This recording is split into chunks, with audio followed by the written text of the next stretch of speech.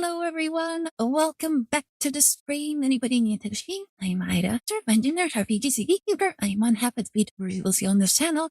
Welcome. Also, hi, not so sneaky. How are you doing today? You having a good week? How's your week been? Are you ready for the weekend? I'm a little ready for the weekend, honestly. I've been so sleepy these last couple of days. I'm like, I need like some time to just sleep. I actually almost overslept today. Like, I actually fell asleep and I woke up this morning and then I very specifically remember kind of like rolling in my bed and then just looking at my phone. I'm like, just turning off my phone.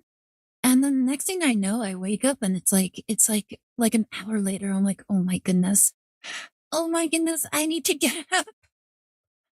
Like I just roll out of bed. I quickly like start throwing on my clothes. I'm like, oh my goodness, I need to hurry up.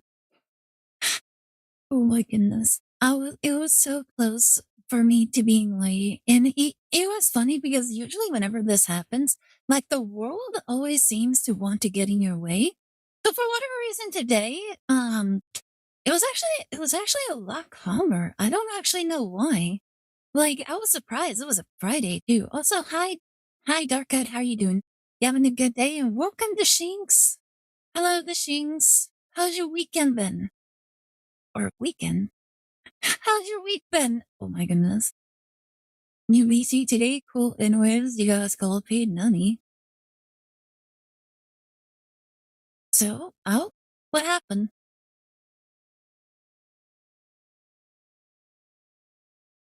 Botchers is doubled on stream. It is? Oh, that thing. Yeah, I've actually noticed that in a couple of streams. I don't know why it does that. Well, we've been trying to figure out why it does that, and honestly, we don't actually know. Let me see. Is it because of this? Oh, look at that. Maybe I just do this. There you go. There you go. That should be good. I've never bothered looking into why that was. I typically wear my work clothes to bed, so just go as is. Like I can't do that. I like wearing I like wearing my usual clothes a lot better. That was an easy fix. I don't know why my brother never actually did anything about that. Like, I noticed it too, and I'm like, why is it doing that? And I did look around, and then I just didn't notice. I just didn't actually look around. Mm. Little 15 beats up a little 1, very rare. I mean, the Shinx and all the other chatters, they always fight everybody. That's why we usually recommend people that are like new to the bot root thing to fight all the bots, because that's just the way. That's the most effective way of leveling you up. Oh yeah. Oh my goodness, I got so distracted. But yeah, I was surprised by how little traffic there was today. Like there was like nobody on the street. I'm like, is today like a special holiday? And I'm like, looking, it's August 21st. I'm like, I don't think there's anything like special about today. So weird. I didn't see all that many people. It's fine. You only get EXP when you beat someone you challenge. Wait, is that actually how it is? I did not notice that. They get less XP for beating up low levels versus beating up high levels. That is true. And we did notice that like having pets is probably like the most OP thing you can have whenever you do the level up thing. So whenever you have a chance to like manually level up, you should always pick the pet. But yeah, oh, that's right. There's a new set coming out and it's gonna be Team Rocket themed. I'm like, oh my goodness. Team Rocket? Honestly, I'm actually surprised that they're actually bringing it out like this late into the game. I would have imagined that they'd bring in like Team Rocket a lot sooner. And I am kind of curious to know if they're gonna put like the Jesse and James like Team Rocket like in the game. It would have been so interesting. Not just lucky I'm allowed to use my That's on Sphere Cannon. What's that? Prepare for trouble and make it double.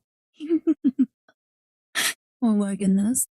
Well, it's going to be interesting, but I do want to see if they do add Jesse and James into it. Or if anything, maybe if they'll do like the Jesse and James thing, like like a car, like the premium pass special thing. It would make the most sense for that. Not allowed, sorry. Hmm? Not allowed for what? But yeah, I've been looking at some of these cards, and quite frankly, I'm so mixed on a lot of the cards. I'm like, are some of these cards good or are they bad? But I honestly can't super tell if they are or aren't. Like some sound really crazy, and then others not so much. If anything, like for the legendary birds, they're releasing the legendary birds again. And I'm like, I was looking at the Articuno. I was looking at Articuno. I'm like, wait, isn't this just regular Articuno, just worse? But yeah, let me see. Did I have it up? Yeah, I had it up right here. Oop, let me go ahead and move things around real fast. There we go. A Dason sphere is a theoretical idea of a machine around the sun to harvest its energy directly. Ah, I did not know that. That's interesting, though. Is there any games you're looking forward to? Honestly, I have not really heard about any other games recently. I've been like super busy with all sorts of things, and I just haven't really looked into any new games. I think the only game I'm aware of is probably like Stellar Blade, Blood Moon, and that's about it. Like other than that, I don't super remember any other games that are coming out anytime soon. Probably the only other one is like Digimon Elysium, which we're not even sure when that's gonna come out. Let's go. Hello, the homie. How are you doing? Welcome to the stream. Hope you're having a good day. Dyson? Ooh. I have one roguelike I'm waiting to open the demo or early access Soul Split. Oh, what's that game about? It kind of sounds like a two-player game. Or it could be like a game. Well, you said it's a roguelike. Hmm. But yeah, what's that one about? Sounds interesting. Let me see.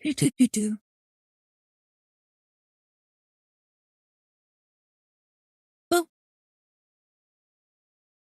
Dun-dun-dun, dun-dun. Here it is.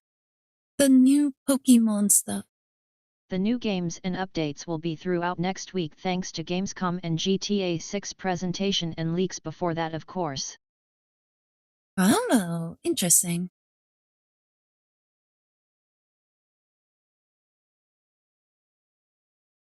Next week. Ooh.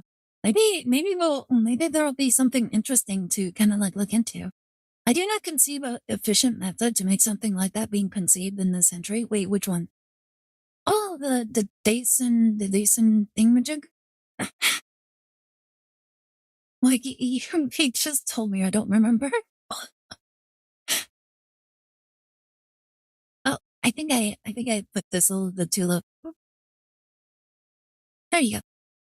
But yeah, new Team Rocket cards. I'm so interested to see what some of these cards are. I've been trying to like not spoil myself too much. Like the only thing I knew was like the legendary birds. Moltres is so beautiful. It's so pretty. I actually do like a lot of these cards. But honestly, out of all of them, I think Zapdos is gonna be the most played card. Dyson. Oh, the Dyson. Wait, is that supposed to be literal? Is that supposed to be a literal thing where it's like the goal is to kill the sun? Every spell element has subtypes and can make subtypes by upgrading a spell mid-run to have multiple elements and thus making a new element. Ooh. So yeah, pretty much what you'd expect from a roguelike. Just makes it more interesting to see like the mixes and matches of like elements and stuff. Not kill harness? Hmm? I think it's named after someone. That would be really funny though. The fact that it was referred to as a Dyson. It's like Dyson, die! Like somebody really did not like the sun. Like maybe it gave him like like skin cancer or something. And they vowed to take revenge on the sun. Like that's the sort of thing I was thinking of when I heard about it. Oh no, I mean when a spell becomes dual element, it becomes its own entirely new element with some unique properties. Wait, does that mean it's gonna have like elements that I'm not even aware of? Like if you mix like, I don't know, like poison and like grass, it'll create some other like toxic or nuclear kind of like element or something? Like, is that somewhat close to it or not really? Oh, yeah? Oh, interesting. Now that sounds a lot more interesting. It's kind of like Pokemon Fusion where you just mash Pokemon together and then see what happens. Apparently, one such sub-element you can make is tar. Tar? You have the power of tar? That actually sounds pretty funny. Like, isn't tar like that really black liquidy stuff? Like for the roads and stuff? That sounds so painful. Yes, from fossils? Oh my goodness, that sounds horrible. It's super flammable. Ooh, interesting. So it works with magma builds. Okay. Dyson, chicken nuggets. Oh my god. Like, interesting. Like, I hope that game. Wait, has there been like another game that's been kind of like it before? Hello, hi, East Anime Cat. Welcome to the stream. Hope you're having a good day. Yeah, we're looking at some new Pokemon card releases. They're coming to Pokemon Pocket TCG. Like they just announced Team Rocket. So yeah, we're getting Team Rocket's boss. Look at him. He's pointing at us. Well, he's trying to grab you. Like honestly, it kind of fits him to be honest. Like not only that, but his effect also kind of fits like his little teeth as well. Where his effect is look at an opponent's hand and put any number of basic Pokemon you find there onto your opponent's bench. So you can kind of force your opponent to fill up their back row if they're like withholding some cards. Boss is called Giovanni. I mean that's what it says right there. Dark Eyed. I'm just reading the card. It says right there, Team Rocket's boss. Like that's the literal card. Also, we already have a Giovanni in the game, so I'm pretty sure that's the reason why they named it this way. Yeah, we already have Giovanni. Giovanni's effect is that it gives you a plus 10 damage to your Pokemon or their attack. And then this is Team Rocket's boss, where it has a completely different effect. Yeah, they can't use Giovanni more than once, unfortunately. Otherwise, it'll cause like some sort of confusion, I know. But yeah, I don't know how useful this will be because there's some decks that just don't feel that much like Pokemon that don't really have that many basic Pokemon in there, like in their deck. So I don't know how useful this will be. But there might be some instances where people like add like Pokemon for like certain strategies and then they don't want to put any of the other Pokemon back depending on what you're facing. And you can just force the Team Rocket, force them to put like back row, using this card. Kind of like Heliolisk, where Heliolisk just spans the back row. So yeah, I think that's one good way of actually doing that. Definitely recommend looking up Soul Split. The stuff they have shown of their games so far has got me interested. Alrighty then. Let me actually jot it down so I don't remember. Let me see. Where's my notepad? Where's my notepad?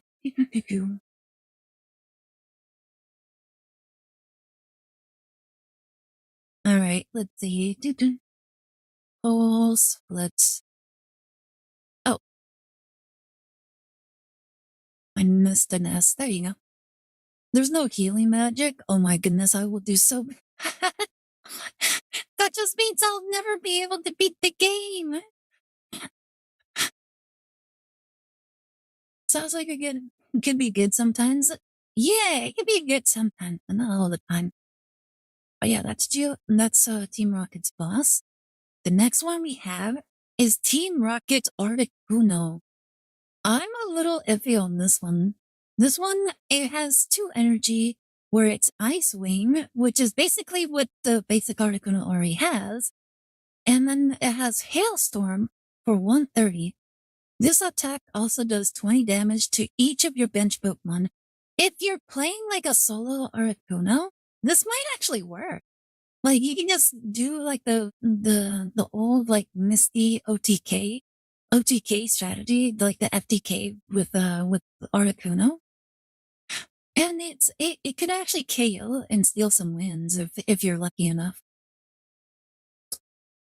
Let's see, you can merge blood to make most spells heal via damage, like Blood Lightning. Okay. If I were to play that game, I would probably do that every single time. Or at least I would try, since it's a roguelike. Like you don't really get to choose on that front. You kind of just have to deal with whatever's given to you. But I would totally try to do that. Like that's honestly like the one thing that I really enjoy doing. Just making sure I can actually heal. But yeah, I don't know about the Articuno. It seems a little weak or a little underwhelming. The next one is Zapdos. I believe that this one's actually going to get a lot of we'll actually see some play. Because what it does is for 2 energy, it has Electro Ball for 40 damage. And then for 3 energy, you have Thunderclap for 90 damage. However, you can also do 50 damage to one of your opponent's bench Pokemon that has damage on it. So if you run this with like Heliolisk has that ability where it does 40 damage plus 10 damage to every one of your opponent's back row. And if you use like Claymot's backpack, then it bumps it up even more, so making it so that healing isn't that reliable. And then you can just if Heliolisk goes down at any point, you can just go in with like what Zapdos, and you might be able to just clean up the board just like that. 50 damage is a lot of damage. It's terrifying. So this one might, out of all of them, this one might actually see the most play. Let's see. Dibs made a pretty good video explaining the basic mechanics. Ooh, okay.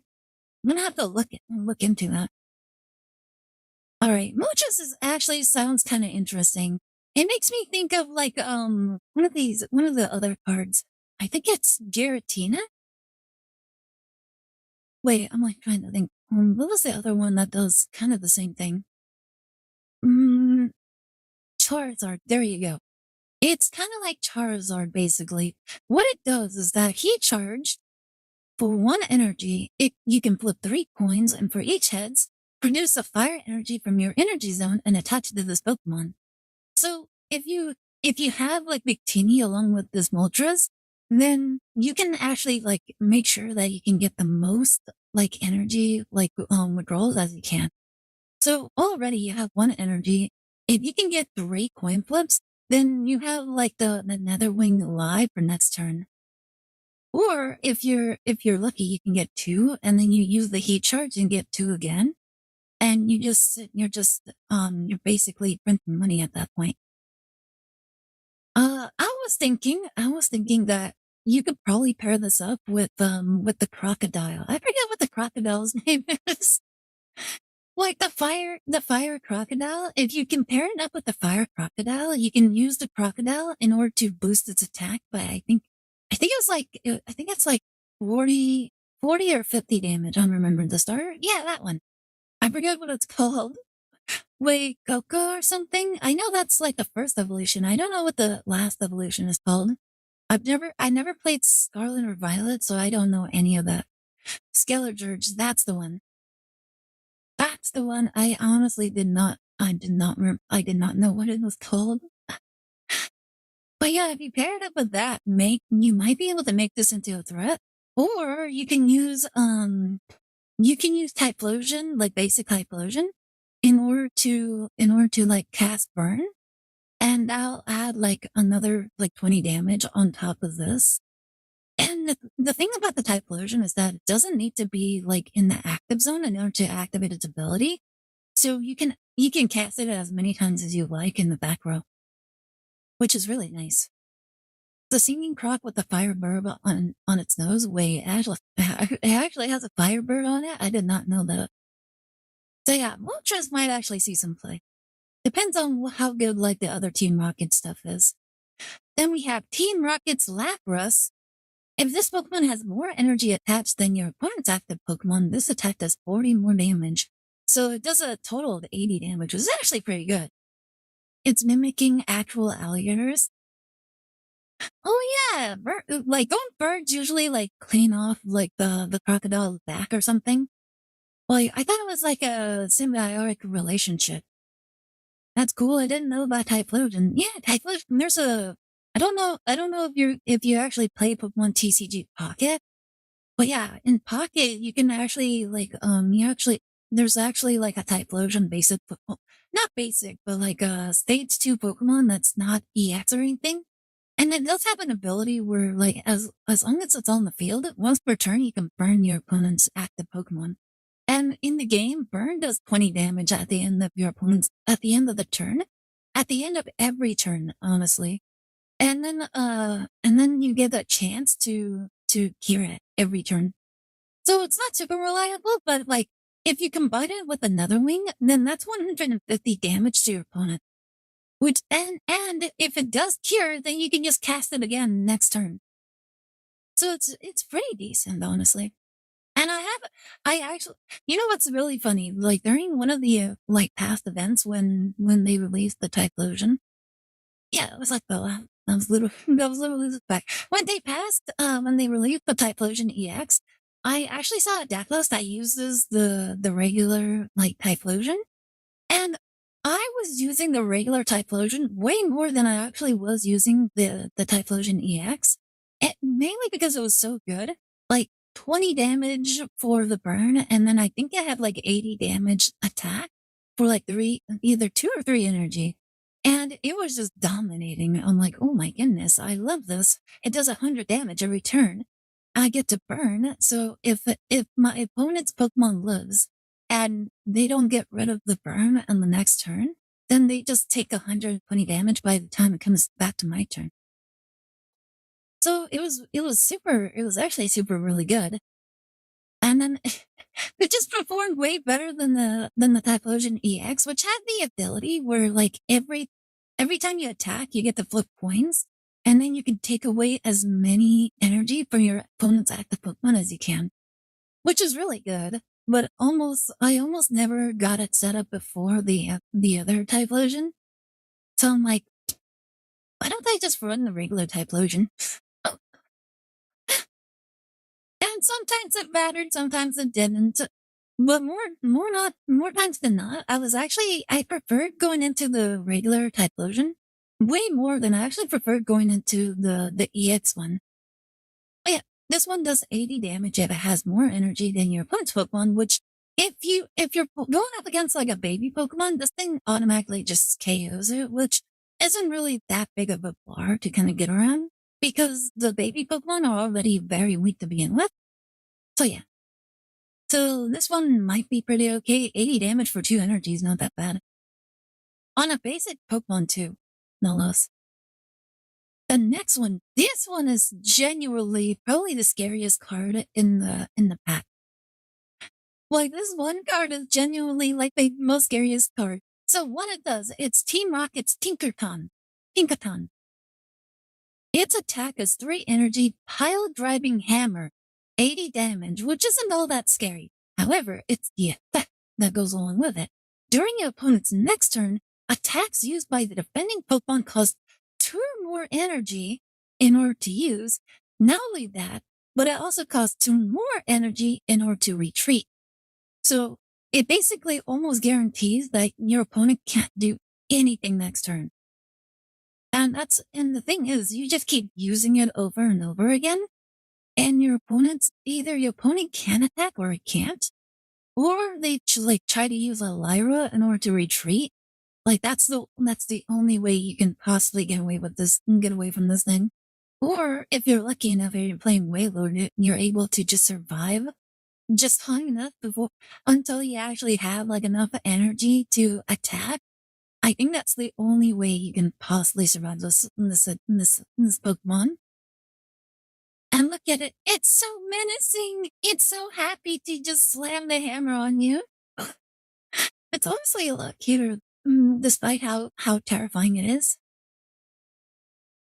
The next one is Team Rocket's Houndour. 1 energy, live pull, and only does 20 damage. They murder Narumon into Digimon TCG. Wait, what? Wait, what's Narumon? What did they do? It's banned now. Wait, it's banned? Oh my goodness. Poor Narumon. Which Narumon specifically? Pikatan? The level 2 Narumon. Level 2. Ooh. Wait, isn't that still like in the Pokemon farm or whatever? The on attack, you trash the top or bottom security to gain 1 memory. That makes so much sense. That I guess that just makes sense. Well, that's just Aire, the Tinkaton, in her true form. I am the cutest, most terrifying little creature. All right, we have Team Market's Mewtwo. It has 100 HP. It has a 3 energy attack called Psychic Explosion for 130 damage, but it also does 70 damage to itself, which is quite the like kind of scary pride, drawback to it. But honestly, for like a single prize card that can easily be set up through multiple ways, I think it's fine. It's actually really decent. Like you can, if you have like the psychic field on the field, you can easily switch into it, and then you can easily switch out of it, depending on the situation. Not only that, but 130 damage can get over so many cards, and psychic excels at pushing out energy like super rapidly, either using Gardevoir, Mega Gardevoir EX, or if you're using Carbine, you can use that in order to slowly power up the Team Rocket's Mewtwo. And then you also have Invidies that can heal the Mewtwo. There's so many things that you can do in order to like help help your like your Mewtwo kind of like survive, as well as just deal as much damage as possible. So yeah, this. I don't know if people will run this, but it's not a bad tech to throw in. I think it just depends on whether or not you can actually like if there's any good Team Rocket cards that can kind of like push this out faster. Next one we have Team Rocket's Orb. This is 3 energies, Shadow Seeker, 70 damage. This attack does 10 more damage for each energy Pokemon, your opponent's active Pokemon retreat cost does, which I don't think that super matters. Like the most you'll do is like maybe 80 damage. Like highest you'll probably do, I think the highest is like 4 retreat cost. So it can do 110 damage. And I think that's like the max it can do. I don't think there's a single Pokemon that has 5 like energy retreat cost. And if there was, I don't think people would be running it. So it's a pack filler if anything. The next one, this one actually would be kind of scary if it was on like a tougher Pokemon. So Hypno, it has the skill Entrap for 2 psychic energy. Switch one of your opponent's bench Pokemon to the active spot, and if you do, this attack does 50 damage to the new active Pokemon. So you can actually snipe Pokemon. You can force out like basic Pokemon that are like sitting on the bench in order to level up or like evolve. So this can actually be kind of scary. Once again, I think it also depends on like what other support we might get along with that. So here we are, Team Rocket's Persian. Dangerous Rogue. This attack does 40 more damage for each of your opponent's bench Pokemon. So it does 130 damage when your opponent has all three of their Pokemon, like, in the bench.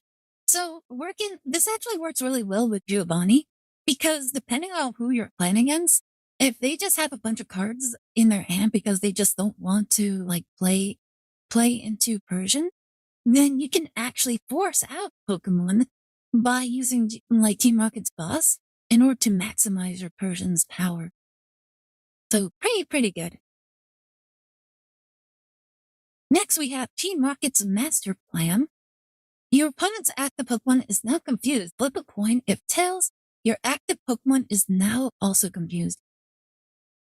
So this is like if you have what was it called? Teal Mask Ogrepon, then you can just ignore the second effect and just guarantee confuse your opponent. Which isn't too bad. It's honestly kind of good. But yeah, guarantee confuse. I think this is the funniest one, to be honest. Team Rocket's Thieving Machine. Look at that. It has this little claw. It's gonna steal from you. Put a random item card except Team Rocket's Thieving Machine from your opponent's discard pile into your hand. You can actually steal a Pokeball from your opponent's discard pile. This is probably going to be maybe another card that people will just run in order to maximize, max turbo out their plays. And it's really good. Like, you can either use it for like stealing Pokeballs, or you can steal, it says item card. So you can actually steal like a cape or something. There's so many applications that you can steal in order to utilize this. So yeah, pretty good, honestly. Like, peak trolling from Team Rocket. Hi Nizu, how's it going? How's your week been? Have you been doing okay? Like, we're just looking at some of the new Pokemon cards. Yeah. Oh, you know what? I actually forgot to play some music in the background. Give me a second. Do. ああ素晴らしき世界に今日も乾杯街に飛び交う笑い声も見て見ぬふりしてるだけのスクリーンもさ気が触れそう How's that? クラクラするほどのいい匂いがツンと差した鼻の奥目を覚ます本能のまま今日は誰の番だこの世界で何ができるのか Alright. 僕には何ができるのかただその真っ黒な Next card we have is Marowak. If your opponent's active Pokemon has Team Rocket in its name, this attack does 70 more damage. I think if Team Rocket's, like, the Team Rocket support is actually pretty decent, this would go pretty hard. Although, I don't really think this card will see that much play. It's a 2-stage Pokemon, and the most it does, well, it actually does a good amount. It does 120 damage, so it can KO another Marowak. And it can KO a lot of other Pokemon as well. For 2 energy, it's not too bad. Well, it just depends on whether or not we get more Team Rocket cards in the future. Then we have the Altard for Lapras. Oh my goodness. Look how smug that Lapras looks. Guys, look, you have to understand. Look how smug this Lapras looks. It has the evil conniving eye. Look at it. It's like it's plotting World War III, and we're all falling for it. Like, we're all falling for all of its plans.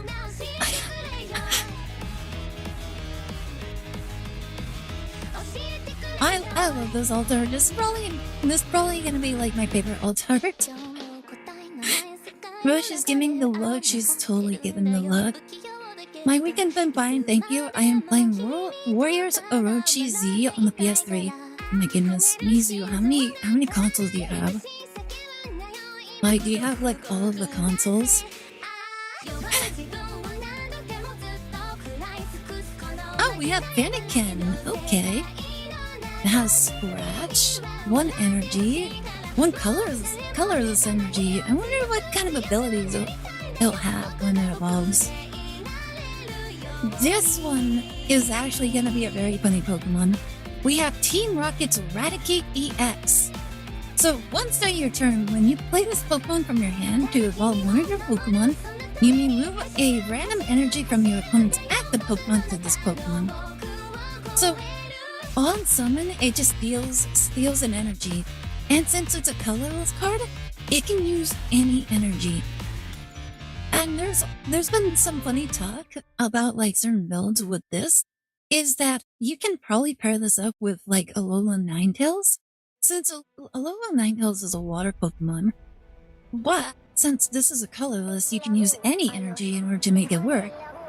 If you just play this in the background while your Alolan Ninetales attacks, Alolan Ninetales basically stuns your opponent. Because it prevents you from adding Pokemon or adding energy onto your Pokemon, onto your active Pokemon, I believe. And then Eradicate will just steal whatever energy it already had. So when you inevitably defeat your opponent's active Pokemon, you can just summon out the Eradicate in order to steal an energy from the Pokemon and then continue stunning. Not only that, but you can also pair it up with Norma, which will allow you to return the Eradicate back into your hand. That way you can just evolve it again over and over again.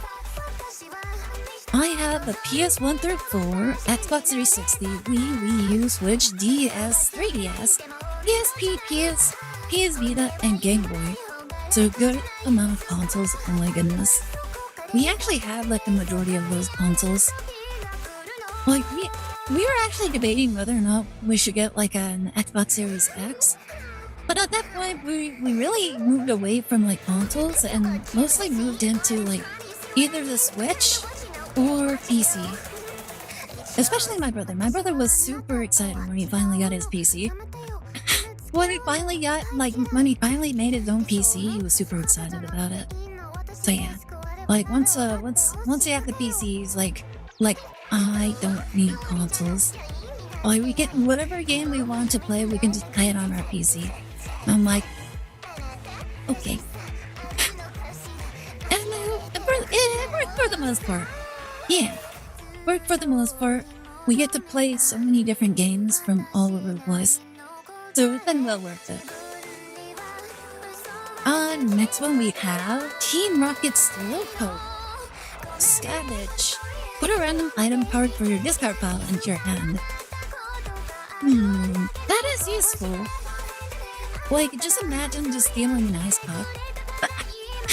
Stealing an ice pop over and over again. Out of blame on PC and Switch is my go-to nowadays if I want to play something new. Kinda, to be honest. I didn't tell you? Didn't tell me what? I was able to make my exercise bike Tuesday. Oh! How's it been? Have you been getting a lot of exercise in?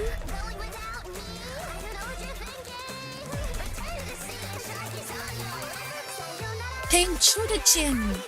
Oh my goodness. Tenchurichin? It honestly makes me think of Senchuriken. It has a tail piece in it! Which tail piece do you guys think it has? I think it has like the cat one. Oh, you know what? It might have like the one tail. Wait, what was his name again? I don't remember. The little the Tanuki guy. Like, look at him. He's so furious. Poison Jab. Your opponent's active Pokemon is now poisoned. So yeah, 20 damage, 1 energy.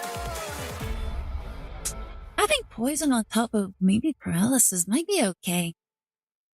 And on a basic Pokemon with 70 HP, it's not that bad.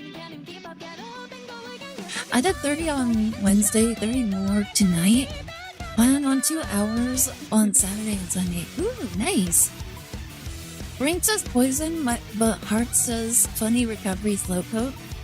Funny recovery. Also, hi, Couscous. How you doing? Welcome to the stream. Yeah, we were looking at the new T-Rocket cards for Pokemon Pocket. So far, they're so hit or miss for me. I just think the what do you call it? I just think the Rat Cave can be kind of a funny tech card for any deck to run. Since it's a colorless, you can throw it into anything. Goda's Jinchuriki holder is Han. Who was Han again? I don't remember. Drop kick filled with steam, red armor, tall as a skyscraper.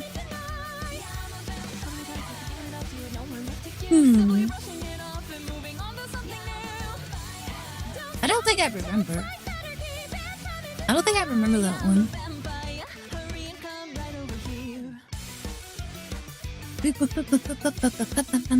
Wait, what's this? Team Rocket special assignments? Oh, okay, so they're special assignments. Not too bad. We got the emblem event. Oh, the Team Rocket Slapper is gonna be a drop event. Okay. So basically, using electric Pokemon will be like the way to go. Then we have Fennekin as a special event.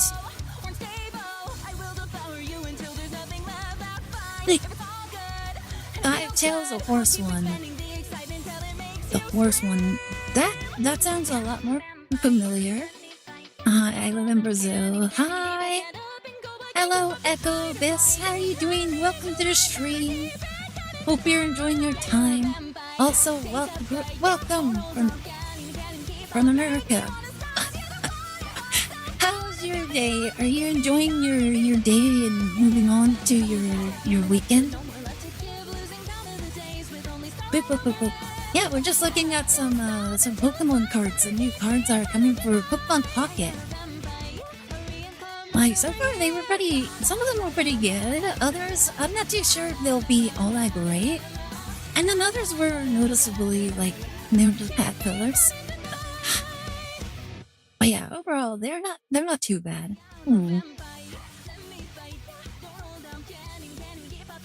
Yeah, not too bad. I wouldn't say they're amazing, but they're not too bad. Oh, that was the wrong one. That was the one. But yeah, we're gonna be climbing the ladder. I actually wanted to try out some decks. Oh wait, I did actually want to edit one of my decks. Let me see. I can switch you out. I actually saw that people were using this card again. Or this deck. I'm like, wow, they're actually playing Hydreigon. I honestly was not expecting people to play this.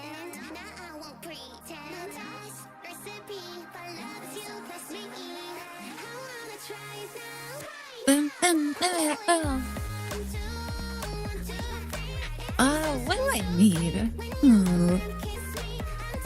You know what? I kind of want to throw in another ice bomb. But yeah. Just enjoying our time right here. Just playing and yapping. But yeah, this week has been supposed to be. It's been far more exhausting than I was expecting. Yesterday, oh my goodness, yesterday was actually kind of crazy. Well, in the morning at least. I was not expecting it to rain like it did on Wednesday. Like towards Wednesday, it started raining so hard. I was so amazed, and usually whenever that happens, it gets really windy. I always get nervous standing next to the window because I actually saw that the wind was strong enough to push the table in the backyard, and that table was not very light. I'm like, how did the wind move that? Absolute craziness. Let's see. I want to try this one, see how well this works. Now, oh my goodness, I also overslept. I got so into watching the stream last night that I really didn't feel like going to sleep. not only that, but not only was I watching like a stream, I was also writing a story. I was like playing around with all sorts of ideas, and then I just got like I don't know about you guys, but like for me, there's only very specific times of like the day where my mind honestly feels like doing writing like the most. And for me and my brother, funnily enough, for me and my brother, it's always like the pitch of dark. Like it has to be absolutely dark, no noise, nothing going on around us, in order for us to just really get into writing. And I think that's one of the reasons why we've been kind of lackluster with our writing, because recently we've just been so busy with all sorts of things, like during the day, that like for example, my brother has to wake up super early. I also have to wake up kind of early, not super early, but kind of early. And it usually like if I'm busy like writing like late night, then I basically wake up exhausted. And I'm just like, I'm too tired. I can't. Okay. Interesting.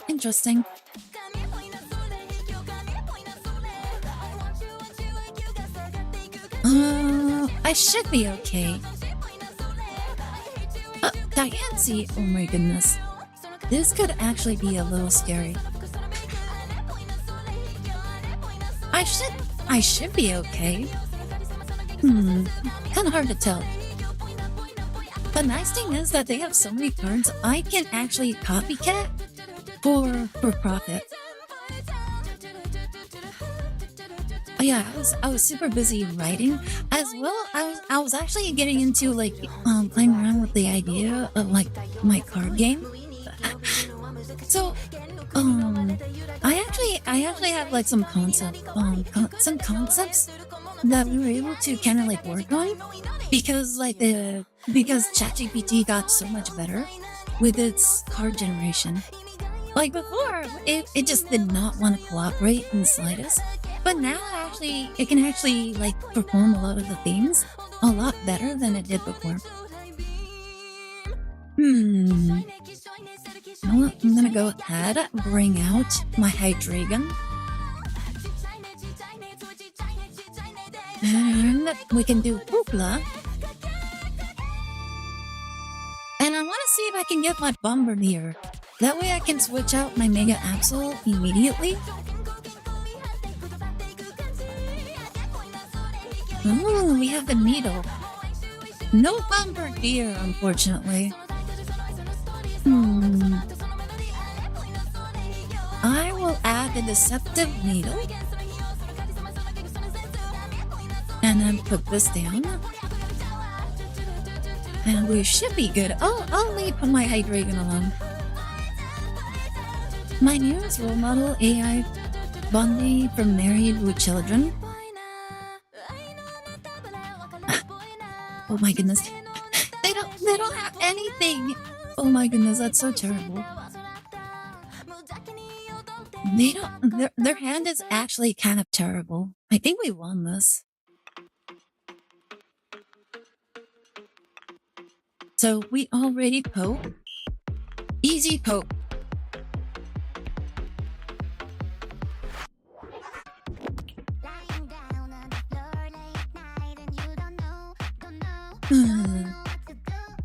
The nice thing is that with the Hoopa, we might be able to like play around pretty well. The insults are peak. It makes me want to hone my jokes. Oh? Like AI Bundy. Who is that? You said from Married with Children. Married with Children. That sounds familiar, but I don't really super remember. Oh my goodness. I should probably switch into my Hoopa, and then I should just strike. I should just attack like the back row. Because with Hoopla, Album Bundy. I thought you said AI. I thought you were saying AI Bundy. I'm like, who's Bundy? That makes so much more sense. Al Bundy. I'm like, why does that sound familiar? Alright, let's see. Let me go ahead and use my ice pot.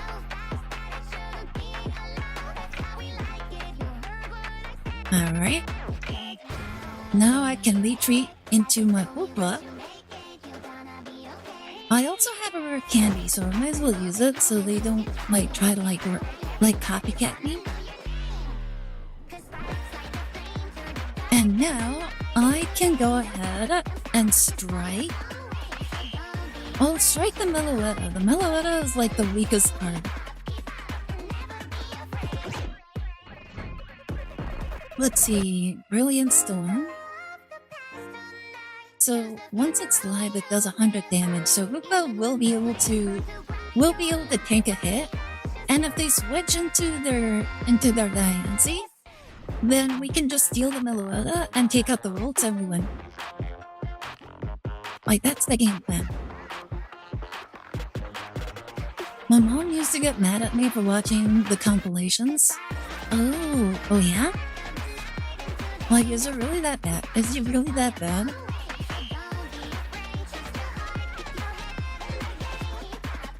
Oh, there's my Bombardier.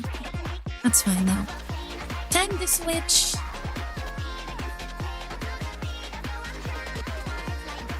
Bump. Easy victory.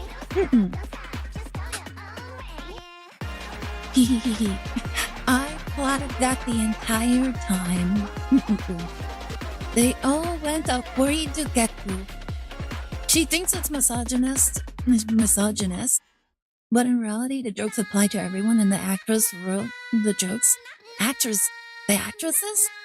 Oh, I can't believe it. Also, like in this day and age, I just hear the word misogynist just thrown all around. Where it's like, is it really misogynistic, or are you just saying random words because you just don't like something? Like I just hear it way too often. I'm like, I don't know if it's true or not. It's so hard to kind of like to take a lot of people who just throw like ists and stuff around so seriously. So hard. Like I hear it way too often. Like I think my brother was telling me about this one thing about what do you call it? About the MCU like Endgame. And I think it was something about how like people didn't like that one scene where all the female characters just show up and start fighting. And I'm like, I actually like that part. I like seeing all the women kind of fight. But at the same time, I also agree that it's like in terms of like writing, it doesn't make a lot of sense. Like it's not bad, it just doesn't make sense.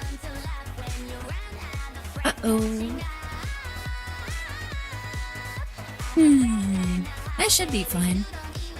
Like taking out the Chingling isn't gonna be that big of a deal. Especially when my Bombardier are out in front. Was the in-game fight in a blood pit? No.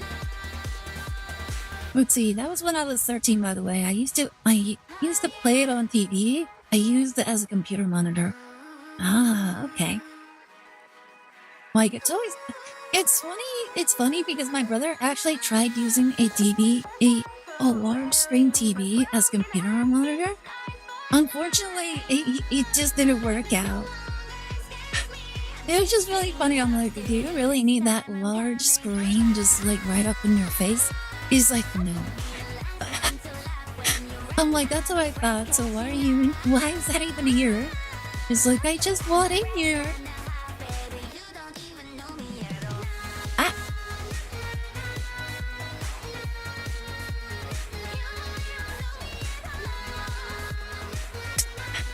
Okay, easy victory.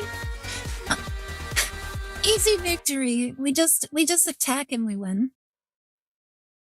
It looks like this was a Mega Lucario deck as well.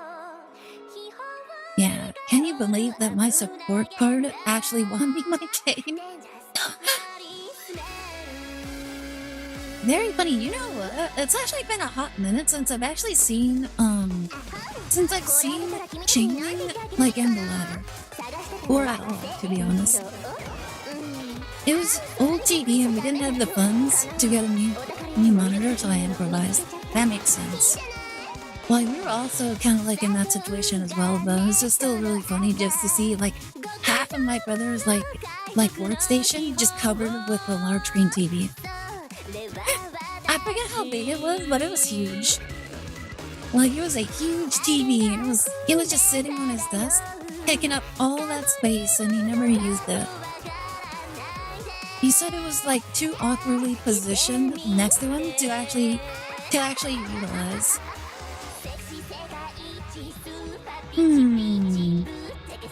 Not too bad. I just need Aire candy.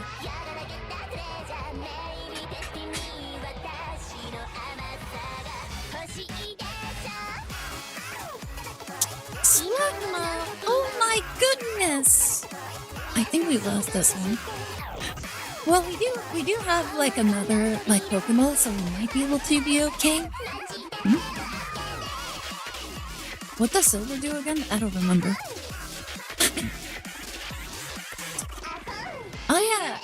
It tries to... Doesn't it like steal a card from my hand? Choose a support card you find there and shuffle it. Well, to get the I didn't have a shuffler. I didn't have a support card. So that's actually kind of nice. Alright, Pokeball, let's see. Woogla! Oh my goodness. Okay. I'm gonna go ahead and just attack.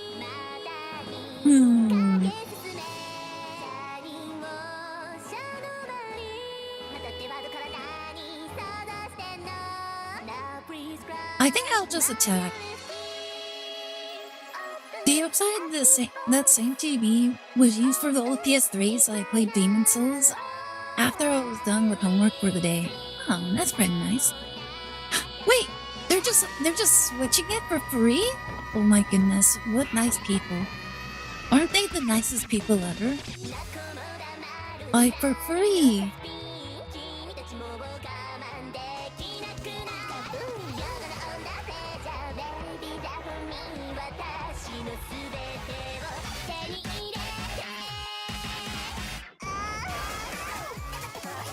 Ooh, okay, I'm gonna put this. And then I'll ice pop. Worst case scenario, I don't get it, but like if that happens, I just copycat and then try to replenish my hand. Hopefully I can get a rare candy and a Peg Regan. Or maybe a Bomberbeer. Either one should be fine. Alright, attack!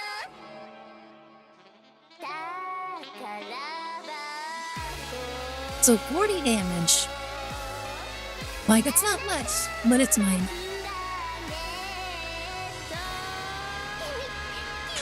Pokemon Center Lady, oh my goodness. I also play Skyrim. My mom worked night shift. My father went to work at 6 a.m. Ah. Oh my goodness. Alright, can I survive? I need a rare candy. That's all I need. Oh! Let's go! I have it! All the pieces are falling together! And then if I can get Bomberbeer, that'll be...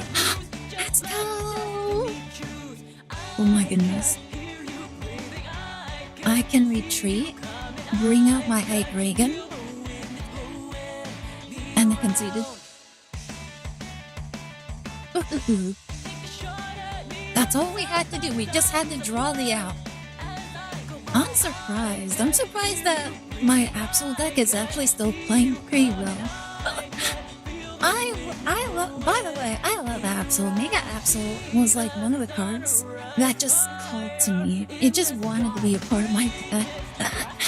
Like when we were pulling for Mega Rising, like Mega Absol just kept showing up. It just kept showing up all the time.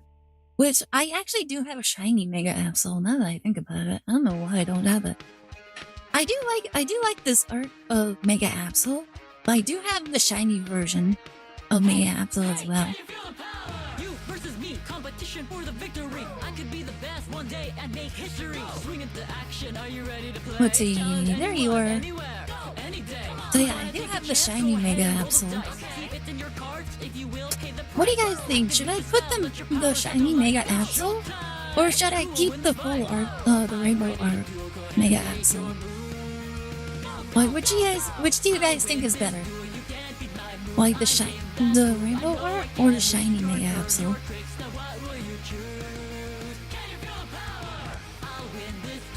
Like, I would put both, but I don't realistically need to put both in my deck. I just need one. Are we only using one? Yeah, we only really need one.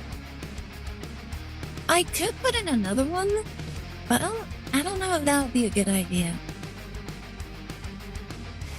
I could put another one in. I can probably remove another ice pop.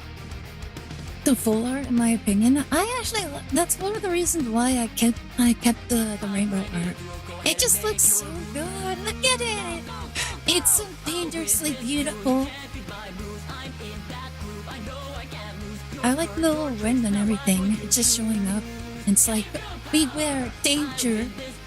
And then it freaks you out so much that you kind of just fall off the mountain. Pirated Fallout New Vegas on computer in high school, but playing the computer a month later. Wow. Shiny nice and all, but the full art just looks better. The shiny has useless details that kind of ruins it. A little bit. I do like the art for the rainbow one though. I should buy a copy to atone for my sins. Why would you do that? Like, it's the great age of the pirate era right now. Like, everybody's out to find the One Piece. Like, no, the One Piece that actually matters. Like, every game at the moment isn't super worth buying, especially in AAA. There's a good chance that people will try to like pirate will try to pirate GTA 5. Or what's the new GTA game? Is it 5 or 6?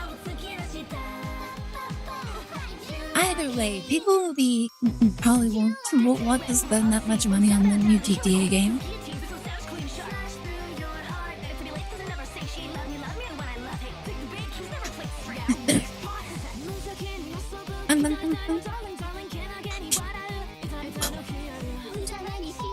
Six? Okay, that's what I thought.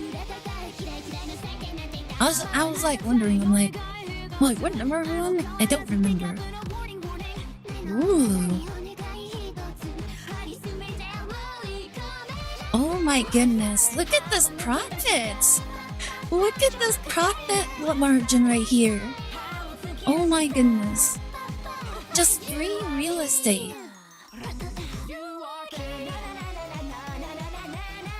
Oh my goodness, that is the craziest draw I've ever gotten. Well, probably not. But that was so much. It was so crazy. Attack! Yeah, dude, that was sick. And deceptive needle for another damage. And we already have Hydreigon live for next turn. Only way this could possibly be ruined is if they just like Mars us.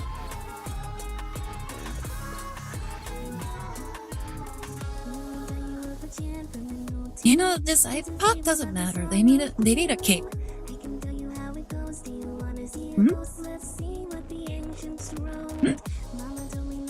Mega Absol with a deceptive needle. Ah, they also copycatted me. What a copycat, am I right, chat?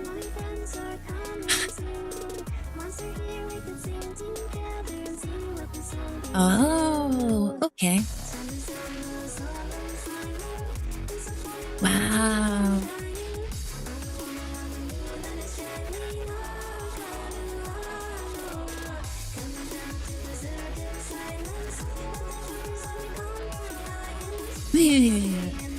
Honestly, we're not in a bad position right now. They do have their lucky ice pops though, but we still have a pretty huge advantage. Okay, let's see. I'm gonna go ahead. We're at candy. This is actually kind of a crazy damage right here. Crazy match going on here.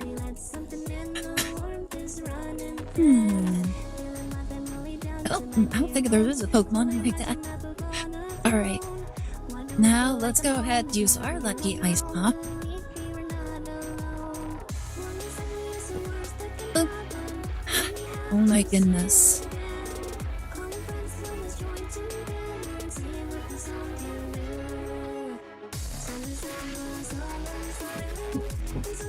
Alright, I might as well do this. And then I'll attack these two.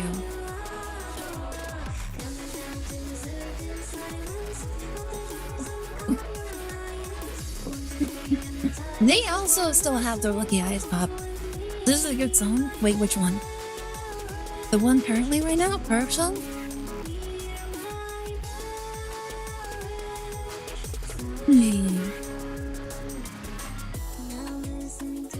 Oh my goodness. They're the master of the coin flip. No, they're gonna get it again. They can't stop winning.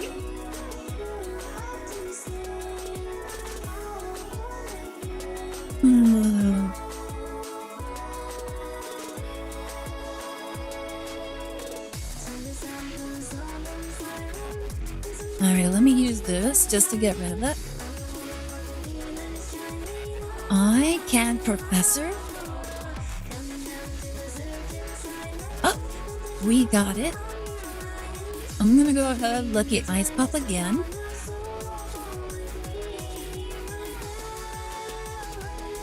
Oh my goodness. The coin does not like me at all. I can go ahead and use Dynamite Punch. You know what? I really should have just used the other attack. That would have been far better. Luckily at this point, I think I'm in a really good spot. Field Blower. What are they gonna get rid of? That one? That's fine. I don't super need that anymore.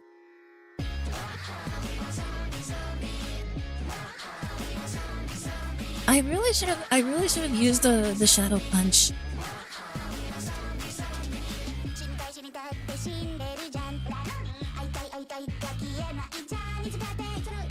Cyrus? Oh no. My Hydrate Gun! Oh wait. Oh no. This is so bad. It should still be fine.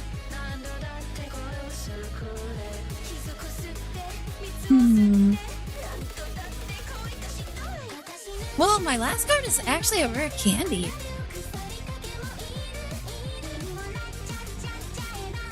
So I'm just gonna go ahead, Cyrus, steal the Mega Absol. And then I can go ahead and attack. Because losing the Hydrate Gun's not gonna matter too much.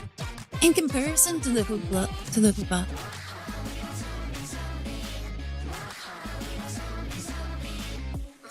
Because now if they take out my Hydrate Gun, I just bring out my Hoopa, and then I just attack the Mega Absol.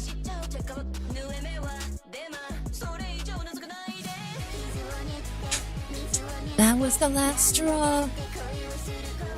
Well, they might have another Ice Pop, so they might still be fine.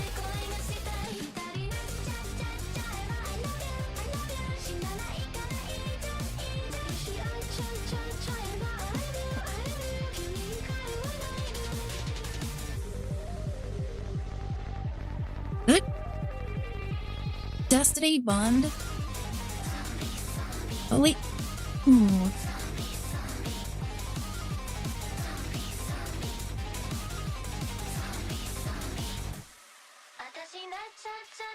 I might still lose this one.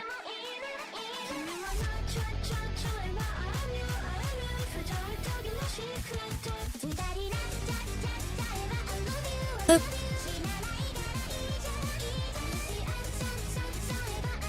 oh my goodness, I should just use the copy catches for fun.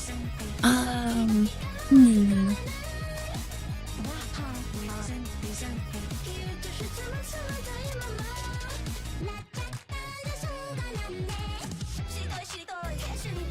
Okay, I need to switch.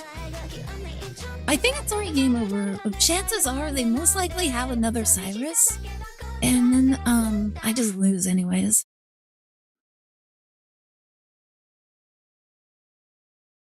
Very unfortunate that my coin flips were far inferior than my opponents. I couldn't wait for you to come and clear the cupboard. But now you're gone and leaving nothing but a sign. It was a Cyrus. That is Dame right there. My coin flips just weren't in it. Like, their coin flips were so better. Like, they were just better at the coin flip than I was. And I had 2 ice pops compared to their 1.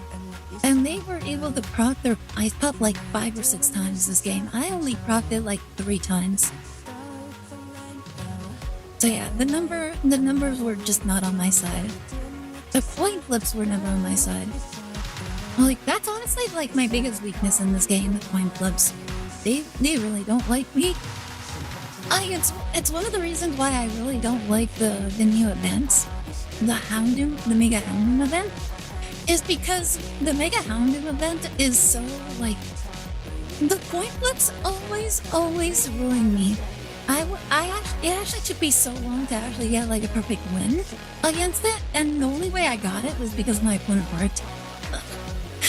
That was the only way. Every other way, I actually lost so many times because my opponents just kept getting, like, the best coin flips, and I just instantly lost. Which is absolutely kind of crazy. Like, the thing that annoys me the most about this game is how it always says, like, make sure to play this deck. And I'm like, I was playing this deck, leave me alone. Stop roping it in. I need to play Hoopa first.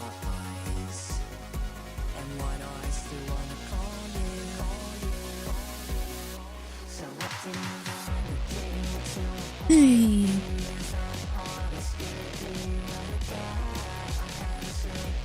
Wait, I thought I did have that one.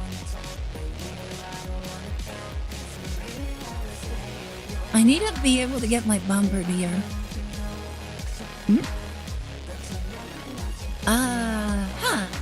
It's odd. They just surrendered. Honestly, this could have gone either way, but as long as I didn't draw very well, they probably could have won. Maybe they just drew really, really badly, like no draw card at all. Like, I still think they could have won. Like, whenever it comes to, like, those situations, I usually don't do very well. RNG is like the scariest thing in this game.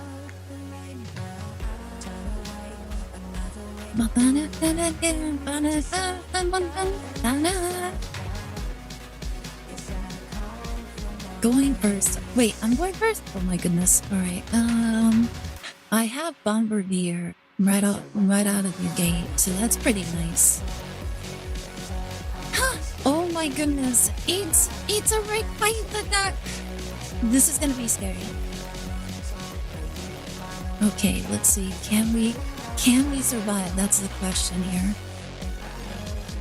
Okay, we have the Dino. That's a good start. Ooh, we get the early damage. That is so good. Getting the Deceptive Needle damage, like, right away is gonna be so important. They can heal, but, like, it's so good to have that advantage right away. Like, it makes it that much easier to kind of, like, pierce through their wait, what? No! Oh my goodness, they messed up. Let's go. Oh my goodness. Oh my goodness, guys. We're winning. We're winning so hard right now. We are just winning. Not only that, but we also got the copycat off.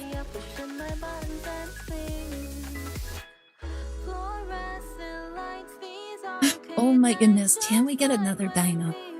If we can get another dino, oh my goodness, heart of the cards. The heart of the cards, it's real. The heart of the cards is real. Oh my goodness. This was really good. This was like the best possible setup ever. Not only that, but my opponent also messed up where they could have had like 2 energy instead of 1. I will eat my curry. I will be back with food. Alrighty then. Hope you enjoy your curry. Remember, that's the reason why foreigners have to exist in America. It's specifically for the curry. Remember, that's the only reason why we need foreigners. It's specifically for their curry. Everything else does not matter.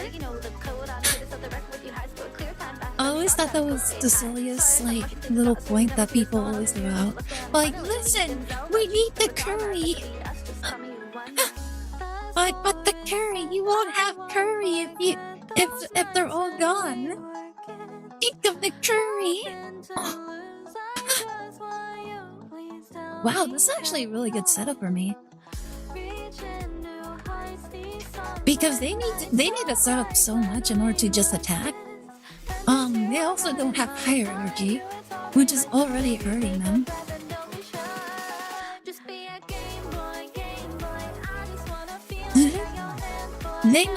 That's what I meant with how they messed up. If they actually used the Rainbow Cave first, they would have been able to get like they might have been able to get like fire energy earlier. Give me a second.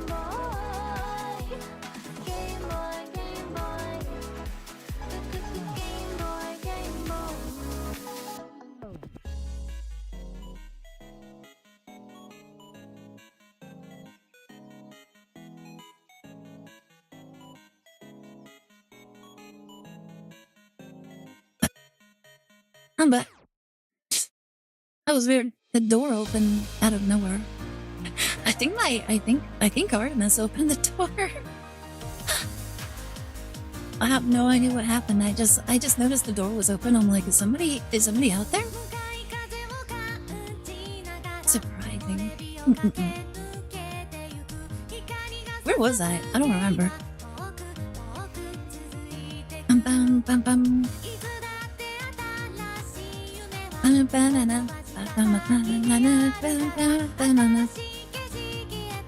I use my favorite Pokemon. I'm using my favorite Pokemon as well.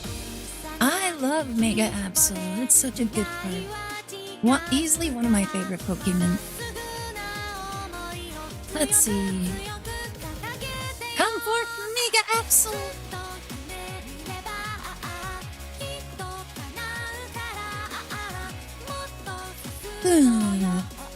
Oh my goodness, this is such a good opening. I love her, like bringing out like the second needle like every single time. It just makes for really good openers. Also, I have copycats, so we're just profiting here. Getting 4 neat cards. There's a Ricani and a Dino Hydreigon. No Bombardier, unfortunately, but that's fine.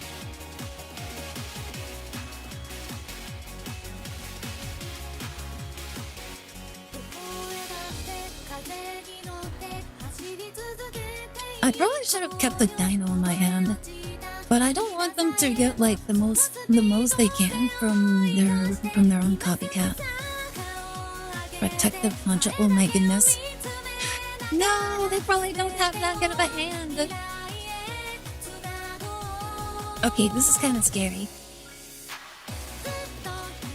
Because doesn't the poncho only work if they're on the bench? Yeah, it only works if they're on the bench.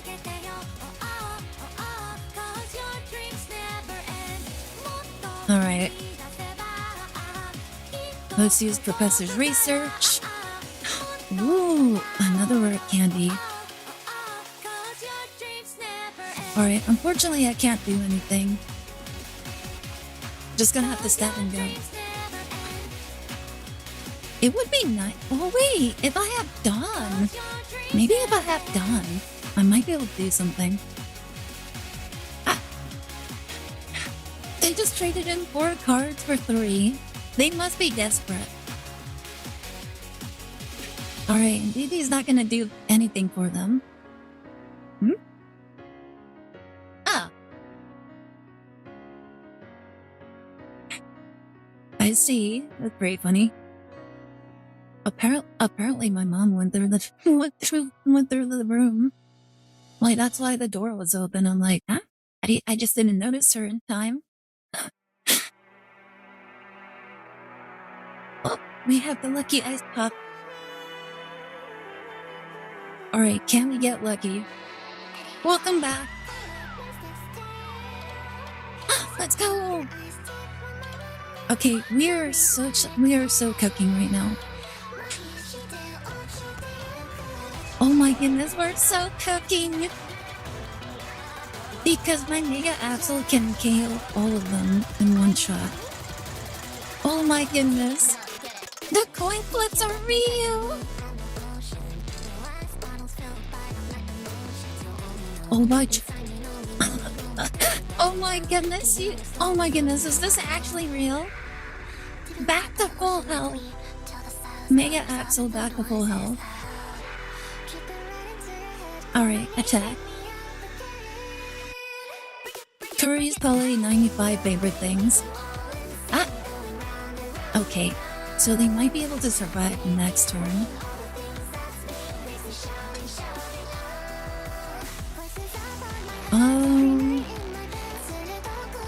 How much is that? That'd be 50... minus 50. That's 80 damage exactly.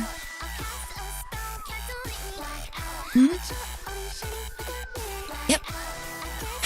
And Judy can't do anything. Oh my goodness, I can just switch into my Hate Dragon in order to KO them. Even if they use their little metal shield thing. Top 10 includes Tres Leches, Grits, Bacon. Celeste, how's it going? How are you doing? You having a good day? How have you been? Oh my goodness, it's been so long. How are you doing? How come you haven't said hi to me? You always drop by and say hi to my brother, but you never say hi to me. My eyes are closing now, so let me say hi. It's been so long. I know. I hope you have a great rest up. Very much appreciate you dropping by nonetheless. Girl, I'm literally telling him I'm excited. Oh my goodness. Like, I missed you too. It's been so long since I last spoke to you. Like, how have you been? How's life been? Ah, thank you so much for the hydrate. Very much appreciate it.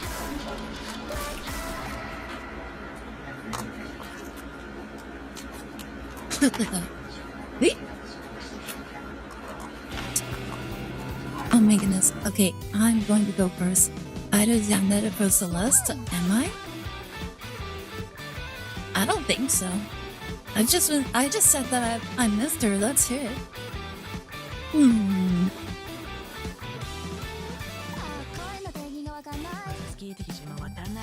Okay, let me draw 2 cards. Hoopla! Oh my goodness. Okay, I'm gonna bring out the hoopla. And then I will attack.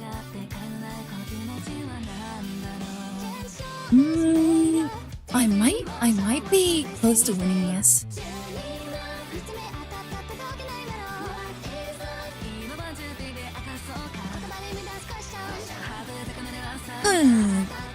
It's not like you have a Celestron. A what? Uh-oh. They actually got the out. That is actually kind of bad. That's actually really good right there. I should probably use something like that.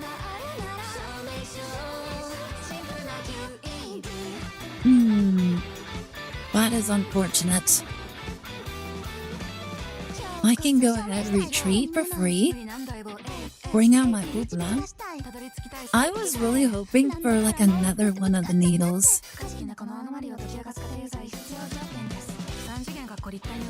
I can bring out my Hate Dragon. And then I will attack. I'll attack the Marsh Stomp.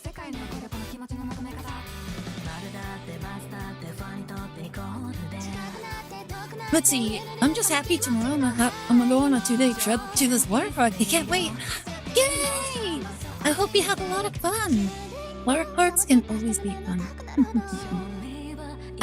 They're trading 2 for 2? Okay. I guess that's fine. This is so scary. Mega Swampert. The nice thing is, with against my deck, it's not that horrible.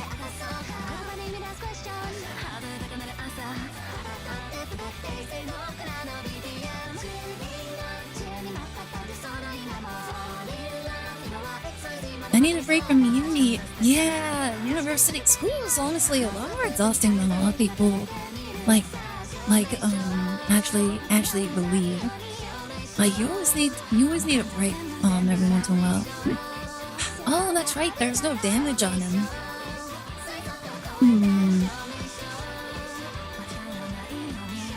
Everybody has energy. Oh no.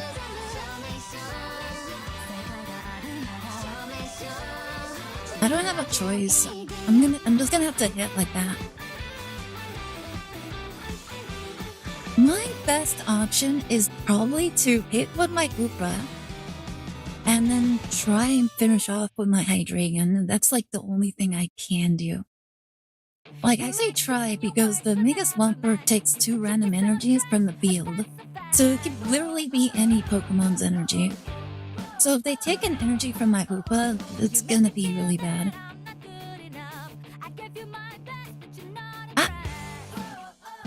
Okay, never mind. They took it! They took 2 from themselves! That is so funny. Oh, that's right, it's 150. Okay, that is game over. That is indeed game over. They can just KO my Hydreigon, and there's nothing I can do about it. It's game over. I'm gonna head to bed, girl. I will join again. Miss you. Miss you too. Hope you have a great break. Have a great night. How's your day going? Hi, Logan Shade. How are you doing? Welcome. Loki don't know how to accept that. Wait, Nani? What happened now? Oh, the challenge thing. Oh, yeah, the Vtuber thing. The Vtuber thing is just automatic. You don't have to accept anything. Like, if you saw up above my head, there was like a little battle. You can challenge anybody to a B-duel. And then, you just fight to be the strongest in the chat. Like, that's all it really is. The only time you actually need to accept the challenge is if somebody does, what is the thing again? It was B Arena, and then you guys can actually fight for points. Like, that's the only time you actually need to do that. Every other time, you just do the command B-duel, and then it just automatically fights. Like, if you really want to get into it, we recommend that people, like, start by fighting, like, the AI. Water park, I haven't been one since high school. When was the last time I ever been to a water park? You know what? It actually was pretty recently. It was last year for my cousin's birthday. Not my cousin, my nephew's birthday. Yeah, we went to a water park with everybody in our family. And by everybody in our family, I mean everybody in their family. Like, the water park was so overflowing with our extended family. It was crazy. Our family is so small in comparison. I wanted to ask if you are a 2-star Mega Manectric. Wait, if I am a 2-star Mega Manectric? Only one I remember going to was Ron John's or SeaWorld. what was the water park we went to? I don't remember. It was such a long time ago. Well, it was a while ago, and I really wasn't paying too close attention to the name of the water park. Hmm. Alright, well, I'm just gonna go ahead and stab with this. And then I do need a drop. Hoopa! I got the hoopla. That should be about it. What are they playing? They might be playing, what's it called?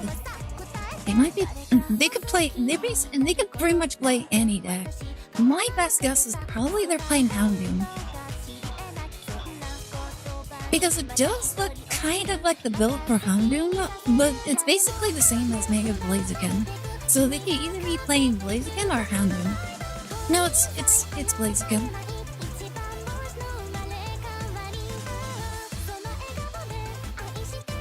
I need to get a Bombardier.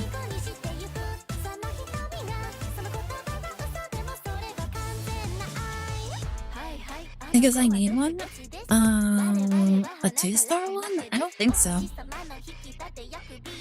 Let me actually Meza Goza first.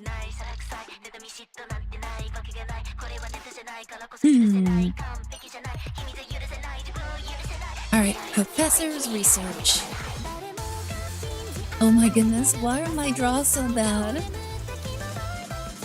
Let me look the Ice Pop.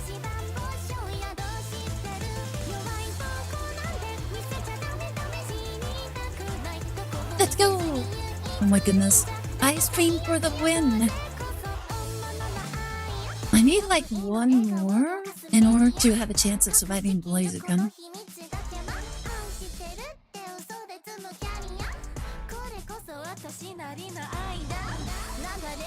Let's go! Oh my goodness. Alright, I'm gonna go ahead and put this right here.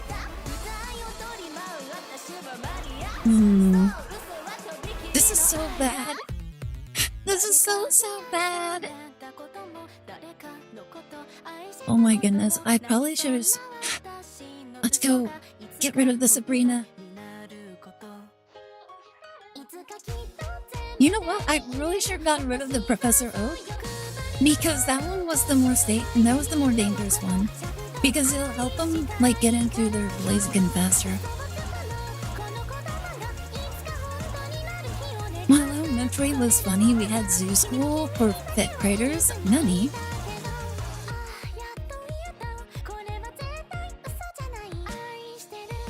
Mensa Goza! Oh my goodness! That is so bad. I'm pretty sure they'll still get it though. I have faith. I have faith that they will win. I knew it. I had a feeling.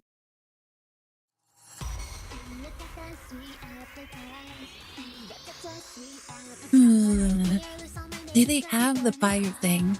That's the question. I need to switch into my Hoopa in order to have a chance of surviving this.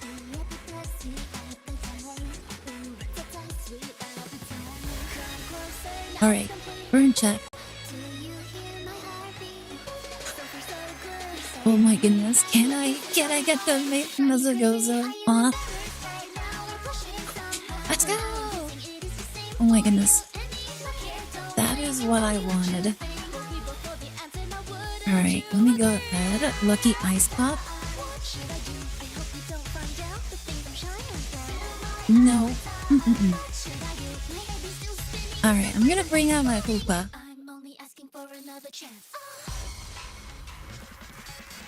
Alright, Shadow Bullet. At least getting in some early damage on the Blaziken should be okay.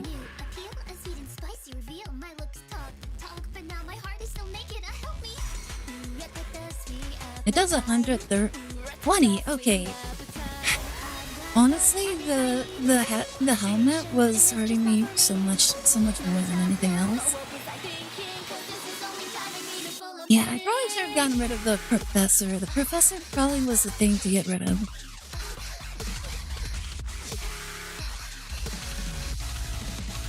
Hmm. I'm so embarrassed right now, I'm blushing somehow, but nothing Hmm. to ever bother me. There's nothing I can really do here. Unless I get a bump, unless I top deck Bombardier. This is not looking good. Surprised to see Blaze skin? I'm not. Blaze skin is still good. Like, it's not that much different from Mega Houndoom. The only thing is that you don't really rely on luck for it.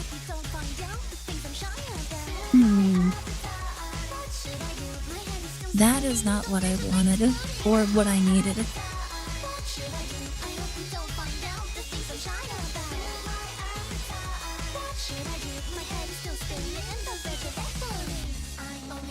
Oh wait.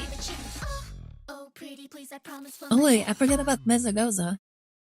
If I can get Bombardier, and this might actually be good. Let's go. Okay, Bombardier. Let's go! Oh my goodness, that is amazing. That is exactly what I needed.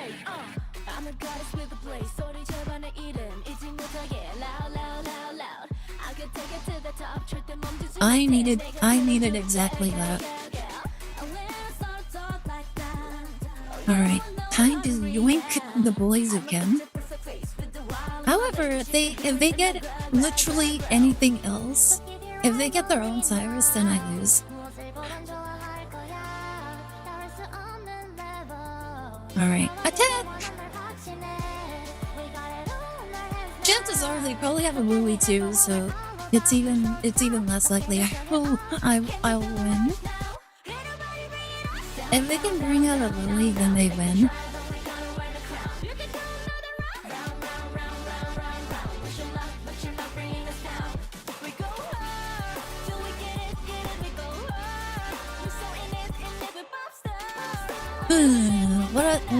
What are they gonna do? That's the question. It would have been nice if I had another Osiris, but I don't.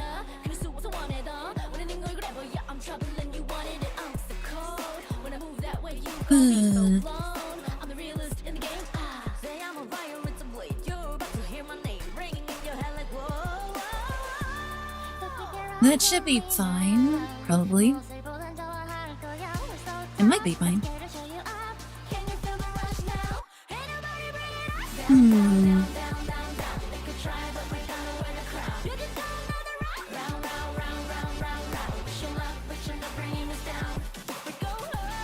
Alright. Going to retreat.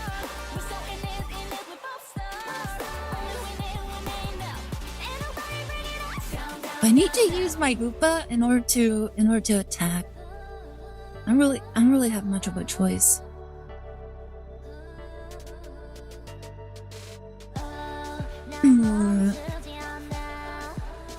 No, I think I just attack the boys again.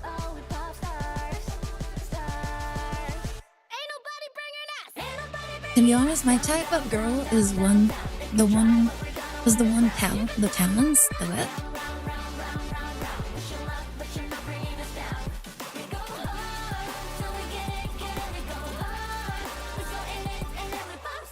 Okay, my best guess is that they'll probably attack with they'll probably use a Cyrus or something. If they Cyrus my Absol, then I lose. Wine patch, okay.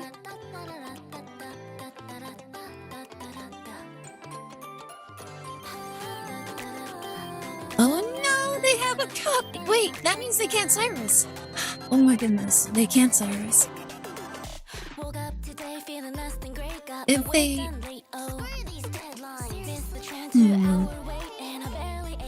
This is still gonna be very iffy. Wait, did they use their other flame patch? No, they haven't, so they might be able to get their other flame patch out. Oh.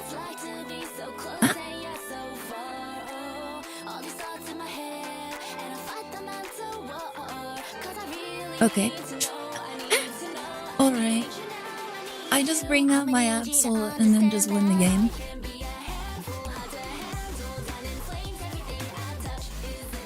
Poor Para, he got carried by Blacks. What happened? Their town does not chalk the best character. Wait, what? What are you talking about? I don't know what's going on.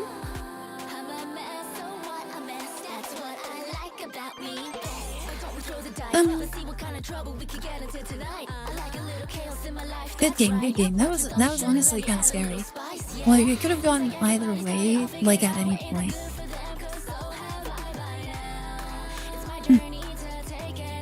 That was if my bombardier wasn't there, that would be so terrifying.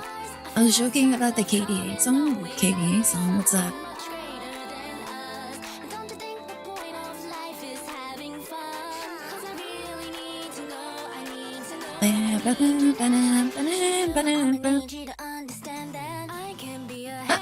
Oh my goodness, we already have Hydreigon just like that. Evelyn being the hot one of the group, her nails resemble talons. Who's Evelyn? Oh my goodness, we got Koopa. I don't have anything. League of Legends group? What's League of Legends?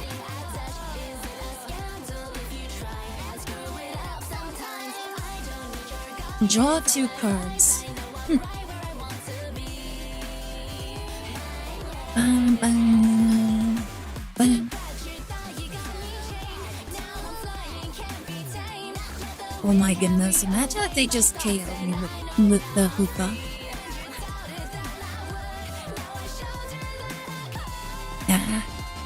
I really just don't have anything. It was Popstar's song playing earlier with Popstars. Needle! Oh my goodness. Okay, I bring out my Hydreigon.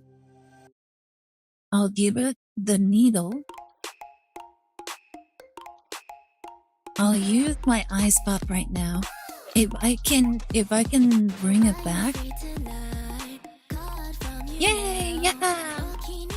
Alright, I use Roar and Unison. Take my 30 damage. And then I use my Ice Pop now.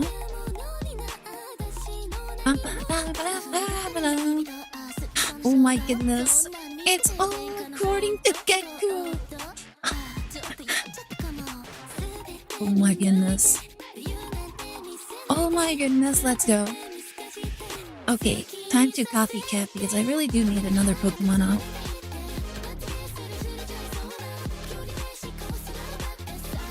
Alright, Pokeball. Another Dino. Okay. Attack with the Hyper Ray! And then we hit for another point of damage. So it's already down to 10 HP. Which is a real shame. If we had like another bone like damage, that would have been a KO. Then we would have been really, really far ahead. Shadow bullets.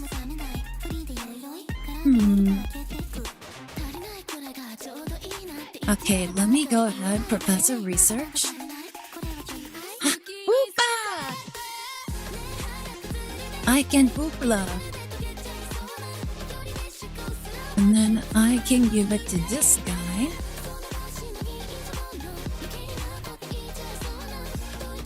I can roar Unison.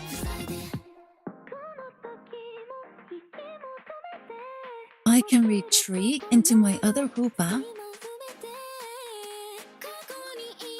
Do this. And then I can attack. Wait, what do I have? Ah!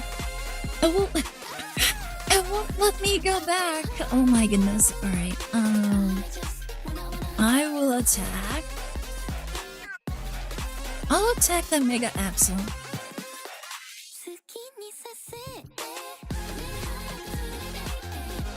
Because no matter which one they go into, it just sets me up for my Hydreigon next turn. Boop. Have you gotten that YouTube stream geo-blocked on the Clam Zero Lux? during Yu-Gi-Oh! Pokemon, Yu-Gi-Oh! Pocket streams? Probably? Why?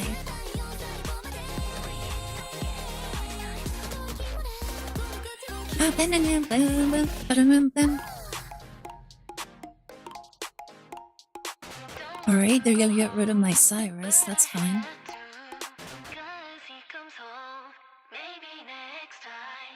Well, it's not fine, but it's fine. Alright, Lucky Ice Pop, go!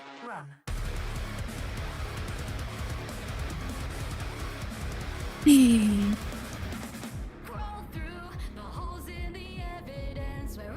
Oh, I know I got those.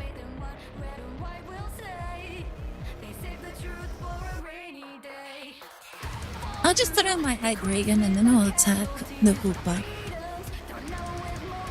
That way I have like guarantee that no matter what happens, I'll pretty much just win.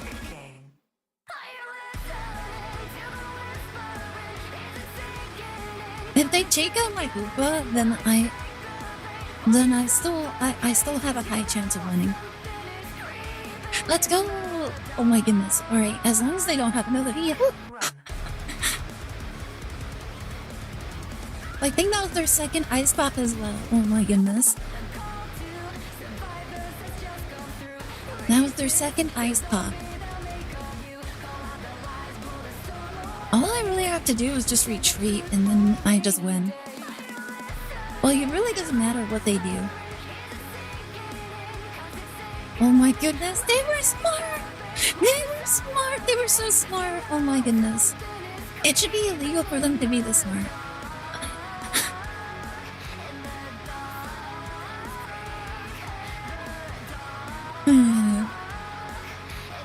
Oh my goodness, they actually turned it around. That's game. That is so unfortunate, it's game. GG. GG.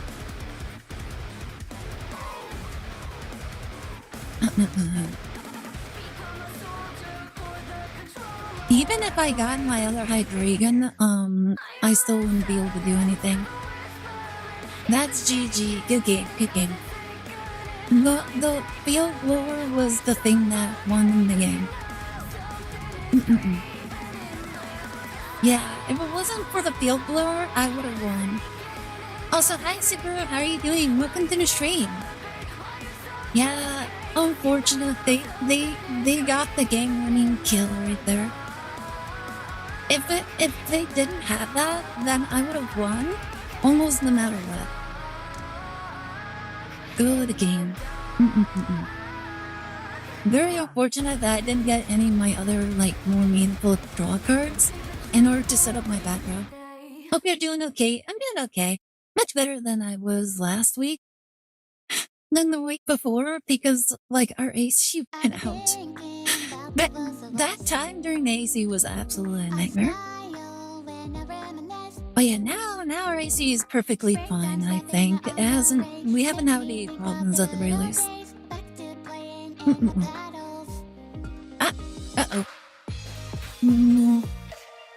Playing against Mega Charizard, why? But why? Why the Charizard, why? Why not the X? That's probably why, honestly. Nobody wants to play with the X, they only want to play with the Y.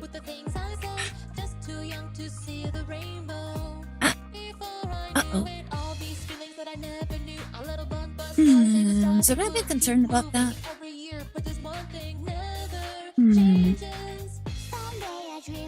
Alright, 2 Pokeballs. And 2 Dinos. Oh my goodness, this is honestly kind of bad. This is not the opening I kind of would have preferred.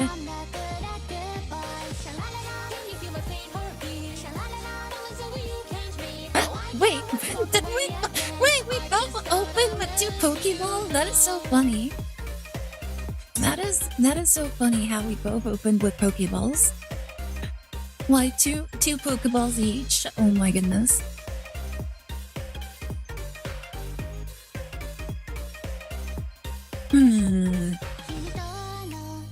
rare candy, Nani? They shotgun right into Mega Charizard X? That is ballsy.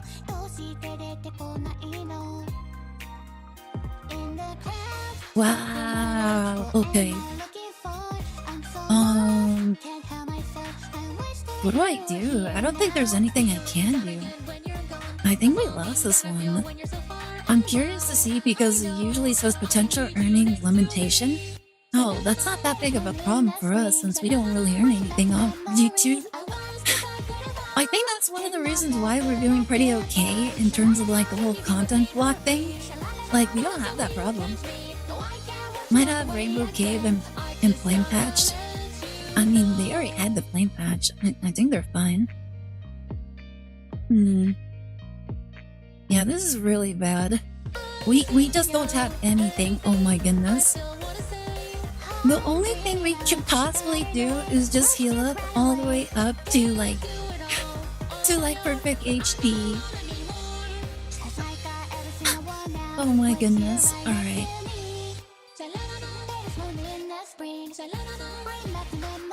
That's just GG. Because once they get below 110, then they start actually hitting back.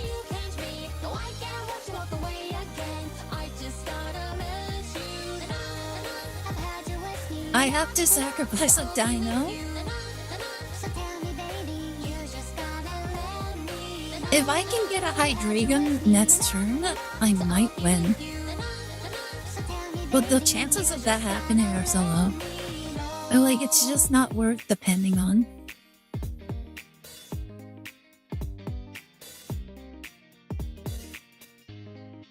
TLDR Big Cross saying blocked means you likely need to remove that big no-no music. It's fine. That's fine. We don't really mind too much. Dark Dino Dino Nuggies. Oh my goodness, they actually switched. Oh my goodness, did they actually just switch? I think they're not taking the Gamba.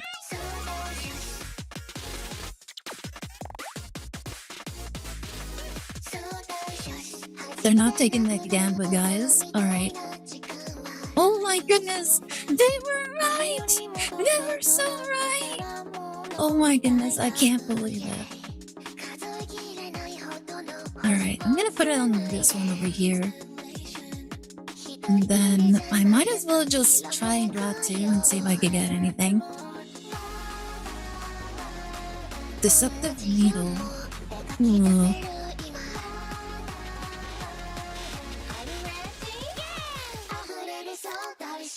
Okay, this is what I'm gonna do. I'm gonna go into my Hydreigon indeed. Put on the Deceptive Needle.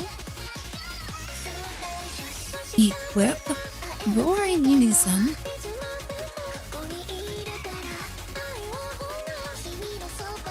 And then I will attack. Now the only way I could possibly win is if I just get another Hydreigon. It will literally come down to my next 3 draws.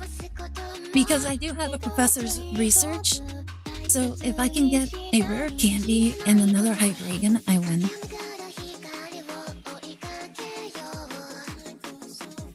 And the only other thing I need to look out for is if they like what do you call it? If they Cyrus.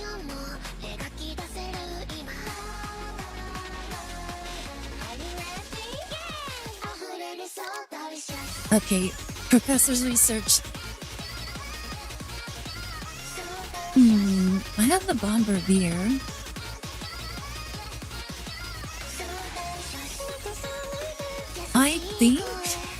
I think I just waited out.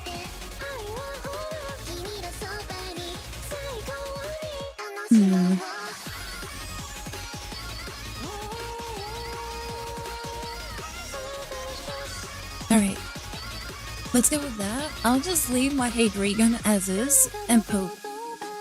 That's all I can do. It will literally come down to when they draw their Cyrus in order to win.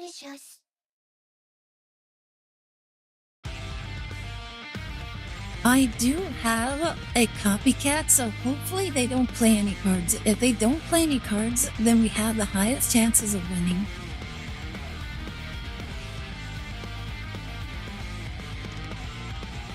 Come on, don't draw anything, don't play anything. Oh my goodness, the tension. The tension is so nail biting.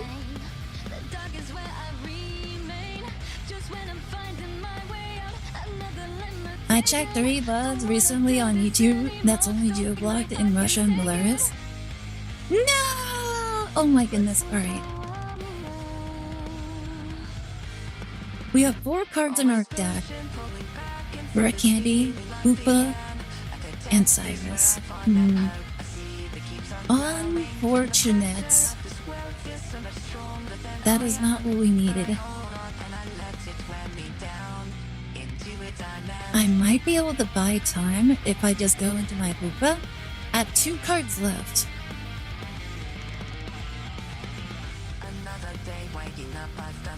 I have to do this. I have to do this. I can't attack either. But I do need to give my Hoopa energy in order to switch him out next turn. And it's Mega Charizard, why? Oh my goodness. Oh my goodness. They have not used their flame patches. What if they have like the energy like switcheroo thing?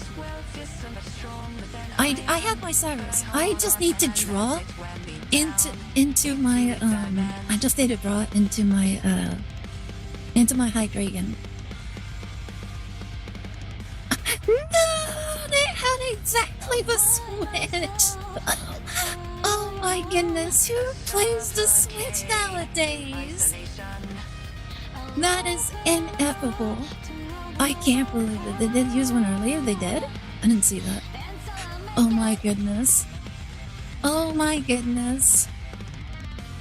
I had a feeling as soon as I saw the Hydreigon in my hand, I had a feeling that was going to be the problem. You heard of the splitter where you put the current music you're playing that's only on that wipes that out that on the bot? No, I've never heard of that. Got beaten by a stick. By a stick? Honey. Oh my goodness. RNG. So close. We were so close. It all came down to a copycat. And the copycat just didn't give us what we needed. It was so close. All we needed was another High Dragon. Also, our ice pops weren't that good. Well, I guess it was. We did almost fully heal our... Wait, was that game or was it the other game? I don't remember. I'm gonna bring in my Koopa.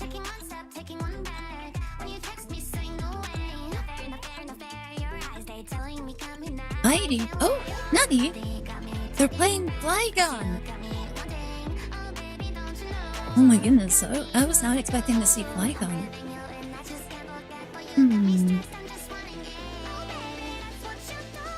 Was not really much I can do. Oh my goodness, they already have the energy. They have the energy. This is so bad.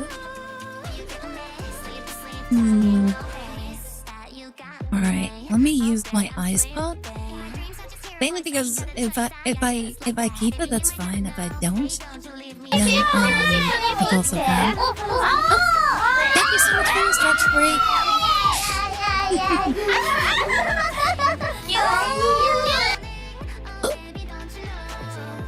Oh my goodness, I cut my ice cream again. Alright, here this is. And then I will punch. Oh my goodness. Out of all the cards I could have redrawn, it had to be the ice pops. Both of them as well. Alright, they can evolve into the Flygon. And that's gonna cause so many problems. You know what? If they also if they have Wally, then... Yeah, if they have Wally, then they could just attack right away and probably just win.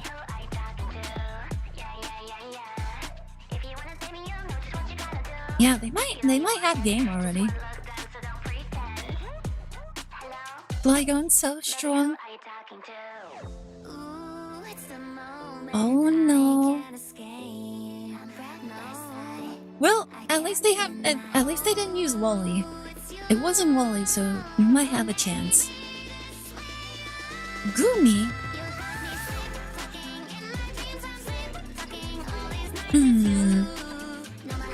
Well, we got the rare candy, so that's good. Unfortunately, next turn they kind of just win.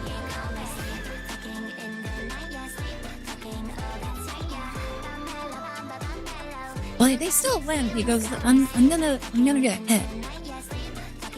Alright, let's copycat. I don't really have much of a choice here.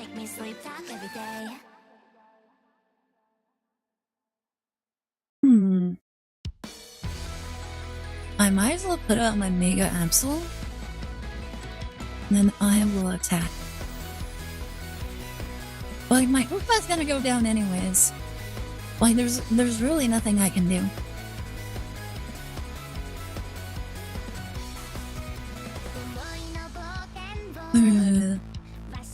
Only way I win is if I also draw into like the little pokey thing. Oh, no, never mind. That's game. GG, there was nothing I could do about it. I was not expecting Mega Flygon. Let's see, it's a native one on OBS called Twitch VOD Track. Other includes application audio capture, multiple RTMP uploads plugin as options. Okay, I'll make sure to check that out. I'll look into it because, like if our YouTube does get monetized, then we'll want to do that. Because at the moment, like here's the thing. Before, me and my brother, we actually had like the audio on a separate track. The problem with that was that, for whatever reason, like the audio just suddenly started becoming distorted, and it was basically like nails on a chalkboard for our viewers. So the only solution we actually had for it was to just have it as a, what do you call it? Absolutely getting beaten so hard. I'm just getting very unlucky draws. That's all it is. Except this time. This time I had no, I actually had like really unlucky draws, and then my opponent just had the better draws. Every other time has been like extremely unlucky. Which is honestly, this is honestly how it goes. Where we actually went an entire rank up. We went an entire rank up undefeated, and then we started losing every other game. This is how the game has always been since I played it. Like, no matter what deck, what meta, what format I've ever played, I would always go like about 5 or 6 games undefeated, and then like the rest of the stream, I just lose. Like that's honestly how it's always been. So I'm honestly, as much as that kind of hurts, the RNG is very unfavorable like that. It's at this point, it's to be expected. Karma? I don't think it's karma. I think like my brother has always told me it's kind of like this, and it does kind of make sense to me because I just see it all the time. I feel like it's like you know how in Gacha, they have like the system rigged specifically based on either like location or based on person. So for this game, I feel like it's kind of like gambling.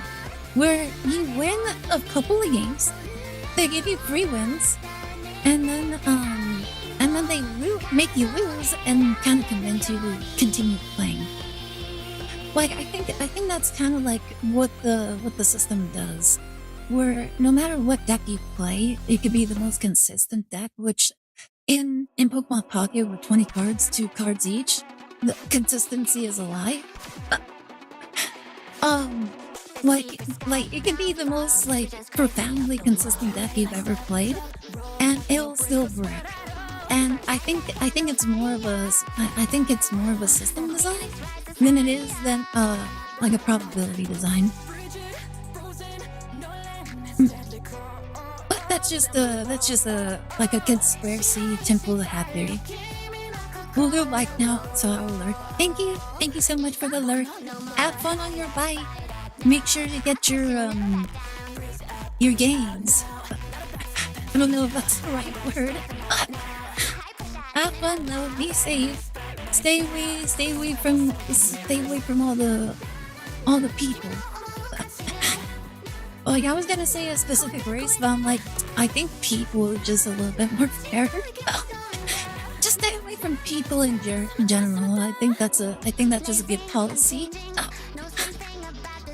Like I just imagine myself like walking down the street and then just freaking out whenever I come across somebody. They're like, "Oh my god!" Walk up to some random man and like, "Oh my god!" Run across the street. "Oh my god, it's a child!" Like just run away from everything. Like 24/7 panic attack. Ooh, it's an exercise bike, so I have it in an apartment. Oh my goodness, just don't live in an apartment. Wait, King of Diancie, Nani? Was not expecting that.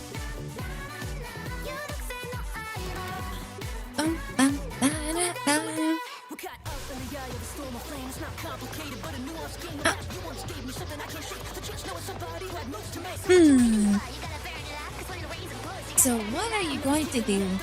That's the question. Meloetta? That makes sense. If they have the field spell or the field stadium, they should be fine.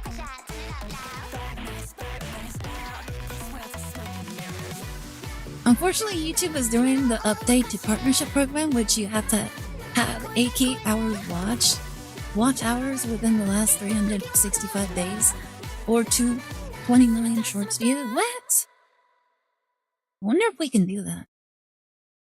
Fan funding is unchanged for comparison. 10 million shorts view within 90 days. Oh my goodness. We're gonna need to do so many clips. Well, there you go. We have to enter the clip meta. Okay, I attack. Why, just clip everything.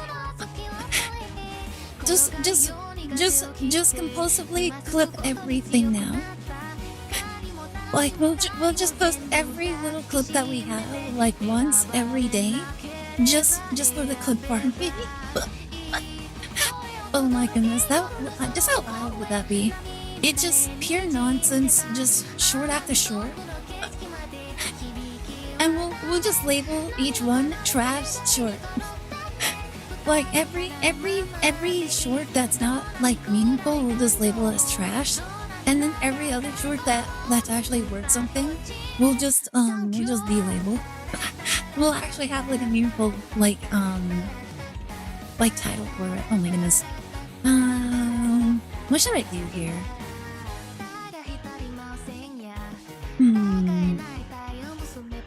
I can attack.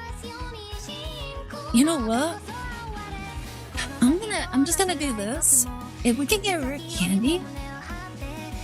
Unfortunately, we didn't get the rare candy. Don't have anything else in my deck.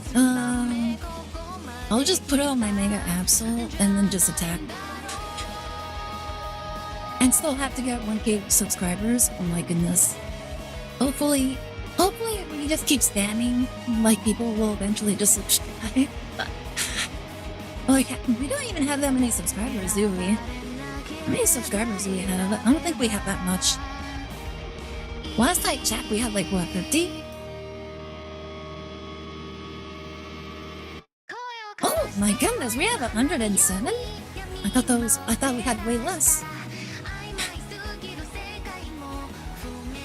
Oh my goodness, where did all these people come from? Let's see.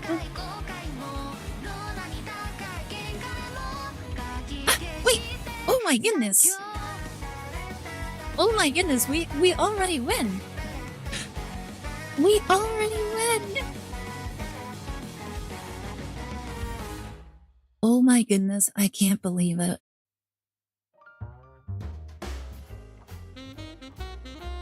Good game. I don't even know what they were doing. Attack with the Hyper Ray! Hooray! Good game, good game.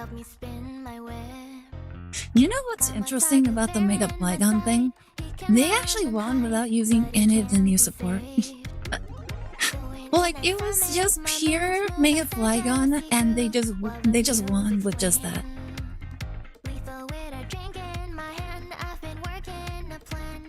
TES abbreviation for trash shorts.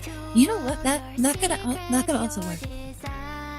Like, we could just have like a little subtitle for all the shorts saying we're trying to reach 1K subscribers YouTube. And maybe that'll convince people to like subscribe. That way, we'll stop posting like the trash shorts.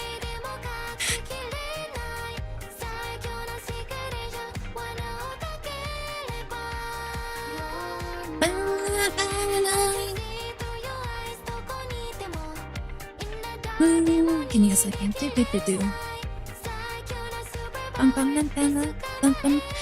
Oh, Red Eyes, Black Dragon. Oh wait, one franchise. Like the Black Dragon. Blah Dragon. For short. Oh wait, I thought the dino was a bombardier. Honey, we're playing against Sleep Altaria. Interesting, I was not expecting that. However, wait, it's a dark. Why are they playing dark energy? They already used the cards, so we were okay.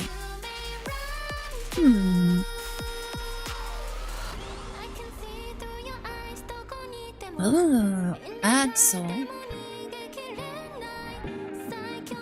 I'm gonna go ahead, put my Deceptive Needle, and then I will attack. Unless they have a Lyra.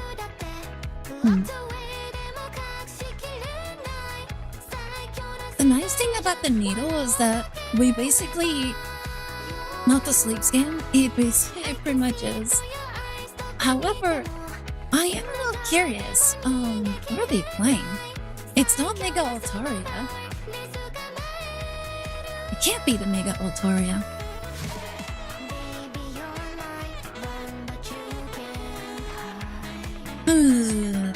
If we can get Upa, that would be really good. Oh, never mind. They have the Sleepy Lullaby. Luckily, we should be okay to get out of this. Oh, there we go.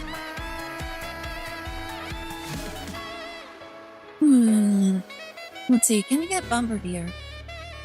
Oh, look at that, Bombardier.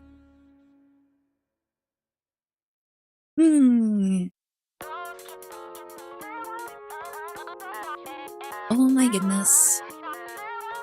We're gonna go into Hydreigon. And we're just gonna get rid of their Darkrai. Like, it's the biggest problem here.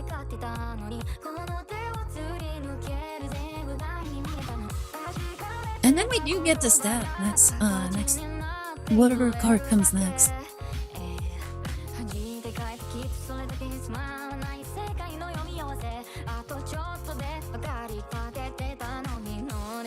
Yeah, that's a good thing about the needle. It just pokes everybody.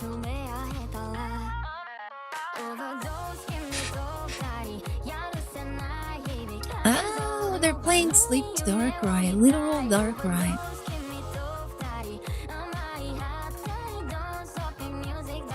As long as we can get rid of their Pokemon, we should be fine.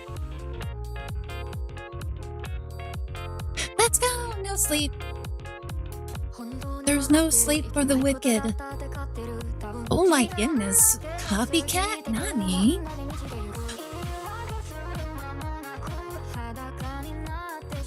Bum, bum, bum, bum, bum.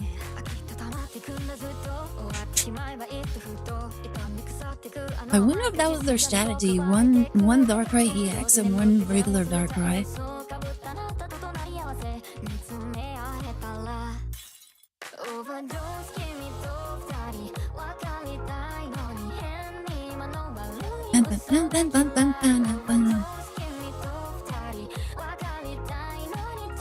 We should just spam shorts nowadays. Just start clipping everything, guys. Every little thing that we do say, just clip. Random clipping. Oh my goodness, that would be kind of hilarious.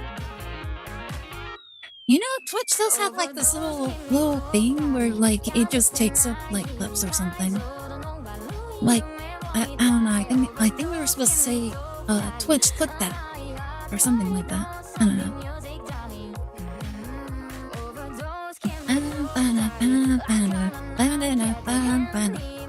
Another Slugma! Another Slug the nuts! Hiking trail? Oh no. Ah, Nani? Copycat. I thought the point of the hiking trail is to like get to thin your hand, not to add to it. Order pad? Put a random item in your hand. Nani? Pokeball? Another Slugma? Interesting. That is really bad. Well, we have the Deceptive Meal.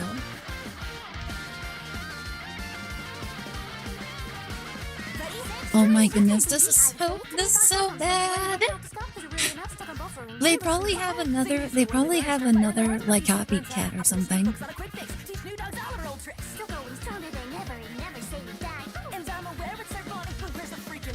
I think they lose already. Yeah, this is so bad. This was so bad. We did not get anything. Our entire hand is absolutely useless.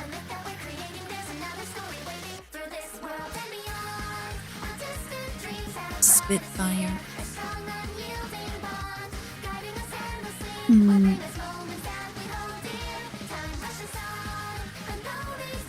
Alright, there's our Bombardier. We can't even really do damage to it right now, can we? Alright, Bombardier. And then we use Pokeball for the Dino.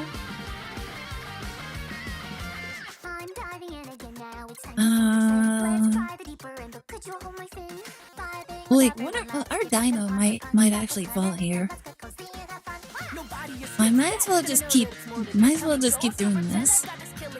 If Hoopa survives next turn, then we might be able to win.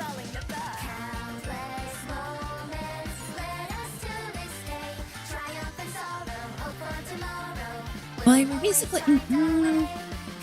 Actually, I think we might just lose.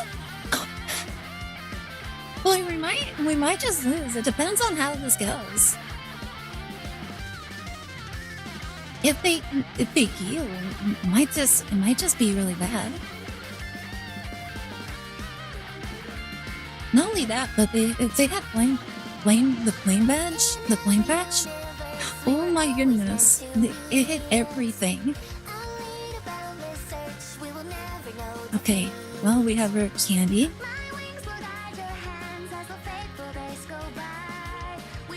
Okay, ice pop. That way it has to hit completely. It has to hit Koopa completely in order to KO it.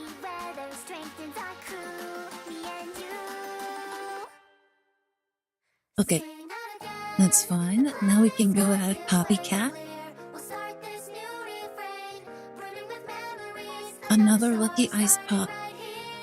We have Cyrus.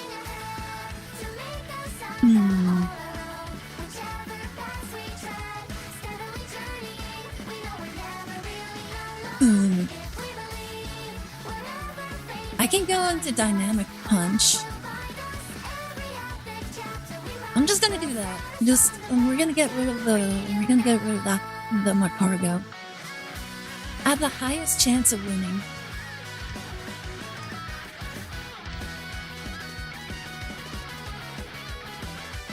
Needle!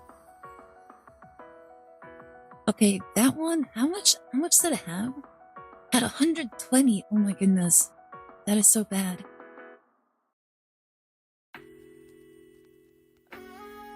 Arvin, Nani was a little random item card from your deck to your hand. Okay. They conceded, let's go! Oh my goodness, that was so scary. That was so scary. We were literally on the edge of losing. We just got super lucky that they didn't have another Macargo to lean on. Oh my goodness, thank goodness that we don't have to worry too hard about the Macargos. The Macargos. Macargos of the world. Alright, let me try a different deck.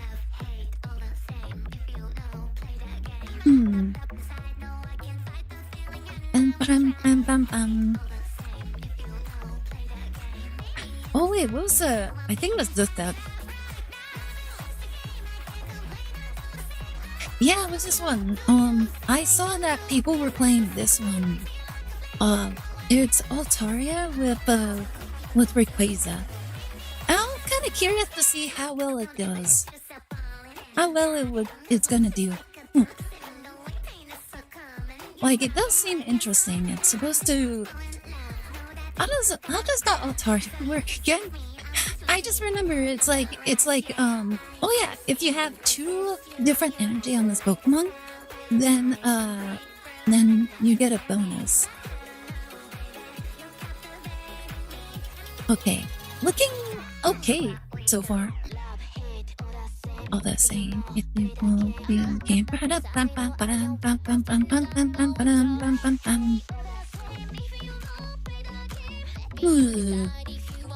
We're going to attack first, so that's not too bad. Repel? Oh my goodness. How could you? That was so strong. Alright, let me go ahead, Rainbow Cave.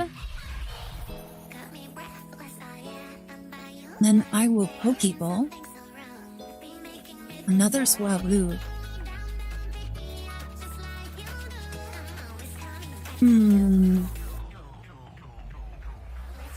I need to switch out.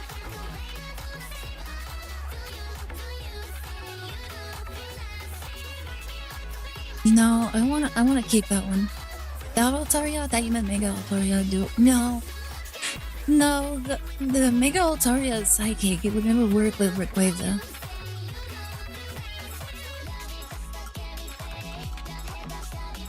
Oh my goodness! All right. Alright, here comes my Altaria. And now I need to be able to draw into my Dragonair. If I can't, then we kinda just lose. That is unfortunate. No Dragonair, unfortunately.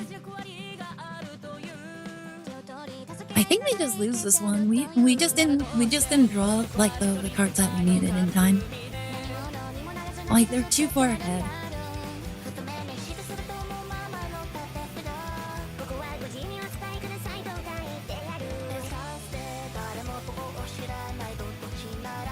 Oh my goodness, why do I have two sirens?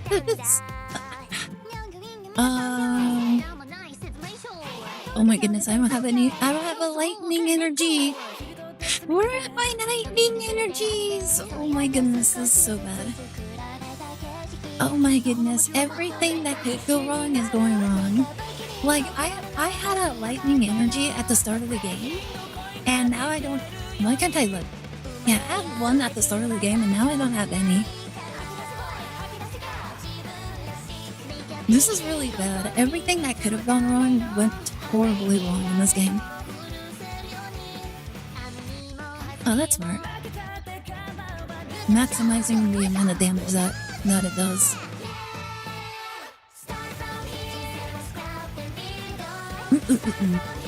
Very, very bad. Oh, there's a giant error. Showed up ages too late. Where are all my lightning energy? Oh my goodness. I am not getting any lightning energy. It's just fire energy.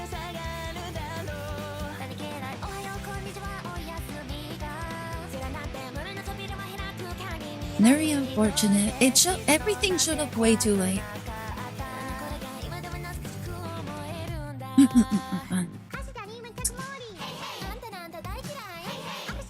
I think we just concede here. Unfortunate. Everything was just way, way, way too late.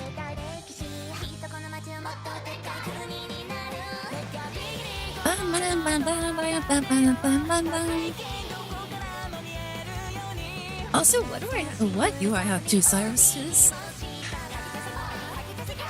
Let me see. I think I just threw in any random supporter. Yeah, I just threw in any random supporter.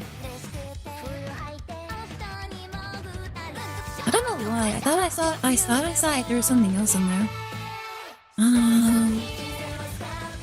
Alright, so what should I put here? I was thinking of like giant, like the elegant cape, or something else. I can't use Wally because not stage 2.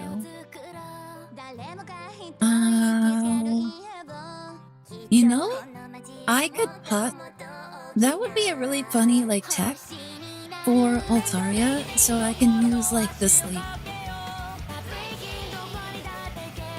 It most likely isn't worth it, but it is funny tech.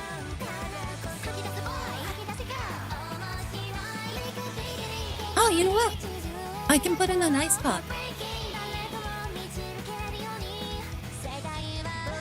Well, it's kind of sad just how little room for customizing that we actually have for these decks.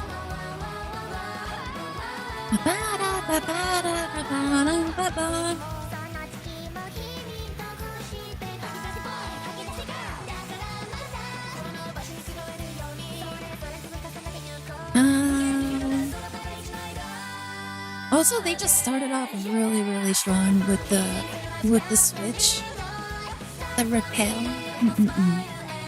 That was a really strong start. Oh, I did not press start the battle. Wait, Moltres, Nani, what are they playing?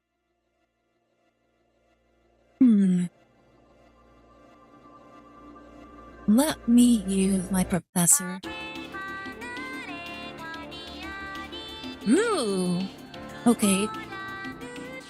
Only way this would get better is if they don't really, reach into their hand too much, and we're able to copycat next turn.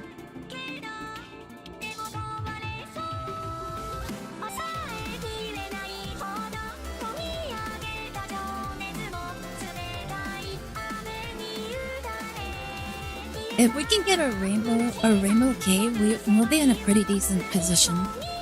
Also, I'm starting to wonder if we actually have Rayquaza in the deck.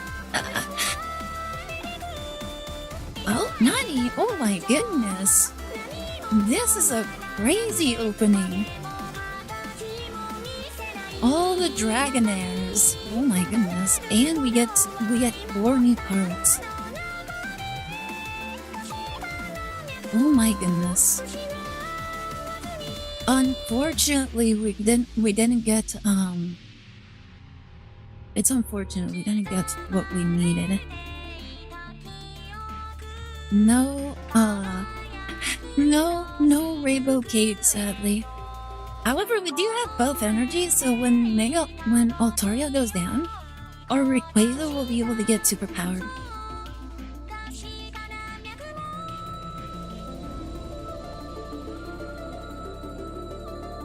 That was very unfortunate. Feels weird seeing Ultra ZX on a Charizard build on this season. That is kind of weird. I don't know what they're cooking with this. Yeah, it's been a very long time since I've last seen Ultras being played with this. Like usually they're just playing Charmeleon instead of this.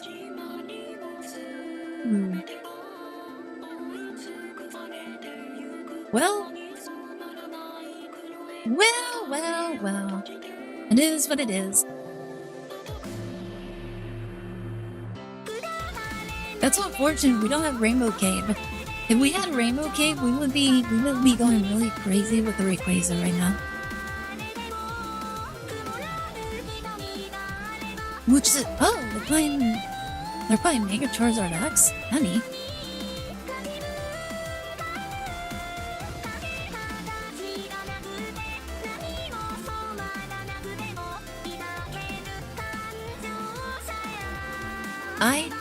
I think we have a good chance of winning this one.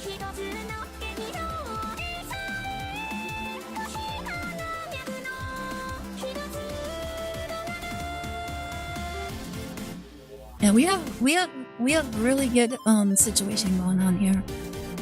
Might as well.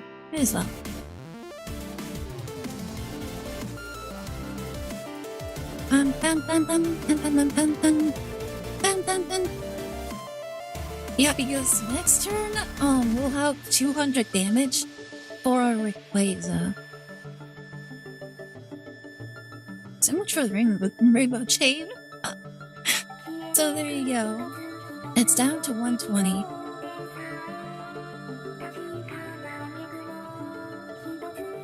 And if they try to switch out their their Charizard. If they switch out their Charizard, we can just force it back in. Oh my goodness. They got that. Are they gonna ice cream the victory? Oh my goodness. Guys, they're gonna ice cream for victory? They're actually going to ice cream for victory! Oh my goodness, I knew it. I 100% knew it. I called it. They're ice creaming all the way to victory. Oh my goodness, are you for real? Oh my goodness, they have another one, don't they? Ah, Nani? Oh no.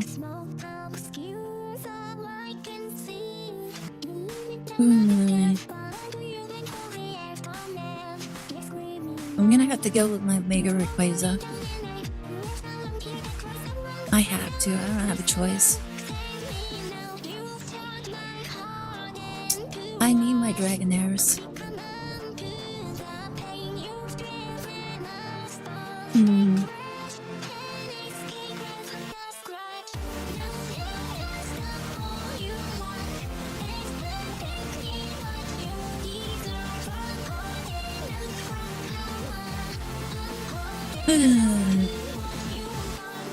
Nah, we just attack. We lost.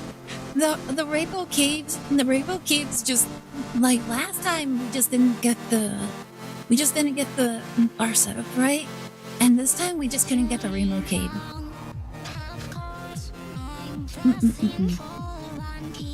Yeah, we keep literally only 2 cards in our deck. And they're both the Rainbow Caves. We literally have two cards in our deck, and they're just Rainbow Caves. It can only happen here. Only happens here. That is This is what I mean. Like we win like a couple of games and then we automatically just lose the next couple of games.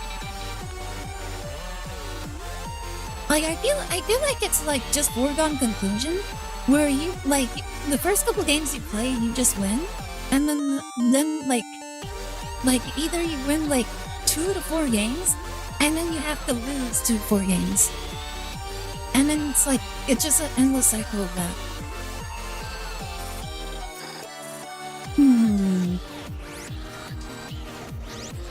My goodness, my hand is so bad.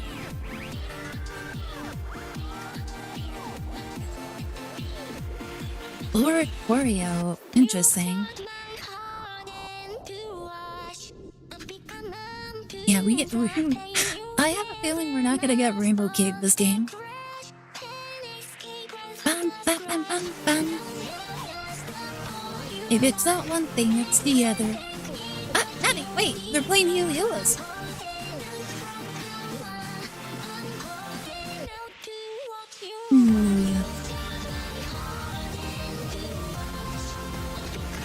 I mean, I might as well just use the same. Why not?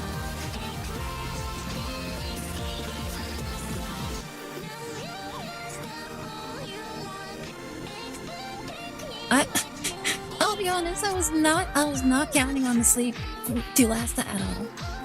I'm just using it because I might as well. Okay, no rainbow caves. It looks like we're only gonna get electric energy.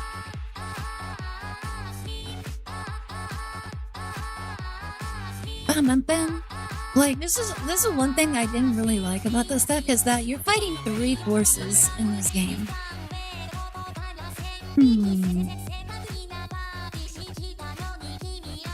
Okay.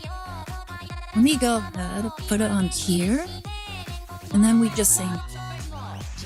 Go to bed. Oh my goodness.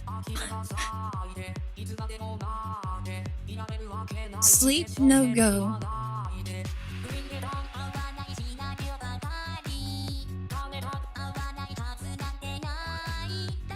I'm a little oh, Nani? Oh, okay. They brought out me right on. I was not expecting that.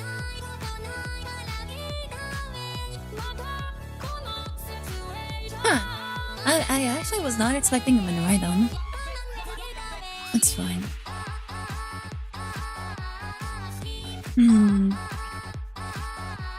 Well, bring up the swab blue because that's gonna get us like the damage that we need. Altaria!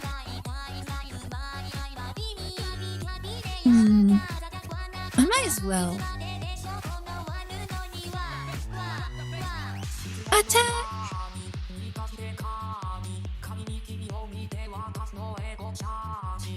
Alright, me right on is just not dead.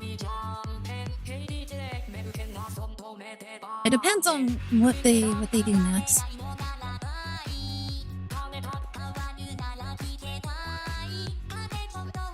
Yeah, we're mostly losing because we just don't have access to. We're just not getting access to Rainbow Cave. Or either we have access to Rainbow Cave, but the rest of our engine just isn't working, or the rest of our engine is working, but we don't have access to Rainbow Cave.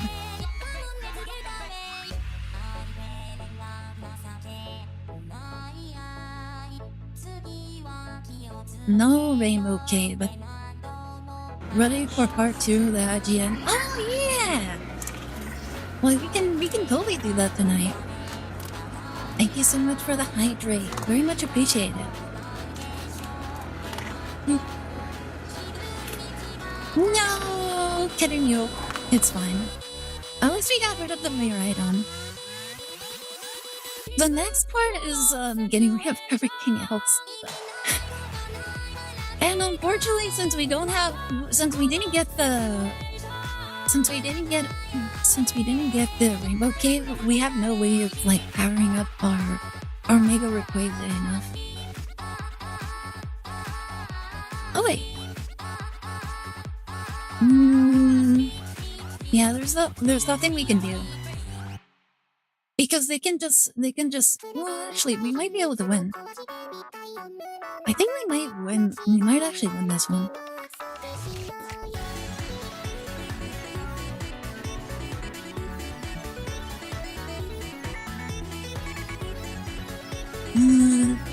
Alright, copycat. I really need this. Oh my goodness, there's the rainbow cave. Ah, Nani?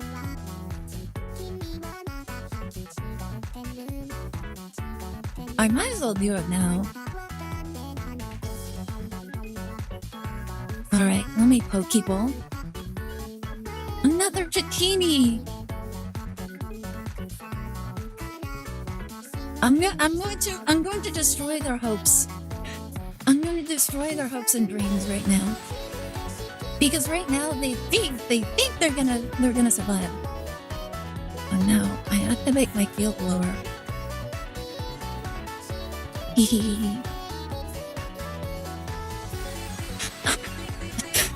I shattered their hopes and dreams. They're like, there's no way they're gonna survive. And then field blower happened. Oh my goodness, that was super clutch. That was such a super clutch field blower. Oh, that actually reminds me, Mizu. Are you also ready for the next part of the top 25 JRPGs reaction? Like, how far do you think we'll actually get this time? Sure. Oh my goodness. Like I'm gonna ask, how far do you think you guys think we'll get this time? How far do you think we'll get this time? Like we made it to the 20th one.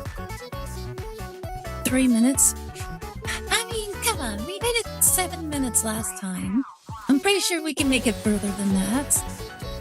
I believe in you, Mizu. We can. You can last. Oh, like, don't sell yourself short. Let's see. Oopa! Oh my goodness. I am just gonna get destroyed again. Another swap blue, that's good. It would have been better if I got a Dratini though. I doubt it, not gonna lie. Unfortunate, I am drawing the worst possible hands for this deck.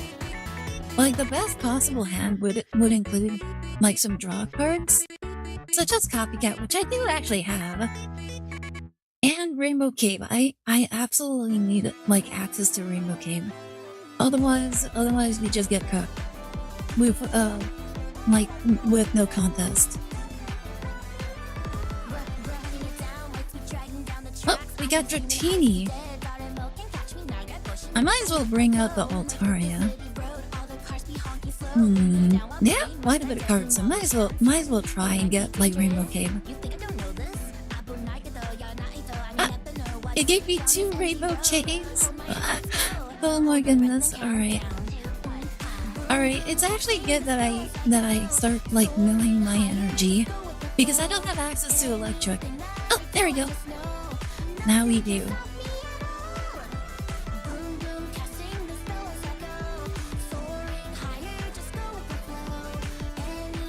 Starting planes? Okay.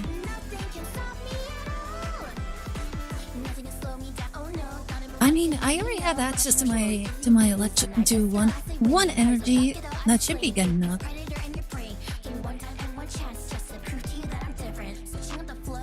Ah, oh my goodness. Another Hoopa?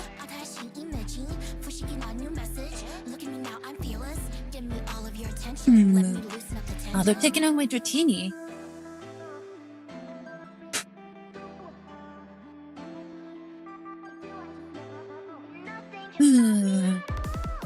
Alright, Rainbow Cave. Get rid of the starting planes. Yeah, let's remove an energy. Use a Professor. Okay, I got Mayru Quazo, that's not too bad. I might as well put it on here. Yeah, Dragon's Blessing. Put a lightning energy. And I'll put one on this Swablu. Hmm. Shining like an angel, a little heaven, he just wanna hit. Log in and out, you're feeling it now. I might as well just attack. You know what? I probably no. They're just gonna power up their Dark Right, so they guaranteed like get the KO. So there's really nothing I can do. Like this, my Altaria is gonna go down no matter what. Like it's just going to happen, unfortunately. Rainbow Cave already did its job, so we're actually pretty good.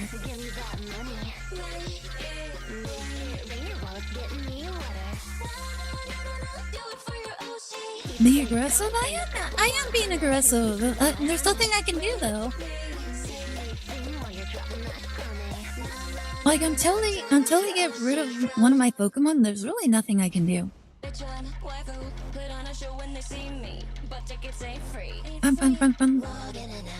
Oh my goodness. Oh my goodness. They're just going to Ice Pop for victory again. How many Ice Pops losses have we gotten? We've gotten quite a bit of losses from Ice Pops. Alright, that's my Altaria down.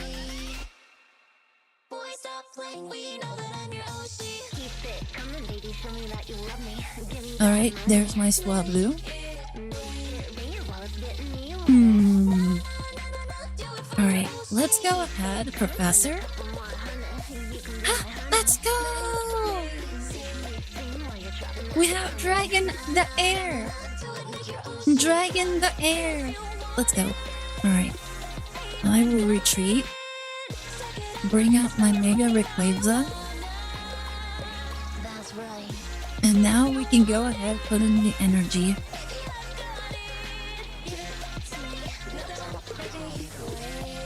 You know what? I probably should have saved the energy, but it's fine.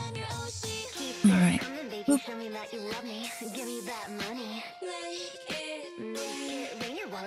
Alright, let me use the Field Lore to get rid of this. Get rid of this one. No extra damage! We're just going to bunk you.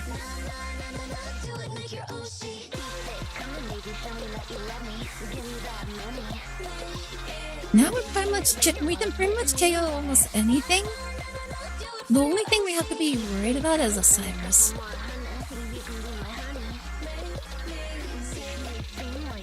Repel? You can have the Swablu. Oh, they're gonna get rid of my Cyrus though.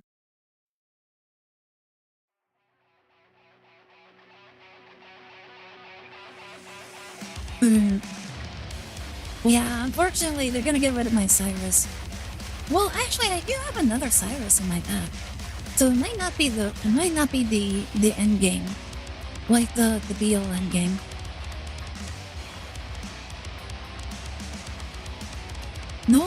The only thing I have to concern myself is their own Cyrus because they can KO any one of my Pokemon.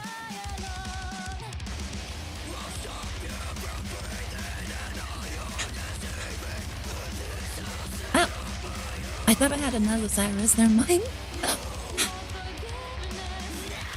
Oh my goodness! All right.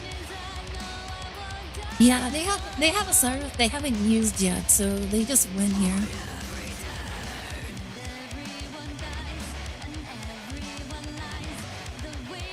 Very unfortunate. I might as well just use the Pokeball because why not?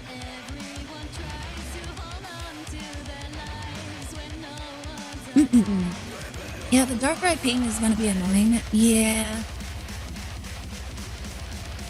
Without another Cyrus, I wasn't gonna win this anyways. And they hadn't used their Cyrus at all this game. So it was only a matter of time before they actually used it. They were planning it the entire time from the very beginning. Very unfortunate. Like it's always gonna be like this, isn't it? Where it's like I have one piece of this one piece of the puzzle, but I don't have the other pieces. If I had gotten like some of the pieces earlier, this probably would have gone better. It's always impressive how some people find a lot better success than I do with certain decks. It's like I always see people playing certain decks, and I'm like, how can you play this deck and actually win? But when I try it, like it never functions. Yeah, I would literally get like unplayable hands where it's like they actually get like maybe a draw card, a Pokeball, and something, and then I just get nothing. I'm gonna save my Rainbow Cake for my next turn. Have any cards you're interested to get what trade I might do if I have it?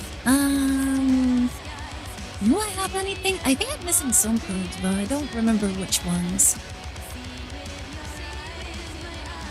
Yeah, I definitely needed to keep my Rainbow Cave, because if they have the fields, the stadium card, they would just remove my Rainbow Cave. I do also have the field lore, so I can get rid of it. But yeah, it's gonna be very dangerous to kind of like play around. Compose Ray. Okay. This is gonna be very sketchy, so let's see if we can pull this off. Oh my goodness. I can't believe it. Another one.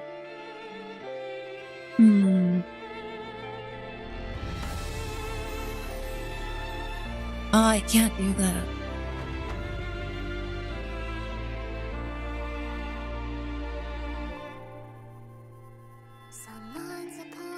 I don't have anything to KO. I want to use my field goer, but I seriously just can't. Oh my goodness, that was so bad.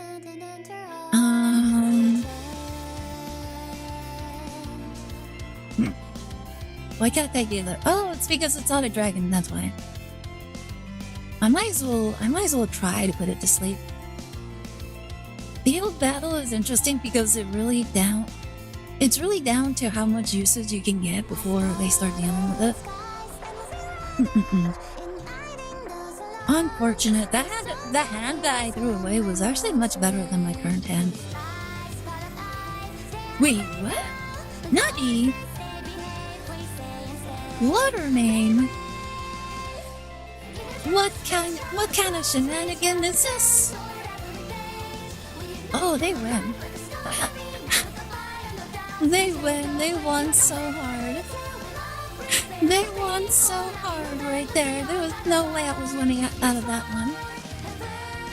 It was already way too late. I was really hoping for Altaria at that point. At least then I may have had a chance to survive.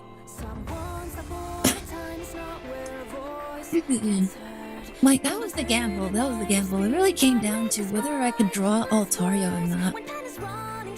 Which I could not, unfortunately.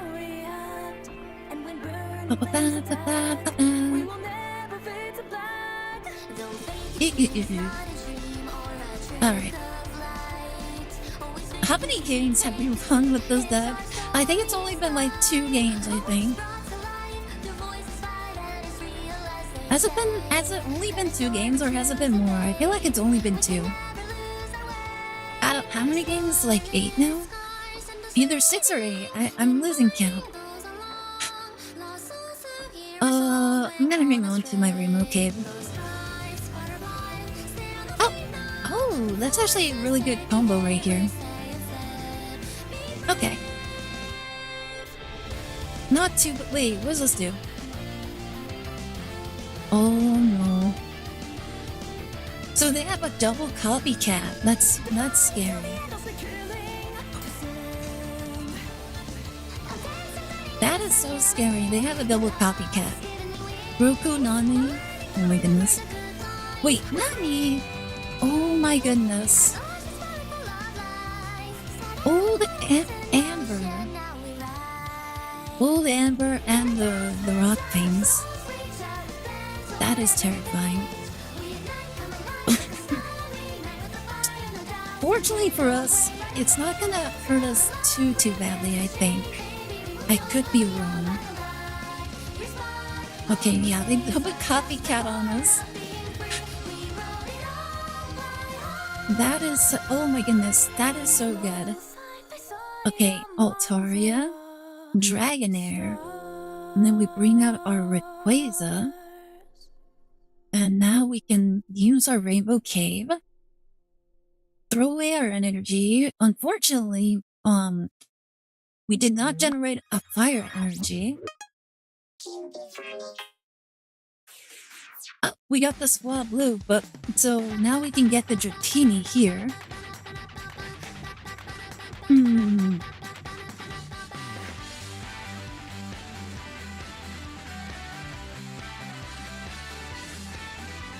Might be. I'm gonna bring out my Dratini. Okay, we can at least get rid of the Mime Junior. No more Mime Junior. This is interesting that the user's playing. Yeah, it kinda is. I've never seen this before. Although I don't think it's gonna super work against us.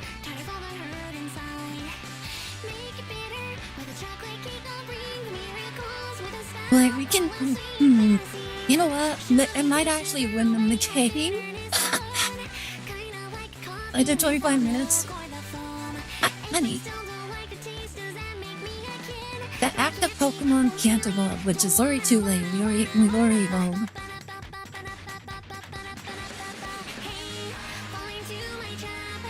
Oh, wait, they evolved into Cranidos instead. That's actually really bad for them.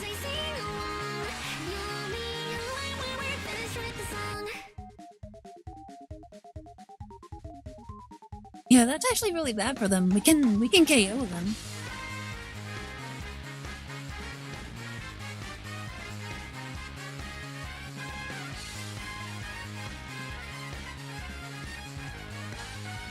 Yeah, I think we win this one. Because now, oh my goodness, Altaria. Okay, let me look at Ice Pop. Oh yeah, also welcome back, Darkai. Hope you enjoyed your bike ride. Alright, let's go ahead, discard.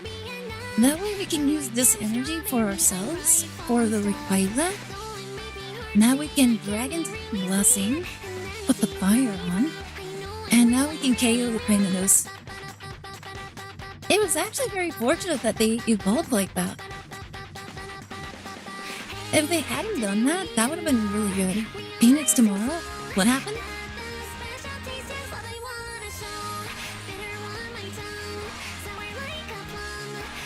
Skull Castle?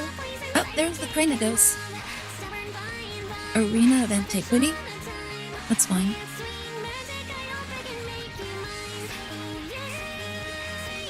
They can't force my Rayquaza out.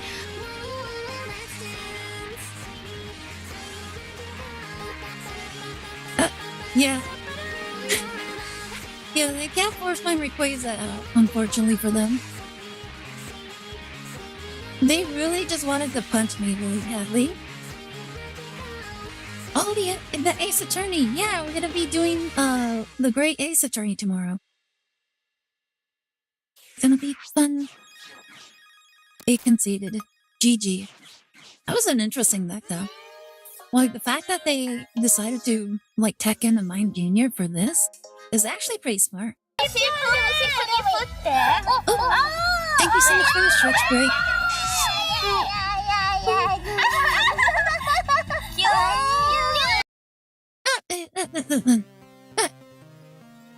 Oh my goodness. Actually needed a crack right there. Yeah, we were lucky that we just had everything before they were able to go online. It was super lucky. The fact that we went first was actually like the game changer right there. We were able to evolve before they got it. Imagine if they actually make a card that does what Aerodactyl EX does, but like as a basic Pokemon. That would be probably the most toxic cards that people would have to deal with.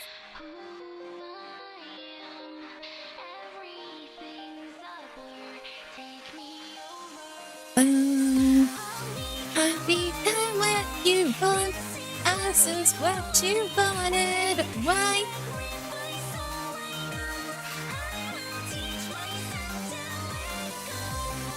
Going first. All right. Electric. Oh my goodness. Okay, this is a really bad going first hand. And we're going up against another Mega Rayquaza. The only difference is that we're actually showing our Mega Rayquaza right now.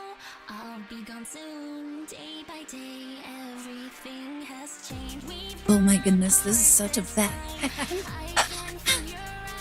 This is such a bad hand. Oh my goodness, let's see if they get better. Let's see how well they do. On mirror match, let's go. This is not gonna be a mirror. They're just gonna be better in every way.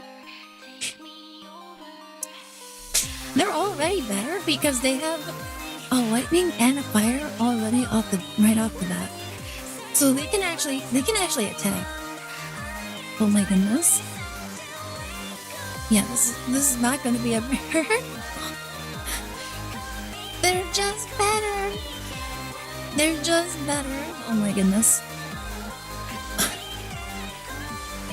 Oh, you know what? We can actually use their Rainbow Cave. That's right. Oh my goodness, that is actually the nice thing. Your Rainbow Cave, our Rainbow Cave. It's our Rainbow Cave. Alright, let's go ahead. Pokeball. Now we can get our Dratini out. I might as well bring that out. Let's go ahead and use the Rainbow Cave to shuffle through our energy. Oh my goodness. We don't have another energy. Give me a second. Where is it? Oh, there it is. Yeah, we're not getting any energy here.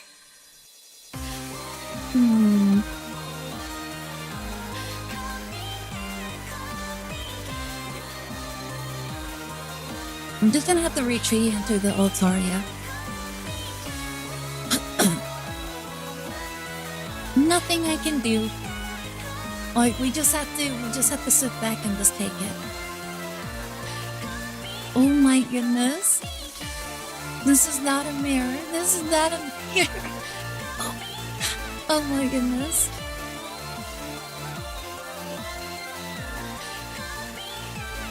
Not a mirror at all. It is supremacy. Oh my goodness, another copycat, 2 copycats. Very awesome copycats, back to back. Like it cannot be so one-sided. It could not be any more one-sided than this. Alright, there's my Dragonair. We don't have a fire energy, that's the problem. Our fire energy generated way too late. Oh my goodness, look how nice and neatly their energy is coming in. We've already lost, honestly. Our fire energy showed up way too late. And we don't have any follow-up. At least on the bright side, we're not losing any points. No points lost, so that's the nice thing. Well, we can just surrender and we don't have to concern ourselves with like losing points.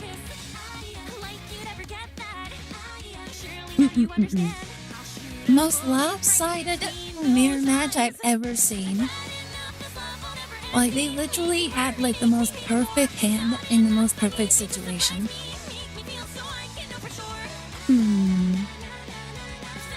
Pokeball and Professor's Research. Okay. Alright, this one might be my last game. Oh, wait! Oh my goodness, I can't put my Rainbow Cave down. On the off chance that they don't have the Rainbow Cave, I need to make sure that I don't give them the Rainbow Cave. At least before I get it.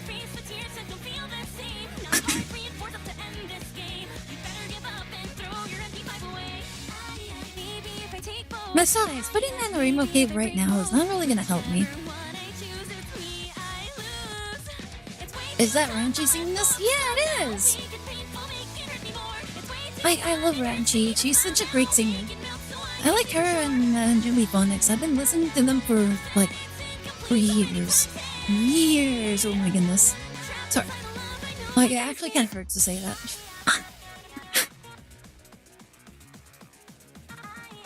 Okay, let's go ahead. Rainbow Cave. Let me put down the Dragonair. And they actually gave me quite a good amount. All dragons lead to the Rainbow Cave, I know, but at least they don't get it, like before I do. No energy.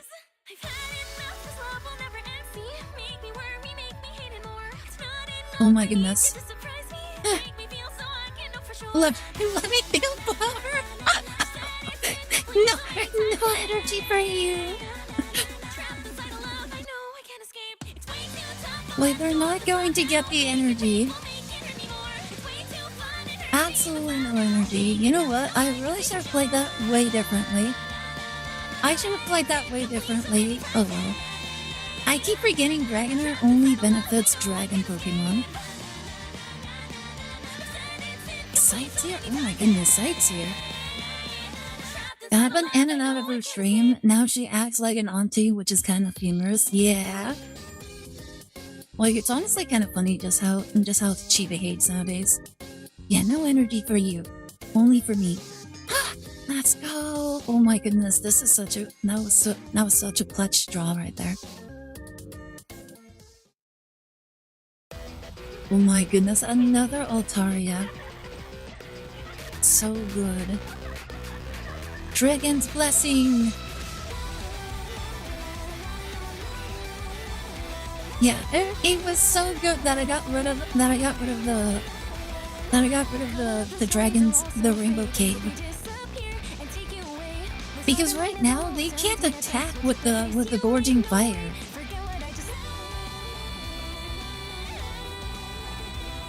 Oh my goodness, that is so good. I'm gonna put this on him. And then I'll use Dragon's Blessing. And I might as well just attack.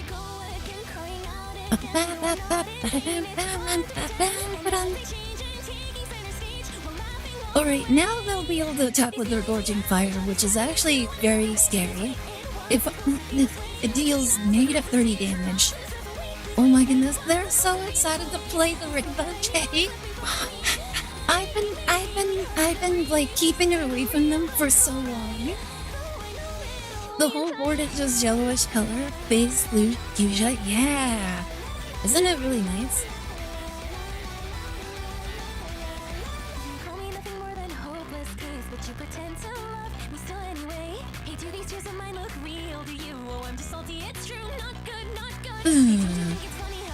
Oh my goodness, ice pop for victory. Imagine if we just ice cream for the win.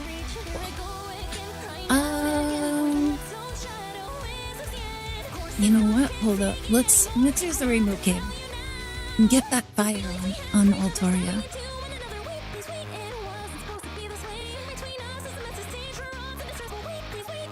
Go, Dragon's Energy! Imagine switching my cards for one card.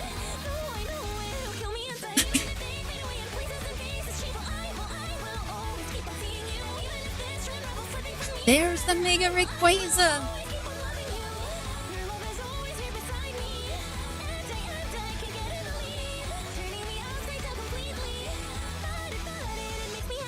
It's honestly really smart to start loading up the Rayquaza right now. The nice thing is, my Altaria is already set up. So I can actually do the same. It's basically a numbers game right now.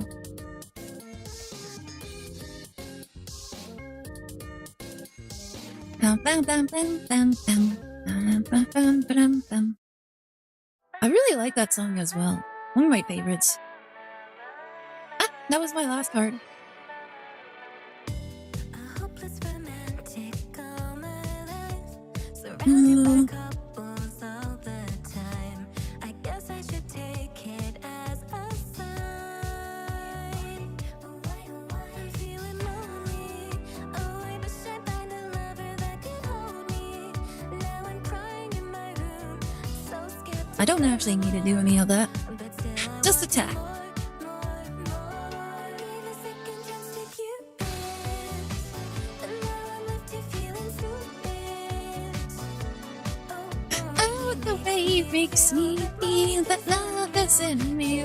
Cupid is so down. That was pretty much game right there. If he didn't get a Sabrina, then there was nothing we could do. Because if I Sabrina or if he Sabrina, I would have lost one of my Dragonairs, or you could have KO'd my Mega Rayquaza. And he was basically in a tight spot. He lost both his Gorging Fires, and if he had switched into either his Dragonair, I would have been able to one-shot it. It was literally a numbers game, and my numbers were looking dead. Alright, that'll be it for Pokemon. We're gonna get ready to continue watching, what do you call it? The top 25 RPG list with Final Mizu.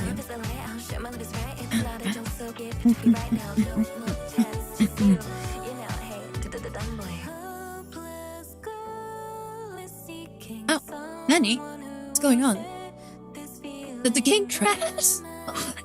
Oh my goodness, did it crash? Oh my goodness, that actually, every single time that happens, it always scares me. I'm like, did my game just crash? Like, this is the thing that really bothers me with Pokemon Pocket. Like, every so often, that'll always happen, like, in the screen, and it genuinely makes you wonder if it crashed or not.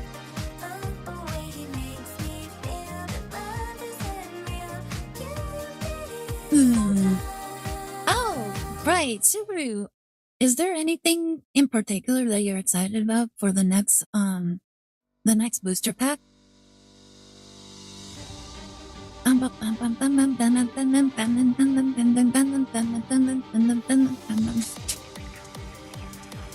Noivern.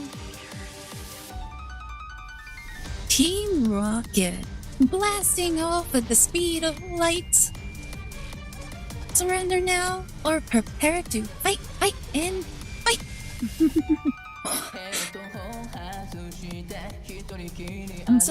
I'm so curious to see like what the other cards are gonna be. Although it should be a mini set, shouldn't it? So there shouldn't be that many cards. The Team Rocket Moltres looks like potential. Out of all of them, I feel like the Zapdos is probably gonna be the strongest again. Like, the strongest out of the... Well, actually, no. When the game first released, all three of them were strong in their own right. Moltres with Charizard EX was very powerful. Then there was Zapdos with Pikachu. That was extreme. That was like meta right there. And then you had Articuno FDK, which, like, you have to get, like, super lucky with the Misties in order to KO your opponent, like, on the first turn. These ones, they seem a little lackluster in comparison to them. But Moltres does look like it has like the highest potential. I was actually talking about trying to use Skeledirge with the Moltres. That way you can actually like dump an energy from the Skeledirge in order to make the Moltres even stronger. Like, it has real, like KO potential. Let me see, Skillurge.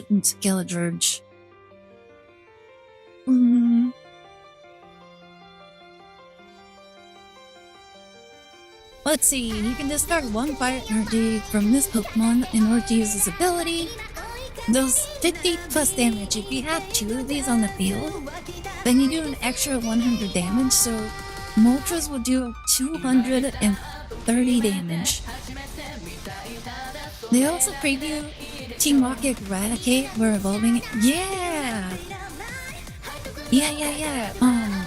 Some people were like playing around with like the idea of playing that with Alola Ninetales. That way Alola Ninetales just blocks your opponent from getting energy to the active, and then Eradicate just stealing energy from the back row. Well, stealing energy from anything that just jumps in. Like, I'm pretty sure Eradicate only steals from the active Pokemon, doesn't it?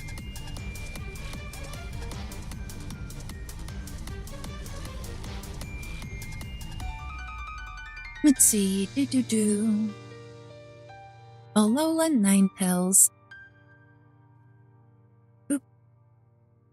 Blinding Snow, 80 damage. During your opponent's next turn, they can't take any energy to attach it to their active Pokemon.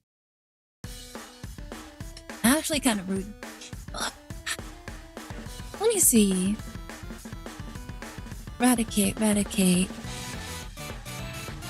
Yeah, from the opponent's active Pokemon. If it was anywhere, then the Alola Ninetales would be so oppressive. You could also run it with like, no, I think that's a little bit too much. For me, this whole set looks more towards flooding the bench with Pokemon and punishing it either by pinging the bench or Cyrus any potential with the bench ping. Yeah. Like, honestly, it's the idea of like Team Rocket just stealing Pokemon. It's kind of fitting if you think about it.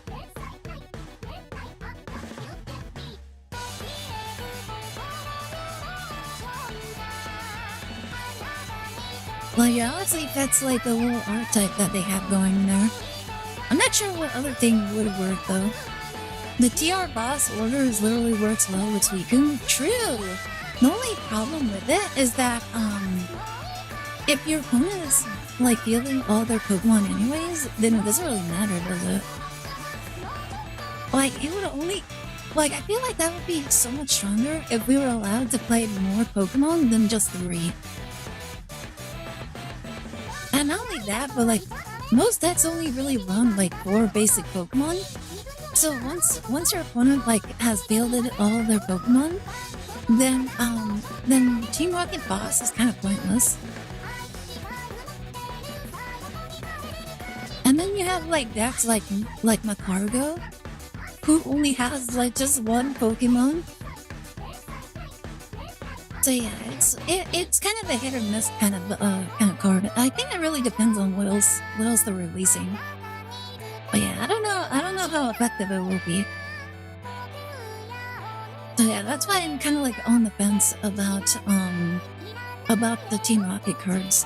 Like, some sound really good, but like with how the game is actually designed, I don't know how effective they will be. In the actual like full TCG, I feel like it would be like super good. But in this game, it's not that great. Repel market is gonna stunts. Probably true. Like, it could. I don't know how much though. It'll be interesting to see. Yeah, that would be really good. Like, just repel, and then you can easily just switch around all your opponent's Pokemon. Yeah, and people might actually just run repel a lot. Instead of like Sabrina. They'll most likely still run Cyrus though. But yeah, that'll be it for Pokemon Pocket. Let me go over here.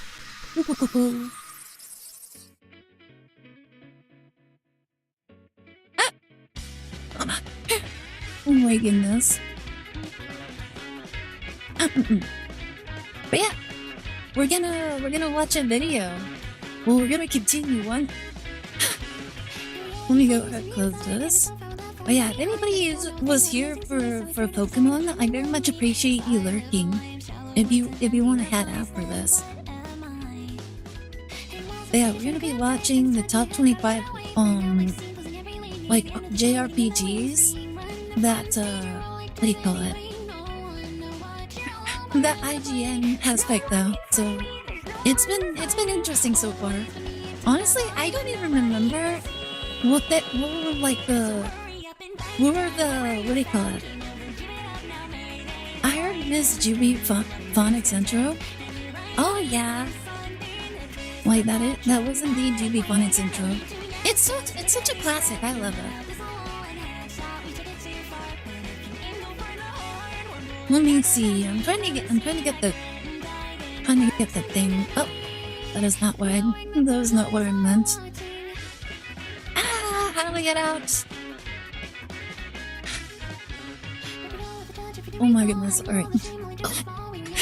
I was trying to look for this video. One. There we go. Alright. Mizu, are you ready? I'll let the music play until we're ready to go.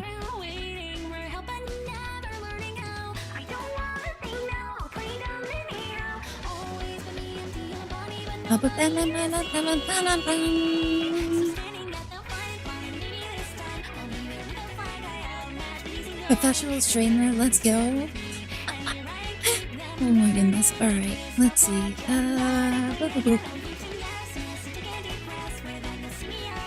Oh, here we go. But yeah, Mizu, are you ready to go? I actually can't tell.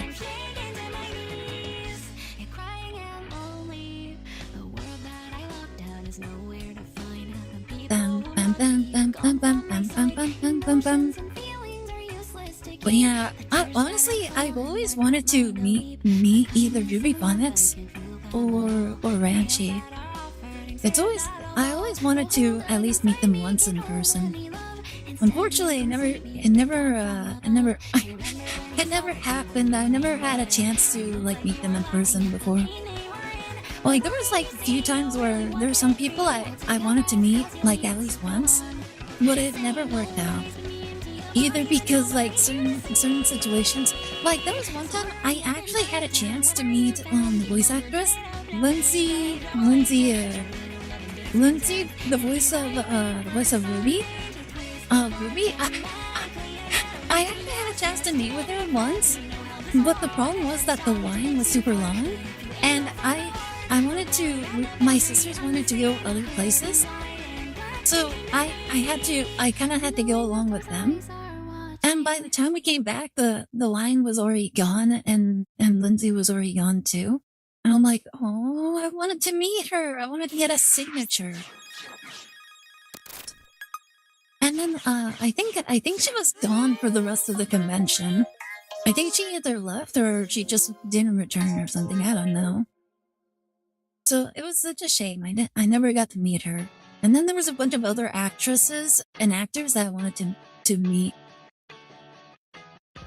BGM, what we read from Mizu? Yeah, oh, you want to listen to my BGM?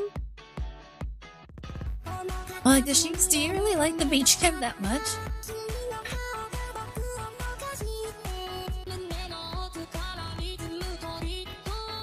Like, I'm genuinely kind of curious.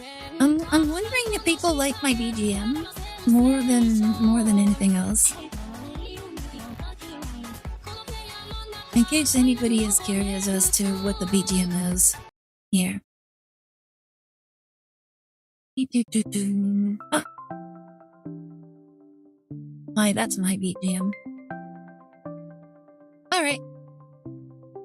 Mizu, you ready to go? Alrighty then. Let me go ahead. Pull you up real fast. Boop.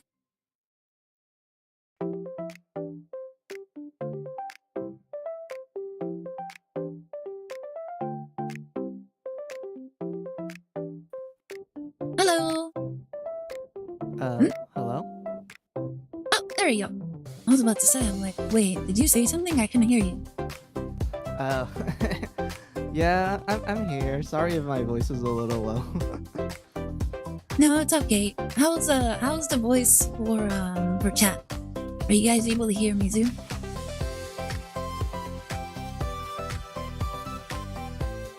Oh, I, let me go ahead and adjust this real fast. There you go. Oh, Mizu, do you want me Okay. to do you want me to stream to you as well through like Discord? If you want to, if it's like easier for me to like respond or something. Probably. Let me see. It might or might not be. All right, let's see. Ah, that would be really funny. What can how can I change that?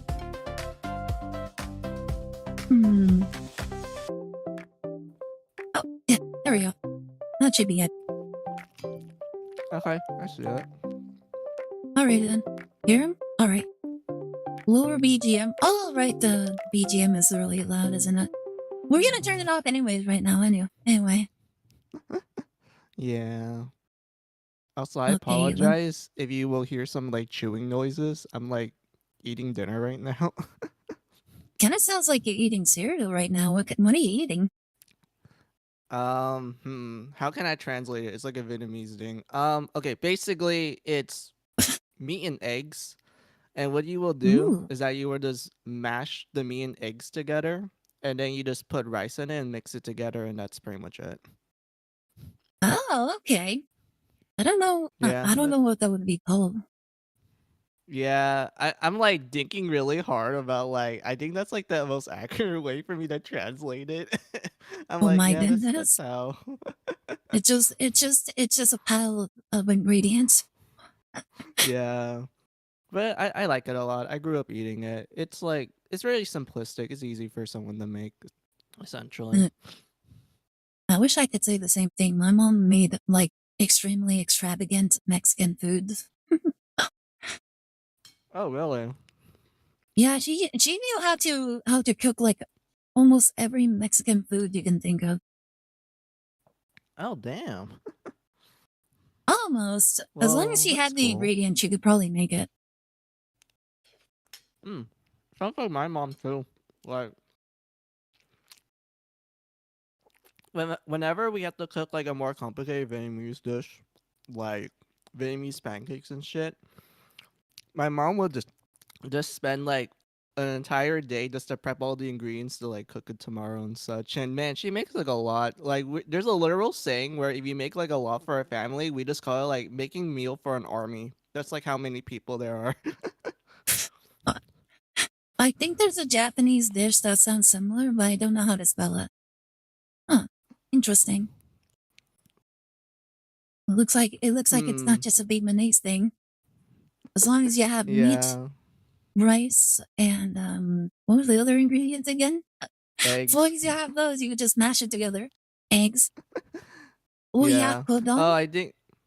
Oh, I know what they're talking about. Yeah, it's called parent child like meal when you translate Wait, it essentially. parent-child meal. That actually does make sense, doesn't it? Yeah, because it's like the meat is chicken and then you have eggs. Yeah. Oh my goodness. It's also a Oh my term in goodness. R18 where you have like a threesome with the parent and child. Oh. Oh my goodness. I did not know that.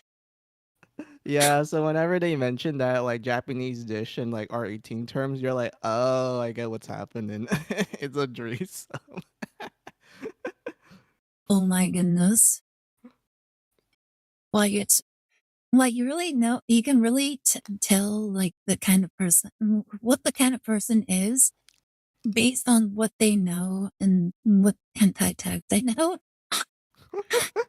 Yeah. I mean, the actual dish itself is really good. I did try it once when I went to like a Japanese restaurant. It was actually really like it's very savory. Like the way that they prepare the meat is like it's very seasoned, and then the eggs kind of like give it like a more rich feel to it, and also the rice is like rice is rice. Rice is good. Like I grew Mm, up eating rice, but yeah. Yes, they were very morbid naming, but it still tastes good. The food or the or the tag. Well, the food. I'm not that lucky in real life. Why, matey Subaru is. Oh my Probably, goodness. probably. Okay, are you ready? Are you ready to start? Yeah, let's go. Let's watch this like video and such. Let's watch a portion of the video. Yeah. That resonates with the human experience. Okay. Sadly, it did not find that audience when it launched in 2007, and This so one was today last it's a fondly Odyssey, so remembered the cult next one, classic let's see what the rather than next the one first is. in a successful series. Okay.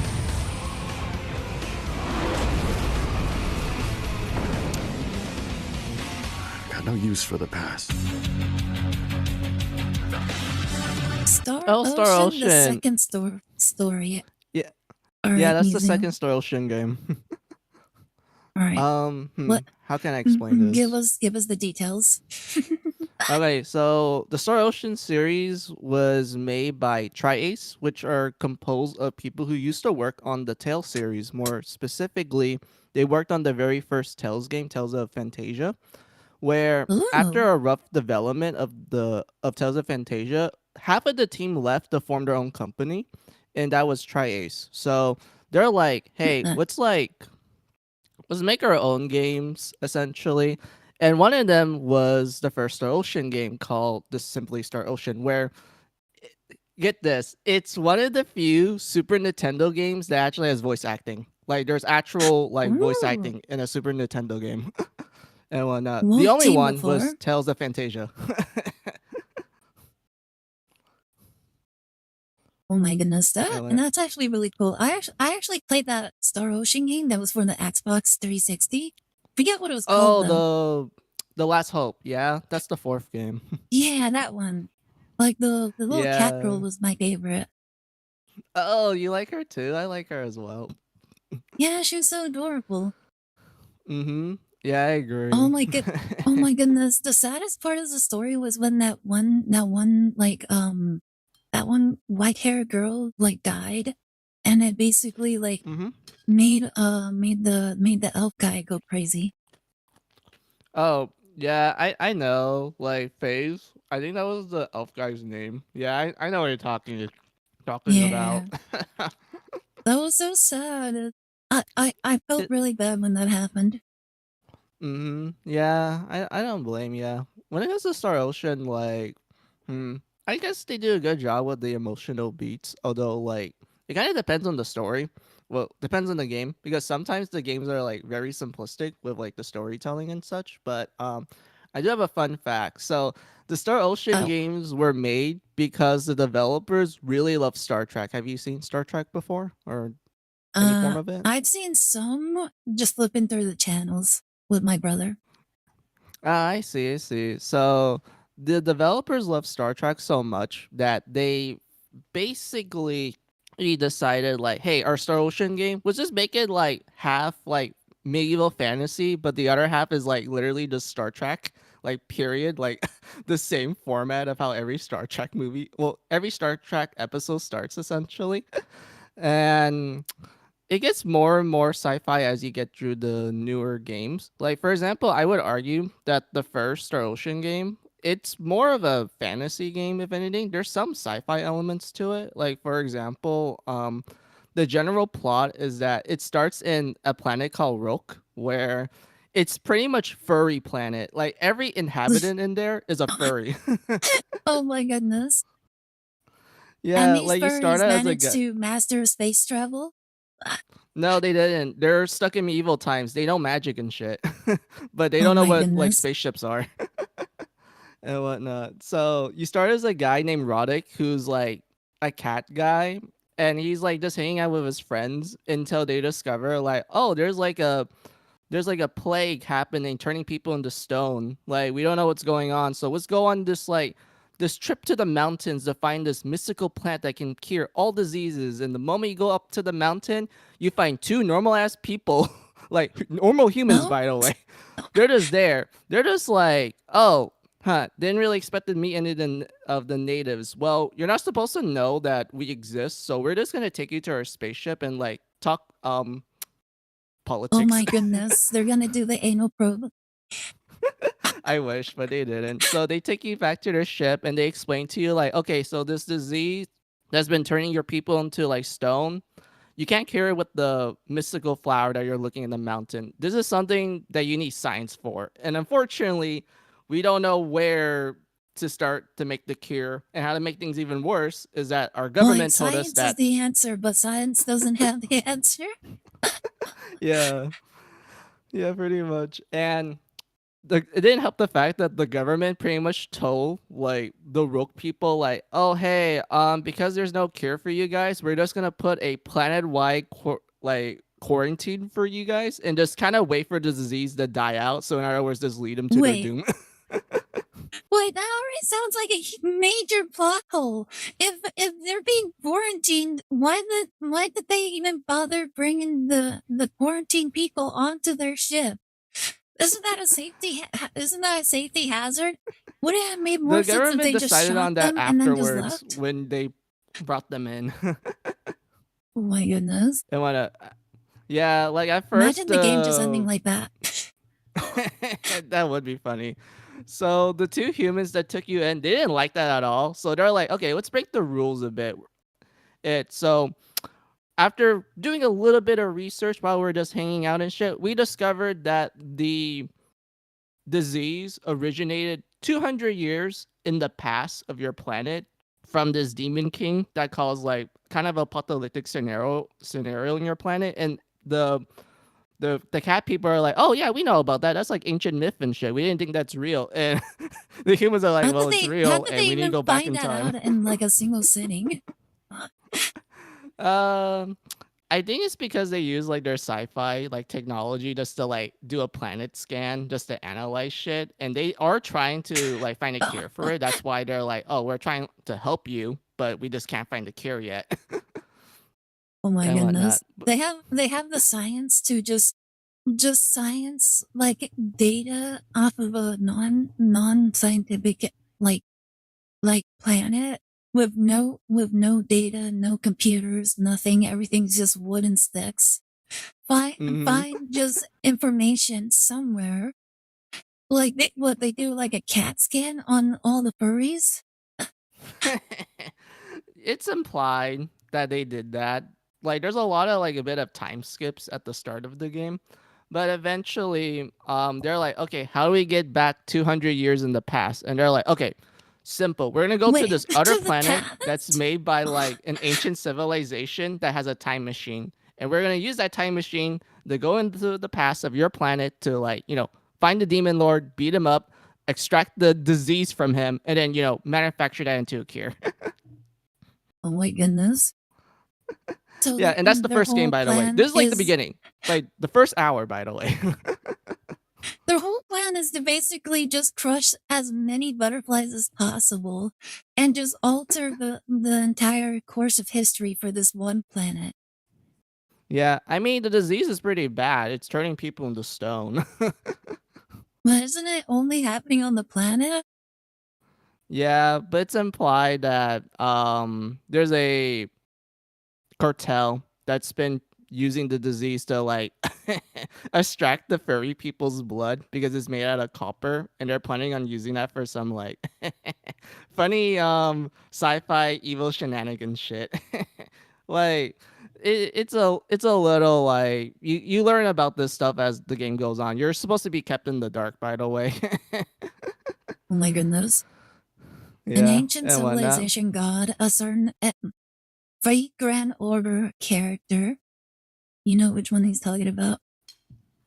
Ancient civilization god, fake grand order character. It can apply to a lot of characters, to be honest. You could apply that to the beast characters in fake grand order. The best way I would describe them is that they're these like mythical beings that's supposed to represent all the evils in humanity, but they're meant to be like a paradoxical like existence, because while they hate humanity for like their sins, they also love them at the same time. So they're kind of stuck in this love and hate relationship with humanity.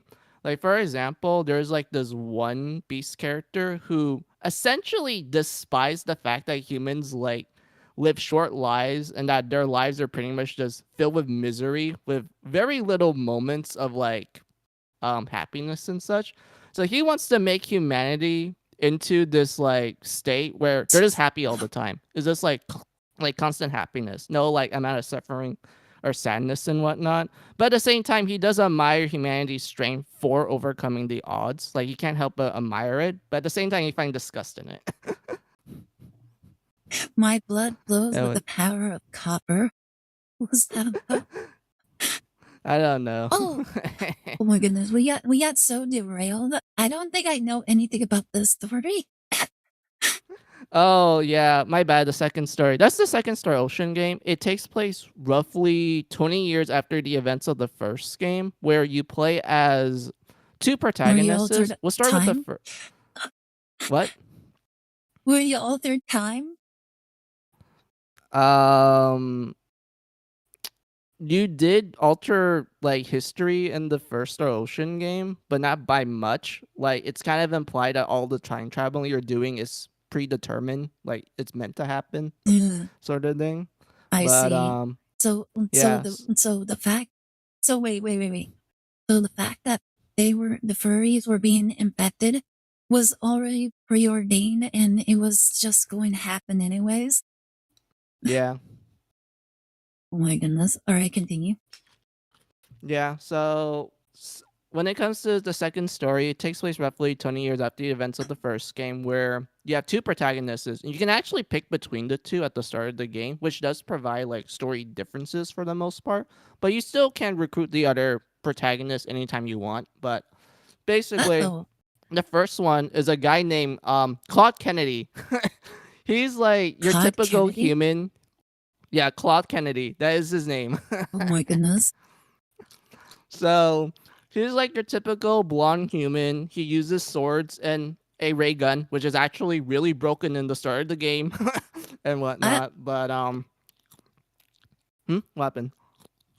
nothing. I was just reacting to your broken thing. Oh yeah, my bad. So Claude Kennedy is the son of one of your party members in the first game, where essentially that guy, after 20 years later, he does become like a government official of the government, and then eventually got married and had a kid, and that's Claude Kennedy and whatnot. So Claude Kennedy is just doing like his usual routine as like a galactic police person, essentially, until he ends up in this wormhole that sends him to a planet called Post. And in that planet, he realized one of two things. One, this planet is primitive. They don't know what spaceships is, let alone what a lightsaber is, because he actually carries one around him. Like they straight up think is Oh just my like a goodness, lightsaber. legendary mythical sword, but it's actually a lightsaber. Oh my goodness. Yeah, and whatnot. And he ends up interacting with one of the natives of the planet named Reina, who is the second protagonist. And for the most part, I like her a lot. She's like the person I always pick when I play Star Ocean 2 because I enjoy her character the most. But I like Claude as well. They're Hmm. both equally good characters. But anyway, after interacting with Reina, Claude's like, okay, I need to figure out how to repair like my spaceship and such since it came with me through the wormhole. So, do you know anywhere where I can find like metal and shit? And then Reina is like, yeah, sure, I don't mind like taking you over the planet just to look for materials for your spaceship and whatnot. And that's essentially the start of his story. And then if you were to pick Reina, Reina is pretty much like she's a 17-year-old girl who's just relaxing in her village where she feels like she's kind of bored. She wants more things in life. And then she goes to the forest just to like, look at nature and such since she always enjoyed that until she ends up getting attacked by a giant gorilla. Oh, Nani, giant gorilla. Oh my goodness. Yeah, she gets attacked by a giant gorilla, but don't worry, Claude Kennedy appears and just sliced the gorilla in half with his lightsaber. And at first, when she saw him do this, she immediately assumed that he was this legendary hero from the fairy tales that she read about while she was young, about some great hero with a sword of light. And whatnot. So she immediately becomes a bit of his fanboy for the most part, but she does treat him as like an equal despite her being a little bit of a fangirl and whatnot. And Mm. they do get into like funny interactions throughout the game. Like for example, you can actually go to an inn owned by Reina's aunt, and the Oh my moment goodness. Reina's aunt saw Reina with Claude, she's like, is he your husband? Like, there's no Oh way my you would goodness. just bring a boy over and whatnot. Like, he has to be a husband or something. Like, there ain't no way. And then Reina kind of denies it, and then the aunt's like, oh, sure, sure. If you want some privacy, I can give you guys like the first class rooms. There's some like little secret near the cubby if you guys want to do it. Only one bedroom each. Yep. Only one bed each. You guys have to share. Yeah. And Essentially. one But yeah, bath you as get all well. kinds of yeah, you get all kinds of Like funny interactions like baths that. only the baths only work if you both are in it together. Yeah, her aunt would definitely do that. There's also That like would be other so silly to characters try and as convince well. someone on something like that. Mm. I mean, hey, if you want like your niece to like you know, I guess get a significant other, might as well do that, or just start Oh my pumping a goodness. family at that point. You'd have to convince her dad. Yeah. And whatnot. Like But yeah, her there's like dad is gonna other. be like that kind of dad. Mm-hmm. Well, Reina doesn't really have a dad. Like he's absent. Oh my I think goodness. he's supposed to be dead. So she's raised by Oh a my mom. goodness. So mom's Is the okay with it, mom by the like way. the so wait, oh my goodness. Is this literally like an Okayadan mother? Oh no. She's like, oh hey, my daughter brought a boy over. Hell yeah, she's getting married. I'm gonna tell the whole village. Oh my goodness. And whatnot. Like, I'm not kidding with that statement. Like, the moment you introduce Claude to the whole village, everyone immediately assumes like, oh, he's like her boyfriend or husband. Like, there ain't no way this like handsome blonde like chisel like 6 foot guy is just gonna be there as a traveler. Like, he's definitely her Oh my husband. goodness. And they don't question it that he just suddenly appeared. Yeah, because he was just like hanging out with Reina, so they just went like, oh, he's like a friend of hers. But then they immediately go like, nah, probably a boyfriend or husband. Isn't it crazy? She's been in this village. Everybody knows her, and then one day she just shows up suddenly out of nowhere, first time ever with this one guy, and they're like, "Oh my goodness, you guys are gonna have children." Yeah. It's Yeah. honestly I such a mean, weird leap in logic. Like the first thing yeah. I would assume in like a tribal sense would be they would be wary of the outsider more so than anything Mhm. else.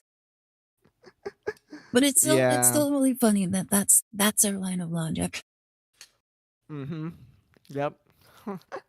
The village mom mentality is real for real for real. Yep.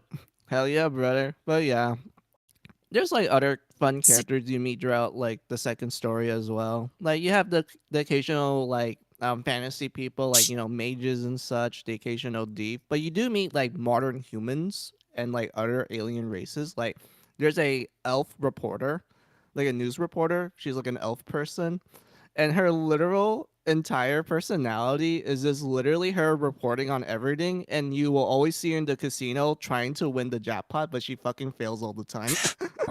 Oh my goodness. We have a gambling addict. Does she wait, do we get like a ship in this game? Yeah, you do. Like you can actually pair Does she Claude with ever put like it up for almost her every female kids for characters. gambling and addiction? Oh, no, she doesn't. She's aware that the stuff that other people own, she can't just steal it and like sell it for more money for gambling and whatnot. But there's It would have also been like, so funny. yeah, it would be really funny. But yeah, what else is there for Star Ocean? Oh yeah, Star Ocean in general, there is like multiple endings for each game, and it actually changes depending on like which character gets along with who.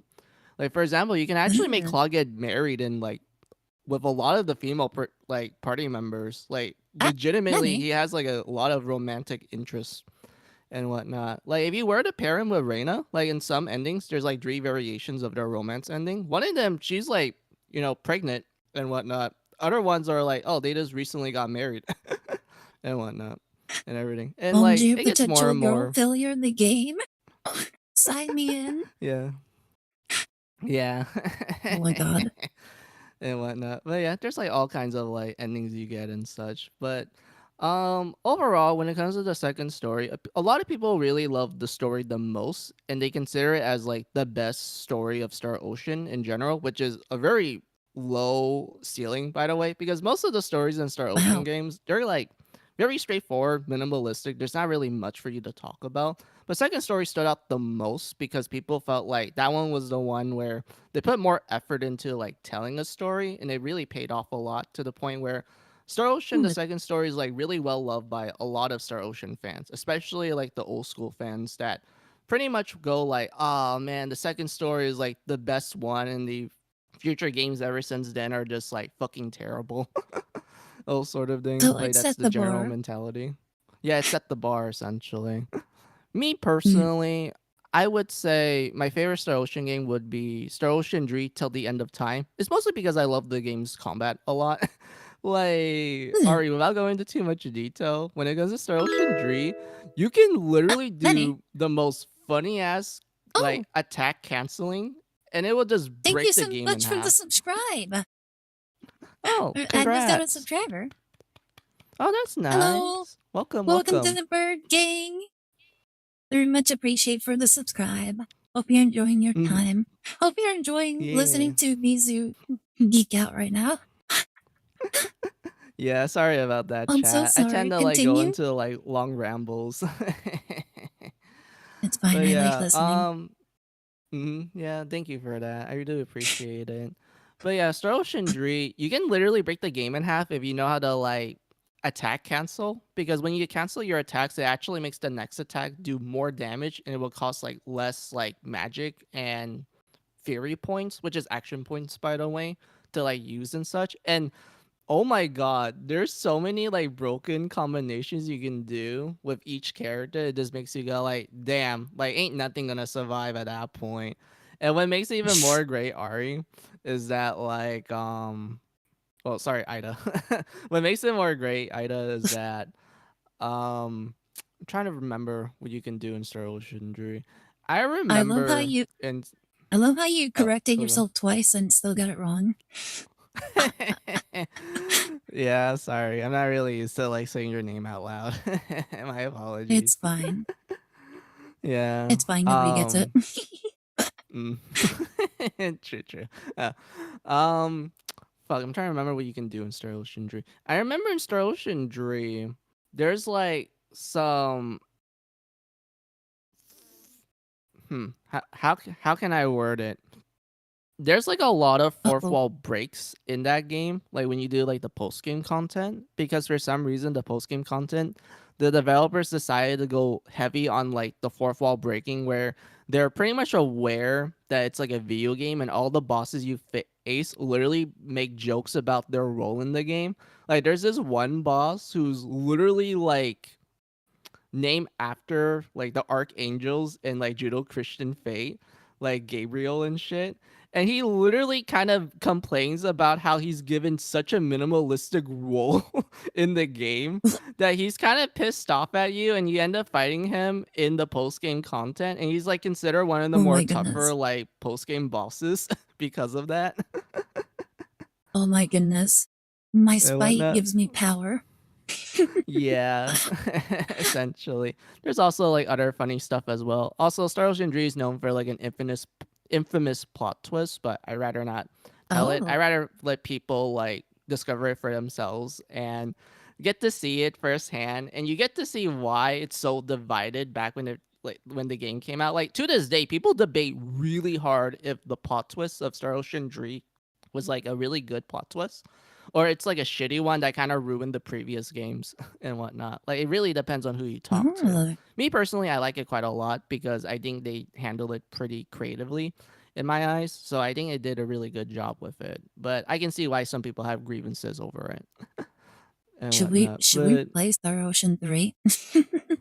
Well, if you want to. Like, I would say the Star Ocean games are very separate from each other. You can just start with any game. But I would argue that for Star Ocean 2, I would recommend playing the first game so you get to know more context of the backstory since, like, a lot of Star Ocean 2 events do reference the first game quite often, so it would make more sense if you are familiar with the first game, so you're able to understand a lot of the references that the second game does, and also some major plot points as well. Oh, that's how I personally view. But 3, 4, and 5, and 6, you can just play those whenever you want. Like, you don't have to know about 1 or 2 Good. Okay. Oh my and goodness. All whatnot. right, But yeah. let's hear what they have to say about Star Ocean 2. One of the best Um, JRPGs in the True. Oh, you had Go, go, something go. else? original PlayStation Um, lineup sequel, Star Ocean The Second Story, absolutely nails the 2D sprite characters and gorgeous, detailed background visuals God. that made that era special, and uses them to deliver a rich world and storyline through its Yeah. two main characters. Oh my goodness, Players is that get their her? pick of who to Yeah, the Is blue that her? girl. She's so cute. Oh my Yeah, goodness, she's she's really so adorable. adorable. Oh, I have a play fun as. fact. So, Star Ocean Oh. 2, there's like 3 versions of it. You have the original like PlayStation 1 version that has an English version. You have the PSP remake called Star Ocean: The Second Evolution that, funny enough, they Ugh. actually censored the game a little bit by removing alcohol and replace it with soda. And they Oh my changed Reina's goodness. age from 17 to 18. Okay, point. Yeah, And and they then, remove one event that, how I word it, it involves a death of a child. And it's really oh my important to the goodness. backstory of one of the characters, but because of them removing it, you're pretty much left confused why this one character is like fucking depressed all the time. Because that's like the only instance for you Oh. to know why he's depressed. Isn't it sad how like back in the day, this was actually something worth like censoring over, and nowadays it's something to be cheered for. Yeah. Yeah, you're Absolutely not wrong with crazy. that. Weird flex, But but yeah. okay. So this is Cloud Yeah. right here, huh? Yeah, very handsome blonde guy. And the footage Yeah, they're it really using is is. the third version of Star Ocean 2. It's called The Second Story R. It's just the second remake, essentially. There's first departure on Switch since you have it. Oh, I probably could try that. Oh, First Like, I don't know about Departure? Yeah, streaming that's it though. the remake of the. Sorry, First Departure is the remake of the first Star Ocean game. I would say, yeah, that's a pretty good Ooh, way of getting into the first game and whatnot. alright. That's all. That's all I have to say. Claude, the human, Alright, or let's see. Rena, the elfish Nedian. To explore towns and dungeons, battling, befriending new party members, and unraveling interplanetary intrigue. Combat is real-time and nicely customizable with 3 modes: standard, semi-active, or full Ooh. active, which adjusts how much automation is happening, which you can swap between in real time. Classic 90s RPG looks, evolved mechanics, Star Ocean The Second Story is They're still using a fondly lot of remembered for a the reason. second remix footage. I was hoping they use a little bit of the older ones. Bravely Default 2! I've heard of it, but I never actually played it. Damn.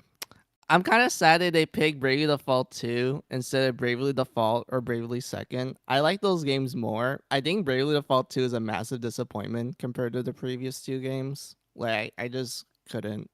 I couldn't like it that much. I finished it to completion and shit, but it did not hit the right spot. It felt really bad to me. Like, it's the Oh weakest my Bravely god. Default game in my eyes. Oh my god. Wait, And so what? wait. Before you continue, Mhm. do you agree with the placing on like in this list? I feel like it's okay for the most part. I feel like some entries should be a little bit higher, and they could change like some of them. Like for example, in this case here, they should have just used Bravely Default 1. I feel like if they did that, I would have been like, yeah, that's a way better option, and they should have placed it more at like ring 10 instead of 19 here. Oh my goodness. Hello, Robanatic, and also hi, Gutsy. How are you guys doing? You guys having a good day? I want to play this Mhm. franchise. I also want to play this franchise. I should play the Mm, first game as well, though.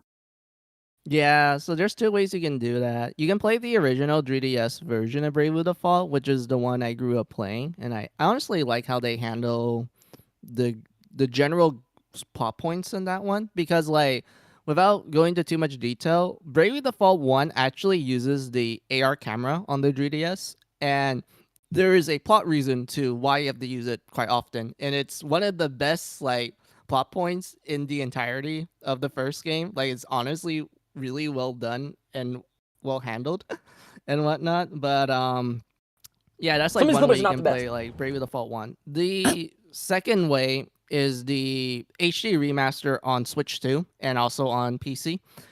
Where basically it's just Bravely Default 1, but they ported to modern consoles All and hell. they added some new content, and that's fundamentally it.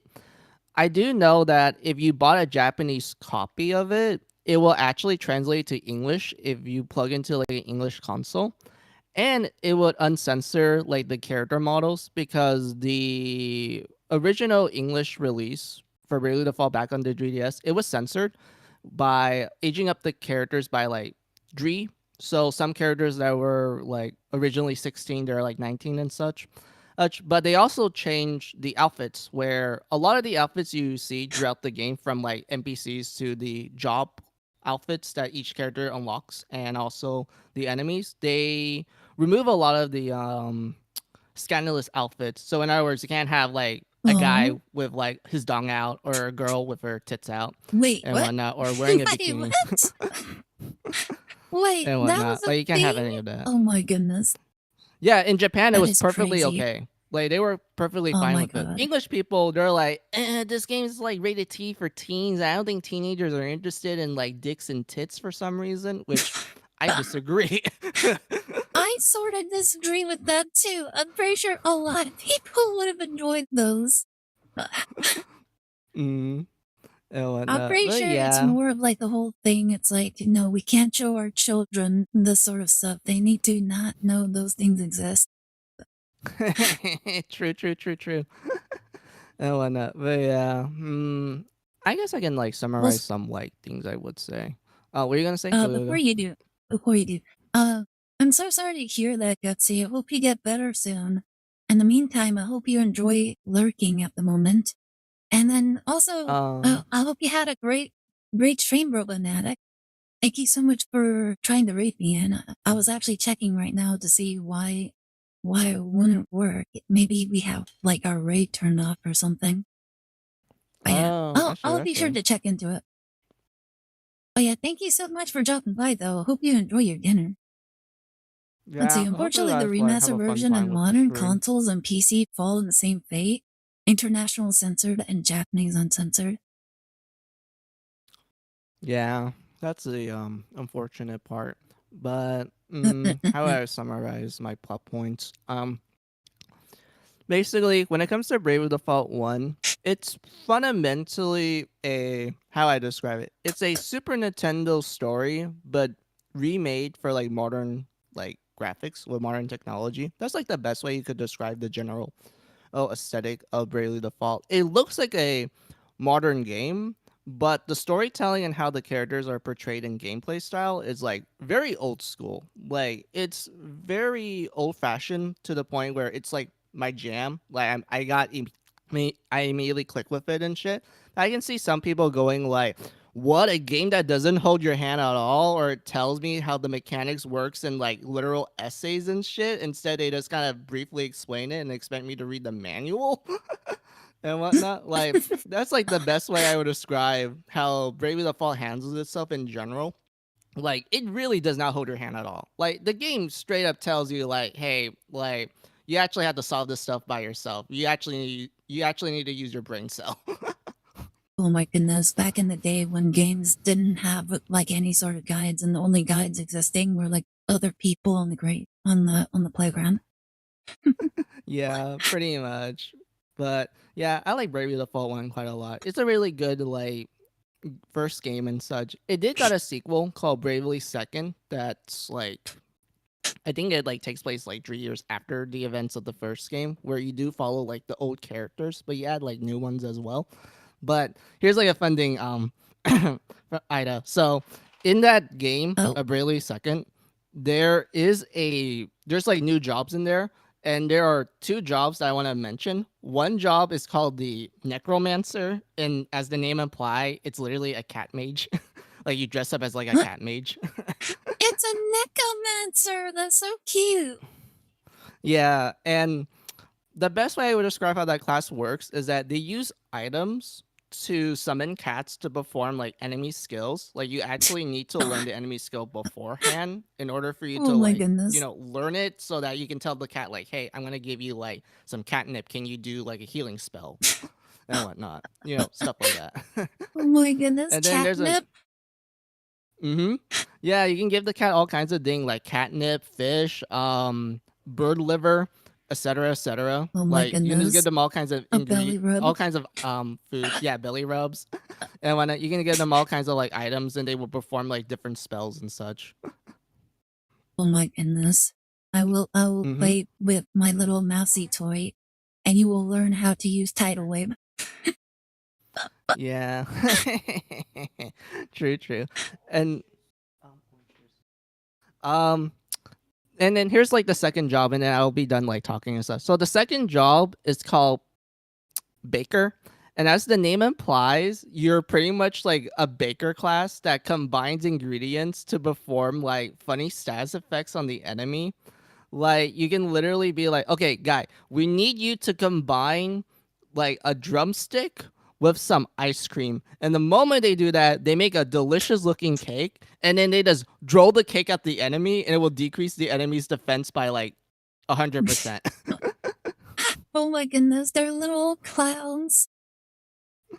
and whatnot. Yeah, what makes it even more great, Ida, is that there is an recipe in the game where if you have the necessary like recipe, like ingredients and such, the moment you make that cake and you draw at the enemy, it will instant kill them by giving them the ghost status effect, which will consider the enemy dead, but they can still do Oh like my goodness. actions as long as it's magic based. If they're trying to do like physical based stuff, then they can't do anything. They're a ghost. They can't interact with you physically. So you can Oh like my god. apply that to the whole enemy group, and then the whole enemy turns into ghosts, and the game's like, "Oh, congratulations, you beat the battle." Oh my goodness, that is so funny. Yeah. Mm-mm-mm-mm-mm. Oh my goodness, that's the first one, right? Or is that Oh no, or that's is it Bravely Second. this one? Oh, okay, okay. um, What about yeah, this one? Bravely Second. Oh, Bravely Default 2 is different from Bravely Second. Bravely Default 2 is its own continuity. It's basically a Final Fantasy situation. Yeah, Bravely Default, and then Bravely Second, which is the sequel to Bravely Default, and then Bravely Default 2, which is its own thing. Ah, okay. Completely different thing. Yeah. Okay. Yeah, Let's pretty see what. much. But Oh, that. You know what? It's Square go. Enix. That makes all the sense. Yeah. we can go now. I'm done like yapping. Alrighty then. If this list was based purely on gameplay alone, Bravely Default 2 would score much higher. This JRPG takes its name from the combat system's core mechanics, which sees you either brave, to make multiple actions in one turn, or default, to defend and save up moves for another turn. It's a simple You get but it? effective It's the premise that makes for title, one of the Bravely best combat Default. Yeah. experiences in JRPG history. Oh my As you may goodness. expect for a combat-focused game, Bravely Default Yeah, 2 they is did no this in the pushover, first game as with well. 20 to 30 where, minute like, boss battles you being either a bravely common go occurrence. forward, After every challenge or conquered, you are default rewarded with a new to, character like, class or the end. job, and which such. encourages They do, like, constant jokes like experimentation that. and build crafting. Finding the right combination of abilities Oh my will have goodness, you feeling I honestly all-powerful was as not you expecting exploit that. the systems in your favor. Simply Yeah. put, Bravely Default 2 is one of the best games for anyone seeking a classic JRPG experience. I disagree with your statement, buddy. It's the worst. Alright. Live a live. Oh, Live Alive? Oh, is that how you pronounce it? It's how I wear it. The developers, when they made the name of it, you can pronounce it the way how you do it or the way how I do it. It's like interchangeable. Live alive. Yeah, Live Alive. Live alive. Yeah. This one is one of Square, not Square Enix. Square's like lesser RPGs. Like this was made during the Super Nintendo era, where they were just kind of pumping out like random games that aren't Final Fantasy. Where the best way I would describe this game, Ida, is it's like an anthology story where there's like multiple characters you can pick at the start, and each of them have their own separate story that's like their own thing. They're not interconnected whatsoever. So you're kind of just like looking through like different stories that it's implied it takes place in the same universe but in different like time periods. Like for example, there's a character that's literally a cowboy and his entire story is like the literal old Wild West, and it's heavily implied it's in Arizona. Wait, really? Oh my Yeah, it's like goodness. heavily implied. There's like Wow. a samurai guy that's in like feudal Japan. You can play as a caveman who's like fighting dinosaurs, and the final boss is literally a giant T Rex called Odo. That's like giant and purple, and for some reason it shoots fire. Guys, did you guys know that we have a pet dinosaur in our backyard? Oh, really? It's a giant T-Rex. Like we have to clean the backyard daily. Damn, that must be terrible because they're huge. I mean, their shit's like huge too. Oh, it's as tall as the house. Damn, dude. You might as well just turn it into like the next dump. Yeah. What else is there? Oh Makes yeah, kind there's of like makes you one wonder story. where we throw it all. True, true. Maybe you guys like use it as fertilizer. Maybe you toss it to like the neighbors and they're like mad at it at first, but then they're like, this is actually good fertilizer, so we're just gonna like keep quiet of this. It's the money making scheme. You just sell the fertilizer to the local farms. True, true. But Yeah, yeah, there's also like pe- oh go. people around here actually like buy like a bunch of chickens. Like my mom actually like bought a bunch of chickens and a rooster, and she actually sold like her egg, like the eggs. And that was actually a thing that a lot of our neighbors were doing. So every Hmm. morning, if you were like a kid and you were just walking down like the neighborhood, you would sometimes just hear like a rooster just like cawing like "Caw!" like Okay, that's funny. It can get kind and of then annoying, but that's funny. I I think somebody around here had a goat, Wait, really? and A goat? yeah, they had a goat. And I think the biggest thing somebody had. Oh wait, this was actually something that somebody had like literally just down the street from us. They had Mm-hmm. horses.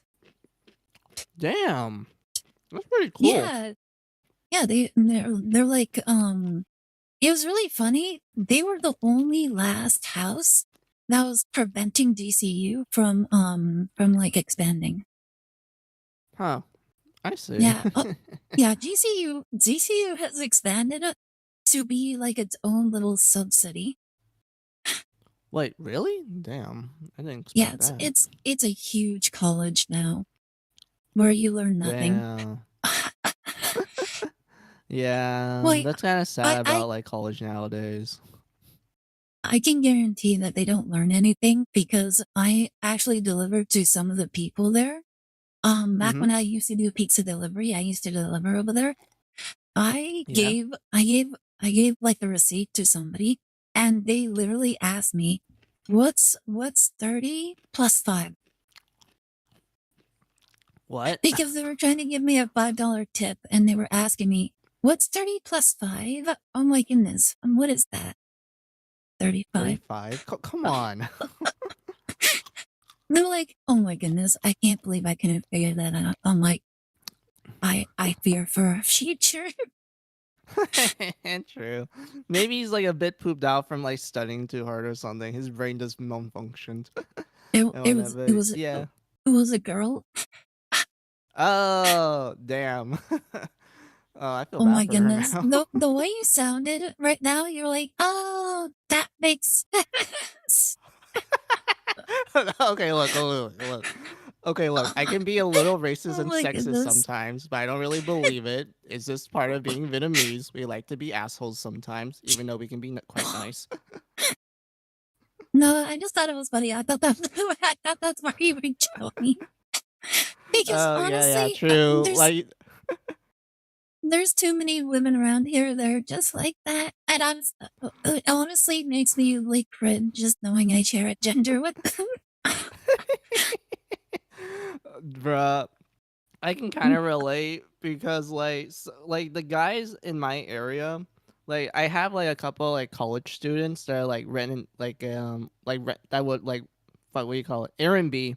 Like, they will rent one and such because we do have like a college like building like nearby, but it's not like the college campus. They just like made a separate building that's connected to the college for like some classes and whatnot. But anyway, hey, I remember seeing them, and for the most part, the only thing I got from those college students was literally like I smell weed from them, and most of them were guys, and they talked in the most like surfer like Oh my drugged out goodness. voice in the world. And I can't help but like go, I can't believe I'm a guy and I can completely understand what they're saying because I'm also like kind of a surfer dude. Oh my goodness. I wanna like, I can't help but just be like, damn, is this how people see surfer people? We're like kind of high all the time and we just say bunga and shit. Always wearing like the tank top shirts with the colorful Hawaiian like colors. Oh Always yeah, wearing uh-huh. shorts. Have a Mm-hmm. very terrible Definitely. tan. Sunglasses Yeah. everywhere. And their Mm-hmm. hair is just completely covered in gel, even though they wake up and they don't put any hair gel on. It's like, where does the gel come from? Simple. It's actually their hair grease. They never shower. Certified surfer whisperer. Yep. You guys Mm-hmm. want to hear? You guys want to hear a little bit of lore about like this? Mm. There's a rule that exists, like in downtown, where we live. Yeah, go. Okay, so we're downtown is ASU, Arizona State University territory. It's once again, it's a huge university filled with every sort of person you could think of just going there. Mm-hmm. And if you ever get a chance to drive down their streets, you will notice there's a sign that's up there. And the sign actually says no sunbathing allowed. Bro. And there so you might assume that the reason why there's no sunbathing is probably because of like the little mirror things that they use in order to like catch all the sun rays like to their face. Mm-hmm. Had nothing to Yeah. do with it. The reason Wait, what why was it's it? banned, it's because there were so many highly attractive women in bathing suits just sitting on the side of the street, just sunbathing, and it was causing all the accidents because of distracted drivers. Wait, what? Oh my god. Yep, yep. Hmm. My I kind brother, of my wish brother. I attended college in Arizona now. Well, you might complain about the heat, but the one thing you might enjoy is the fact that almost every woman usually doesn't wear too much, Hmm. especially Okay. the Okay. college students. Huh. Yeah, that Yep. that makes sense. My college was like that too.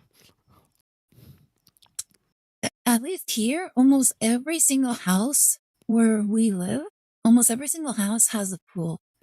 And that's like the number one thing that a lot of people ask for, even though they never take care of it. Bruh. Huh. Mm. I don't think it was like that Yep. for my neighborhood. Like, we have like those like pools you can like set up and buy, but not like, build in pool. Like, they buy the house and they're like, hey, can you like build a pool inside, like in the backyard and such? Like, I don't think we ever did that.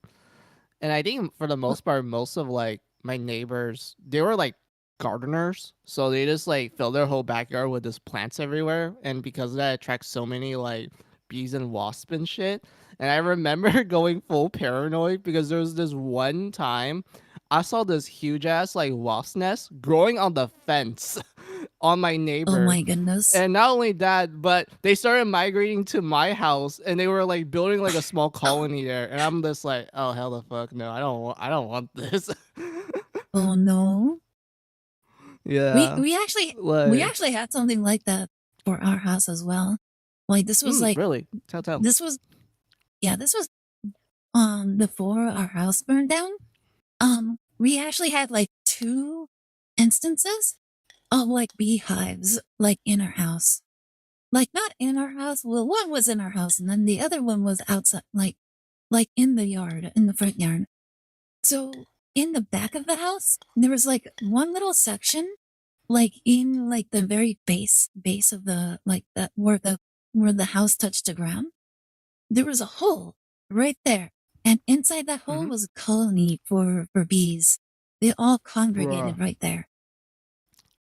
So Bruh. That's a fucking nightmare. yeah. Like luckily they were all right there, but if we wanted to play outside, we couldn't because there were bees all over the place. And Bruh. so That my sucks dad balls. my dad personally took care of it. I don't know how he did it, but he did. Damn. W dad. And so the second one, I think the second one was the first one that we had. This was back when there was like a watering system in our front yard. Mm-hmm. So our dad actually installed like a little watering system in our front yard because he really wanted to plant like vegetables and stuff. He wanted a vegetable garden in our front yard. Problem was Oh, that that's cool. we didn't have the proper fertilizer. So everything we grew just didn't grow correctly. Mm-hmm. So he actually installed like a little water system. So he buried it into the ground and then every so often like it had a little timer. Basically back in the day when you had like this water system, there wasn't like a little gadget like somewhere where you just press the button. No, you had like Mm-hmm. a physical thing in a box in the ground just somewhere in your front yard. And so Oh. that's little box is where the bees were like living. Bruh. They hid themselves well. God damn. Mhm. Infinite water source for them. Yeah. That's smart. That's actually genius. Mhm. Not only that, but like Uh, had fresh fertilizer. We had flowers and plants and stuff in the front yard. It's basically what they wanted. Like Damn. ideal real estate. Yep. All for free for them. Mhm. Yeah. They're just a bunch of The- squatters. I mean, that's technically what they are. oh my goodness, they're squatting rights. But my dad got rid of Yeah. them. Yeah. Thank God. The beacon was lit. The swarm has come type situation. Pretty much. Yeah. Mm-hmm. Oh my goodness. I remember back in those days, my brother actually got stung by a bee. Oh. Yeah, it was not pleasant. Actually, both of my brothers have gotten stung by bees before. Okay. Yeah, the Yeah. very first time they ever got stung by a bee was because they were messing with the beehive. Bruh. Of My course they were. my brothers were we were this was like when we were really young. We were like I think we're like around 4 or 5 years old. And this wasn't at our Mm-hmm. house. This was like at a parking swap. This was Mm. back when my parents used to be vendors. And so there was like this Okay. little there was a tree just outside the parking swap. And there was a beehive like in the tree. And so my brothers decided to go like G.I. Joe commando on them.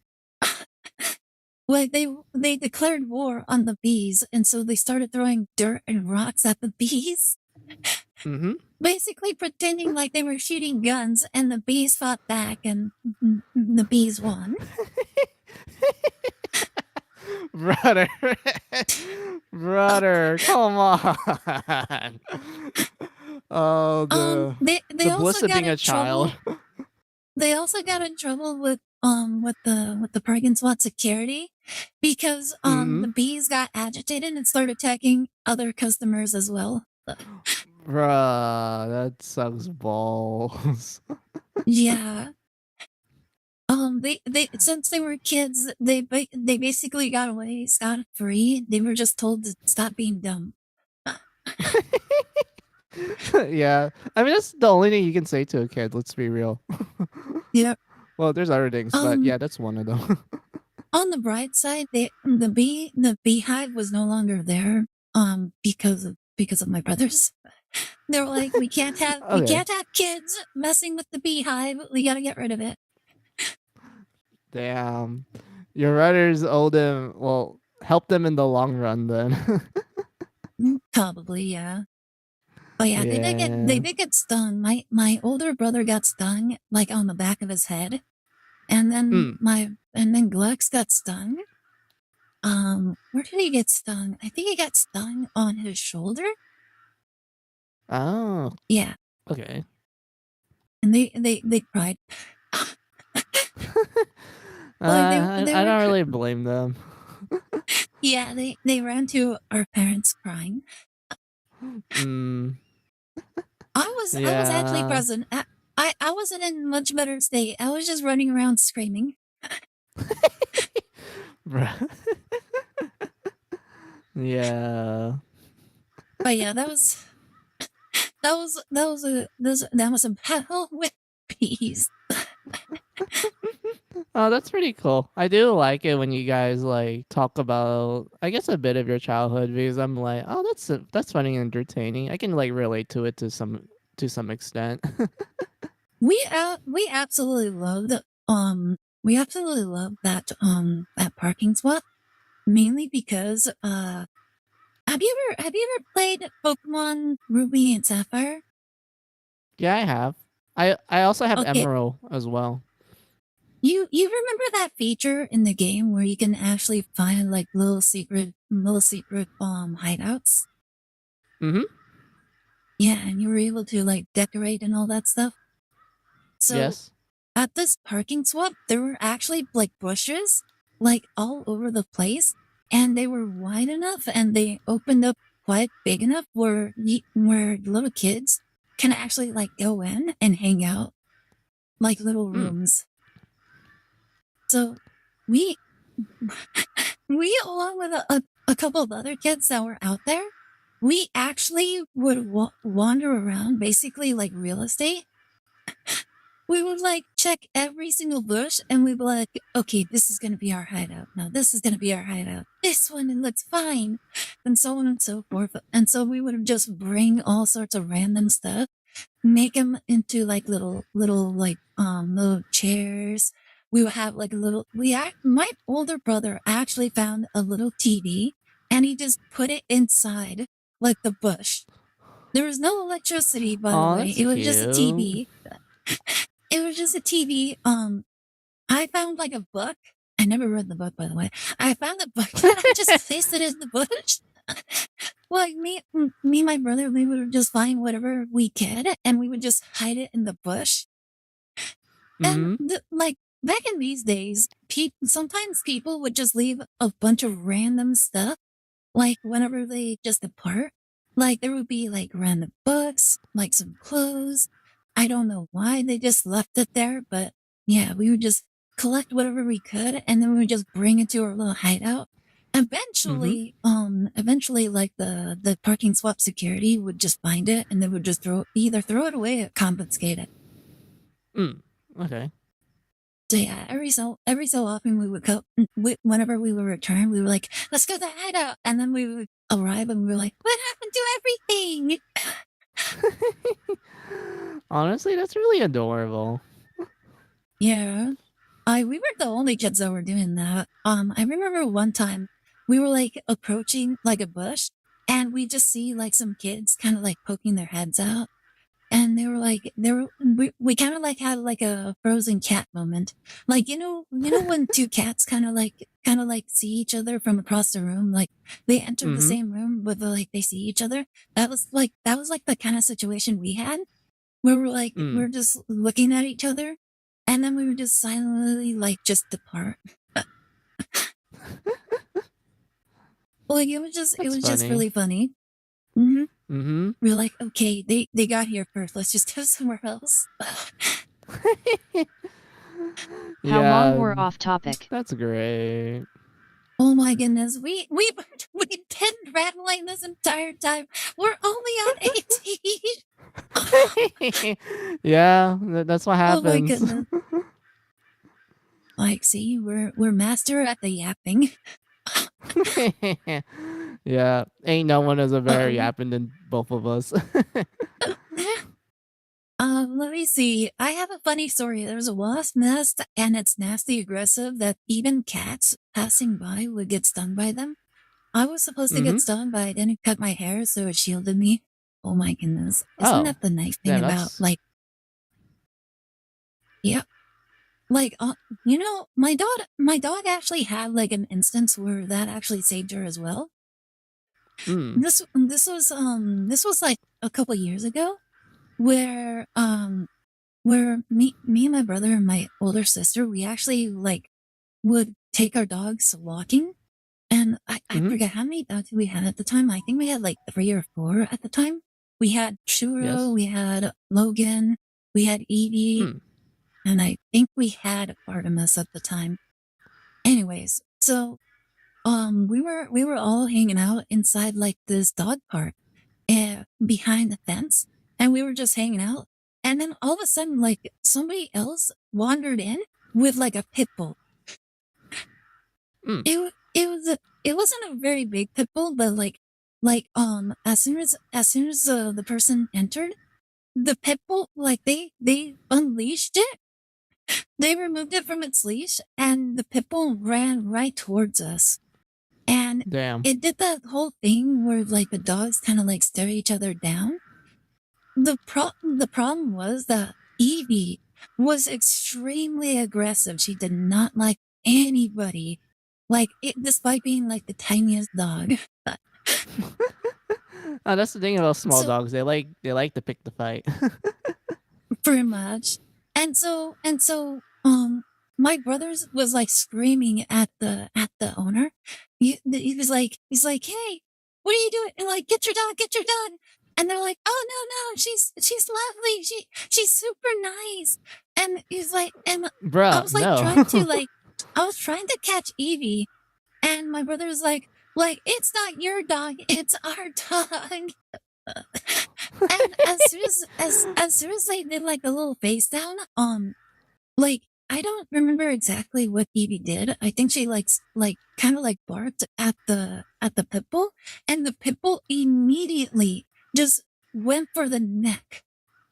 Like it Bruh. went straight for her neck, grabbed her, and it was like kind of like shaking her a little bit. And my brother, like as soon as that happened, the owner started running.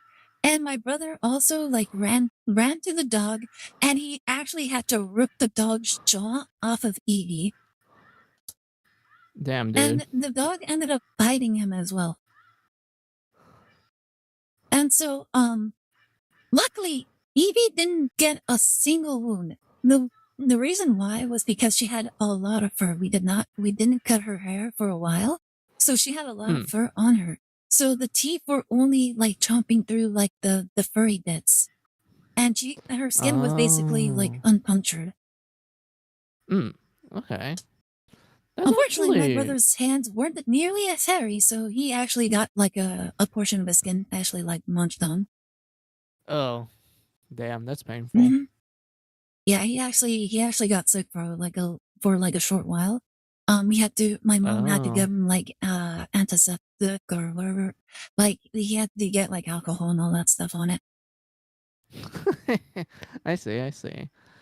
Yeah, he said he didn't really mind as long as he saved Artemis, or not Artemis, Evie.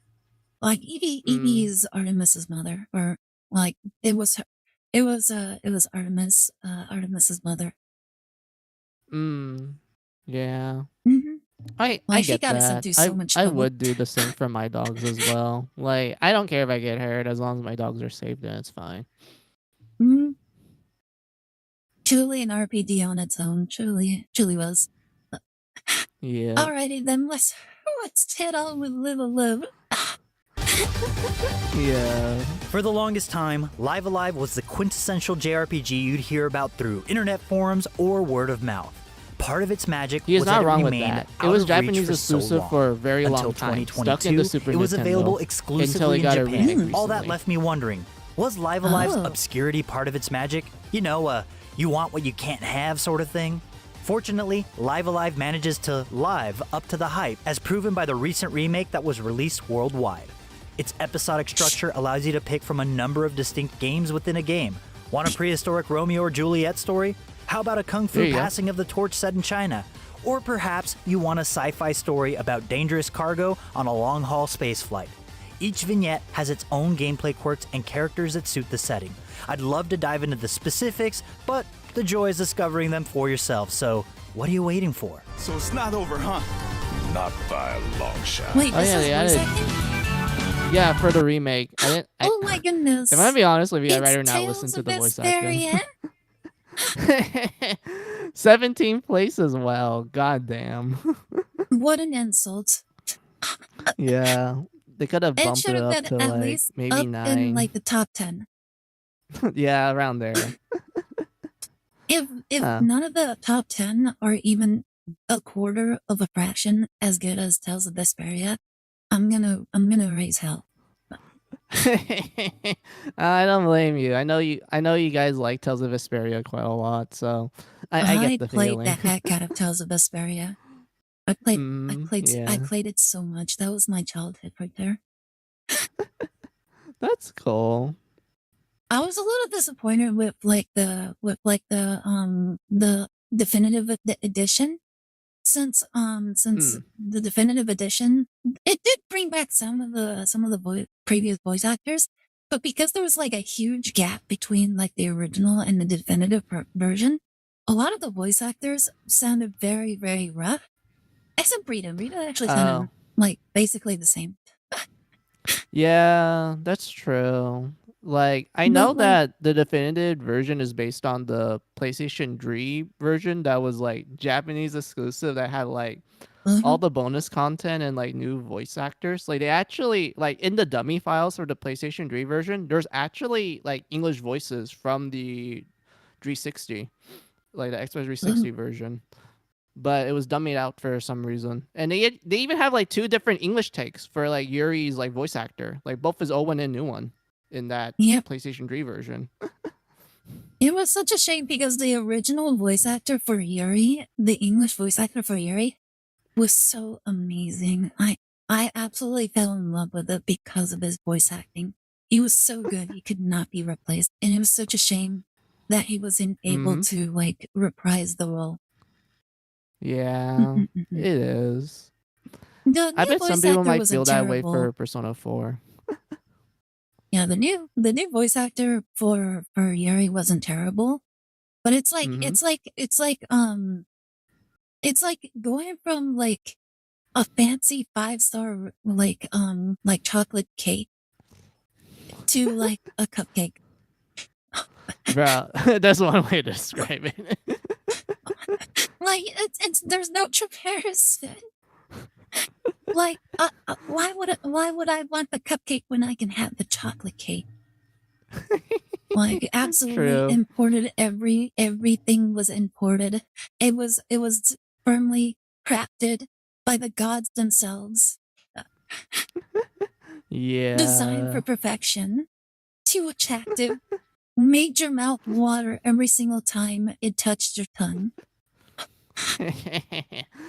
Damn, you must really like Yuri's voice actor that much if you were to describe I him that love way. this voice actor.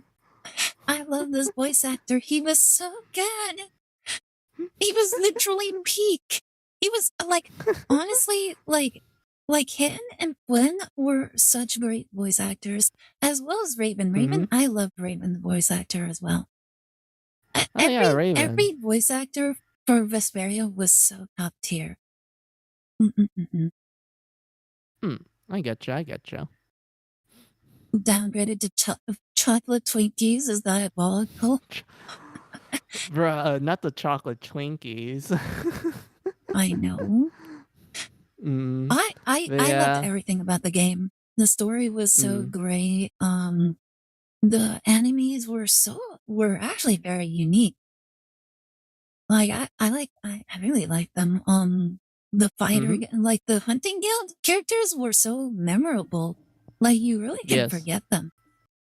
Mm-hmm. It was funny, and the funny thing was that you never actually fought Cliff until like late game like content. Oh. I see. I always thought that was funny. Yeah. He was basically he was like Hercules from the Kingdom Hearts series. I get what you mean. Mm-hmm. Like he was everywhere, but you never fought him. yeah. Mm-mm-mm. Judah, oh my goodness, Judah was amazing. The reveal for Judah was top tier as well. Mm-hmm. Like whenever me and my brother we would play, I always played as Judah. Yeah, I don't really blame you. I really don't. I like her gameplay style too. Like she's really fun. Mm-hmm. I would have also played Rita's, but like one thing that you learn very quickly in the Tales games is that you're never supposed to play the mage character. I It was mean, funny. yeah, I guess. It was funny because back when we used it, when we first played Tales of Symphonia, me, my older brother, my brother, and my sister, we actually played 4 mm-hmm. players on Tales of Symphonia, and Oh, that's my sick. I would love that. my brother played Genus. My brother Glex played Mm-hmm. Genus, and he was so bad at it that we basically agreed at that point where it's like nobody's allowed to play the mage Mm-hmm. character. Yeah, like Bruh. the mage character is so important that like we humans are just not smart enough to play them. Yeah. I kind of get it.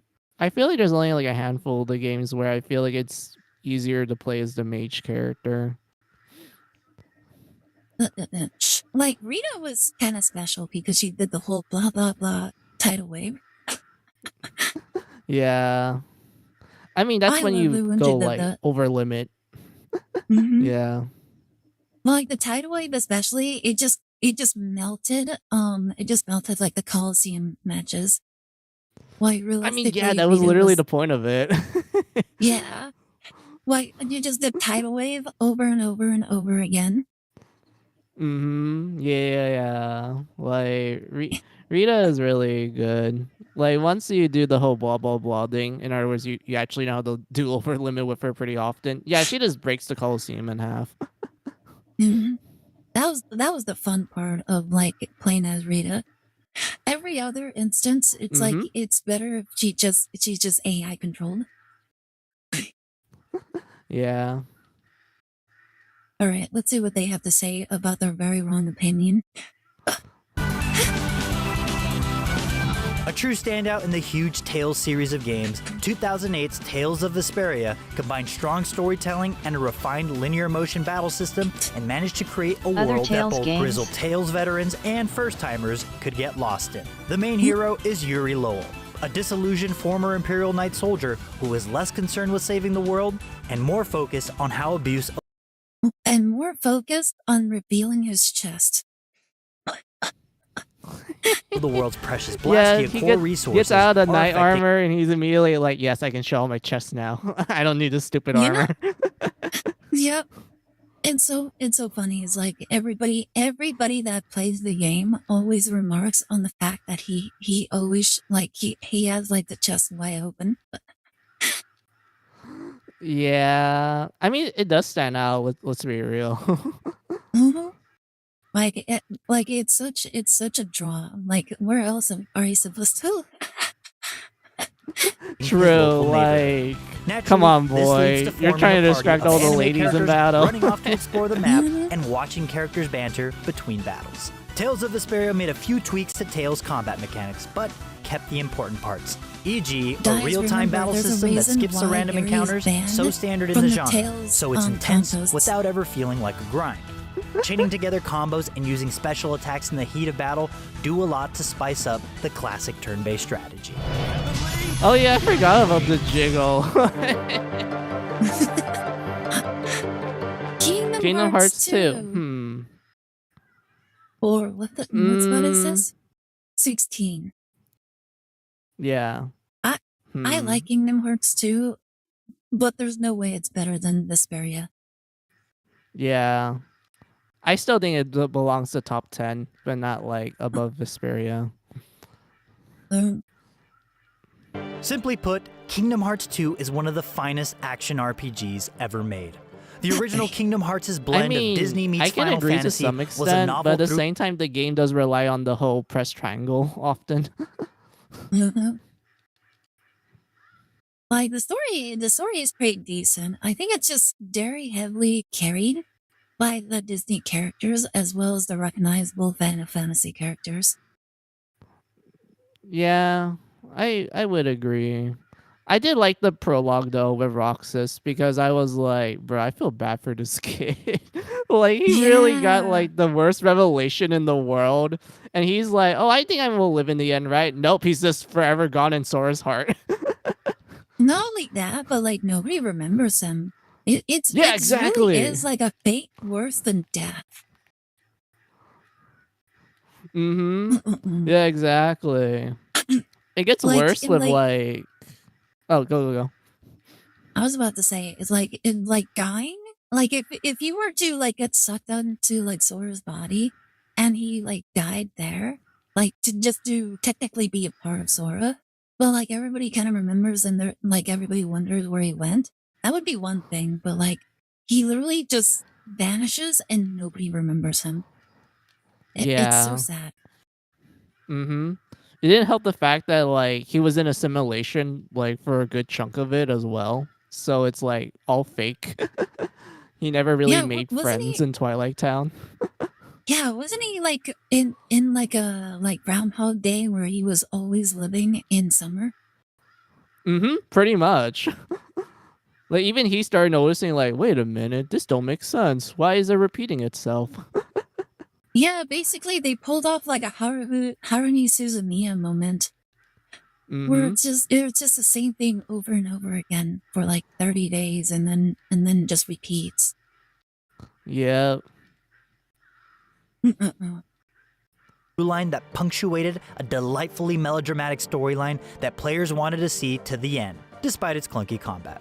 Kingdom Hearts 2 takes everything unique Wait, what do about you the mean original clunky setting, combat? The combat was and actually player peak. Major customization, disappoint and of throws it waiting into 10 plus years Yeah, for KH3. It was way better than Kingdom Hearts 1. Yeah, Like, by a like lot. it was a massive improvement. Like, it's only clunky for them because they actually played much better stuff. Probably. Maybe they played they- Gris recently. Yeah, they need to compare it to like when it was first released.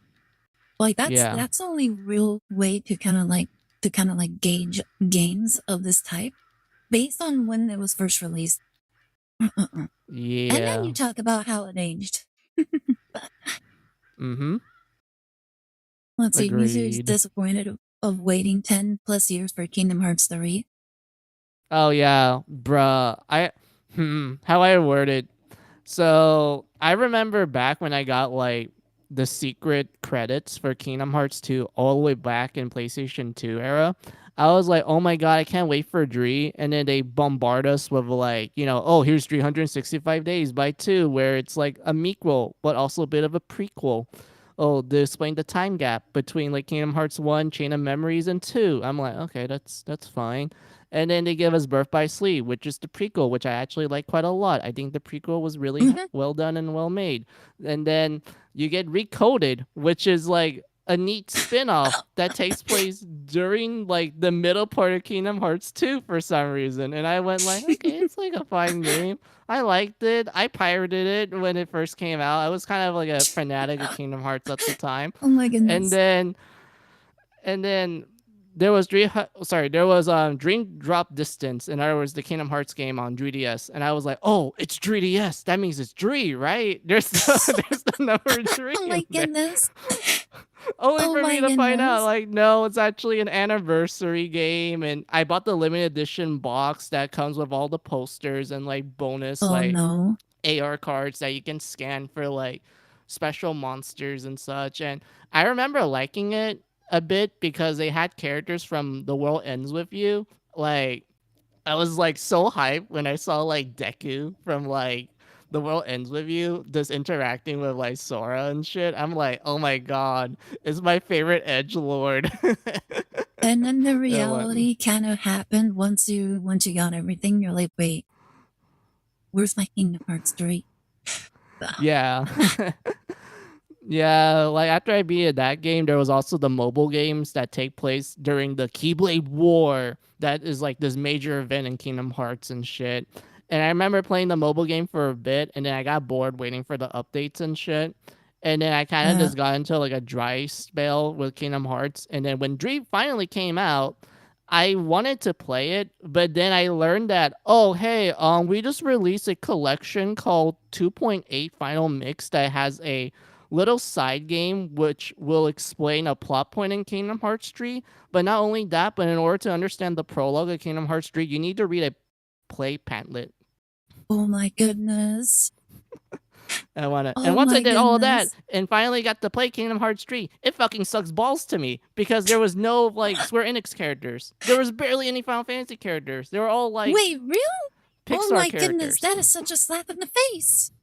Yeah, exactly. Like I was so fucking disappointed to the point where when I got to the end and like got to see like the conclusion and shit, I was like, I should feel happy, but I felt so let down and disappointed that I just can't like Dree. It's just I just Attractive been let characters down. were banned from Kingdom Hearts 3. Yeah, I was just let down like really hard. Like Ida, they literally have a frozen level in Kingdom Hearts 3. Oh Like my let it go and goodness. shit. Did they And why actually not? sing Let It Go? Yeah. Oh my goodness. Yeah, they Like that had would have that. been They had Monsters Inc. and Toy Story, and it actually resulted with a lot of funny memes for Toy Story, where like Woody would just be like smack talking all the villains and shit. For some reason, like it literally led to like a he was funny a meme of badass Woody. in this wait, he was a badass in this game? Yeah, he was a badass. Like he literally talks smack at the enemies, telling them like, "Looks like you don't have a friend in me." Oh my goodness, he's like they literally made him like the most ideal like Texan American. Like the Yeah, pretty stereotype much. It's that fucking Japanese people hilarious. have of Americans. Yeah, it's great. But at the same time, Dree is such a huge disappointment, though. Oh my god. Like I Hmm. thought that was silly. I'm like, how is like Woody in this game? And now that you tell me that he's basically like an actual sheriff, like a Western style, like on like just Western style Texan sheriff, like from the 90s. Yeah, pretty much. Oh my goodness, that actually sounds really good. Hmm. Like For real, for what real. else did you think was like disappointing about the game? I felt like they kind of how I word it. Oh, They put so many characters in there expecting you to know them because they expect you to follow like every media of Kingdom Hearts prior to Kingdom Hearts 3, which to me, since I kind of did it when I was younger, I understood like the importance of some characters appearing. But if you never like follow Kingdom Hearts at all, you only play like 1, 2, and 3, this without any of the side games and shit, you're gonna be left so confused. Like you're like, who the fuck is this character? I don't understand the significance of this. Why is he like important to the point where Sora is like having like a literal like Shakespearean soliloquy with this guy and whatnot. I don't get it and whatnot. Like Like that's kind of there's the issue history with right there. Dre. Mm-hmm. Oh wait, Like probably the best way to describe it. It's basically like the MCU version in video games. pretty much, it literally is the MCU of like Japanese Disney crossover. Yeah, because in the MCU, most people they'd never watched like any of the TV shows for the MCU. Mm-hmm. So when the movies came out with all these characters, nobody understood like the history between them.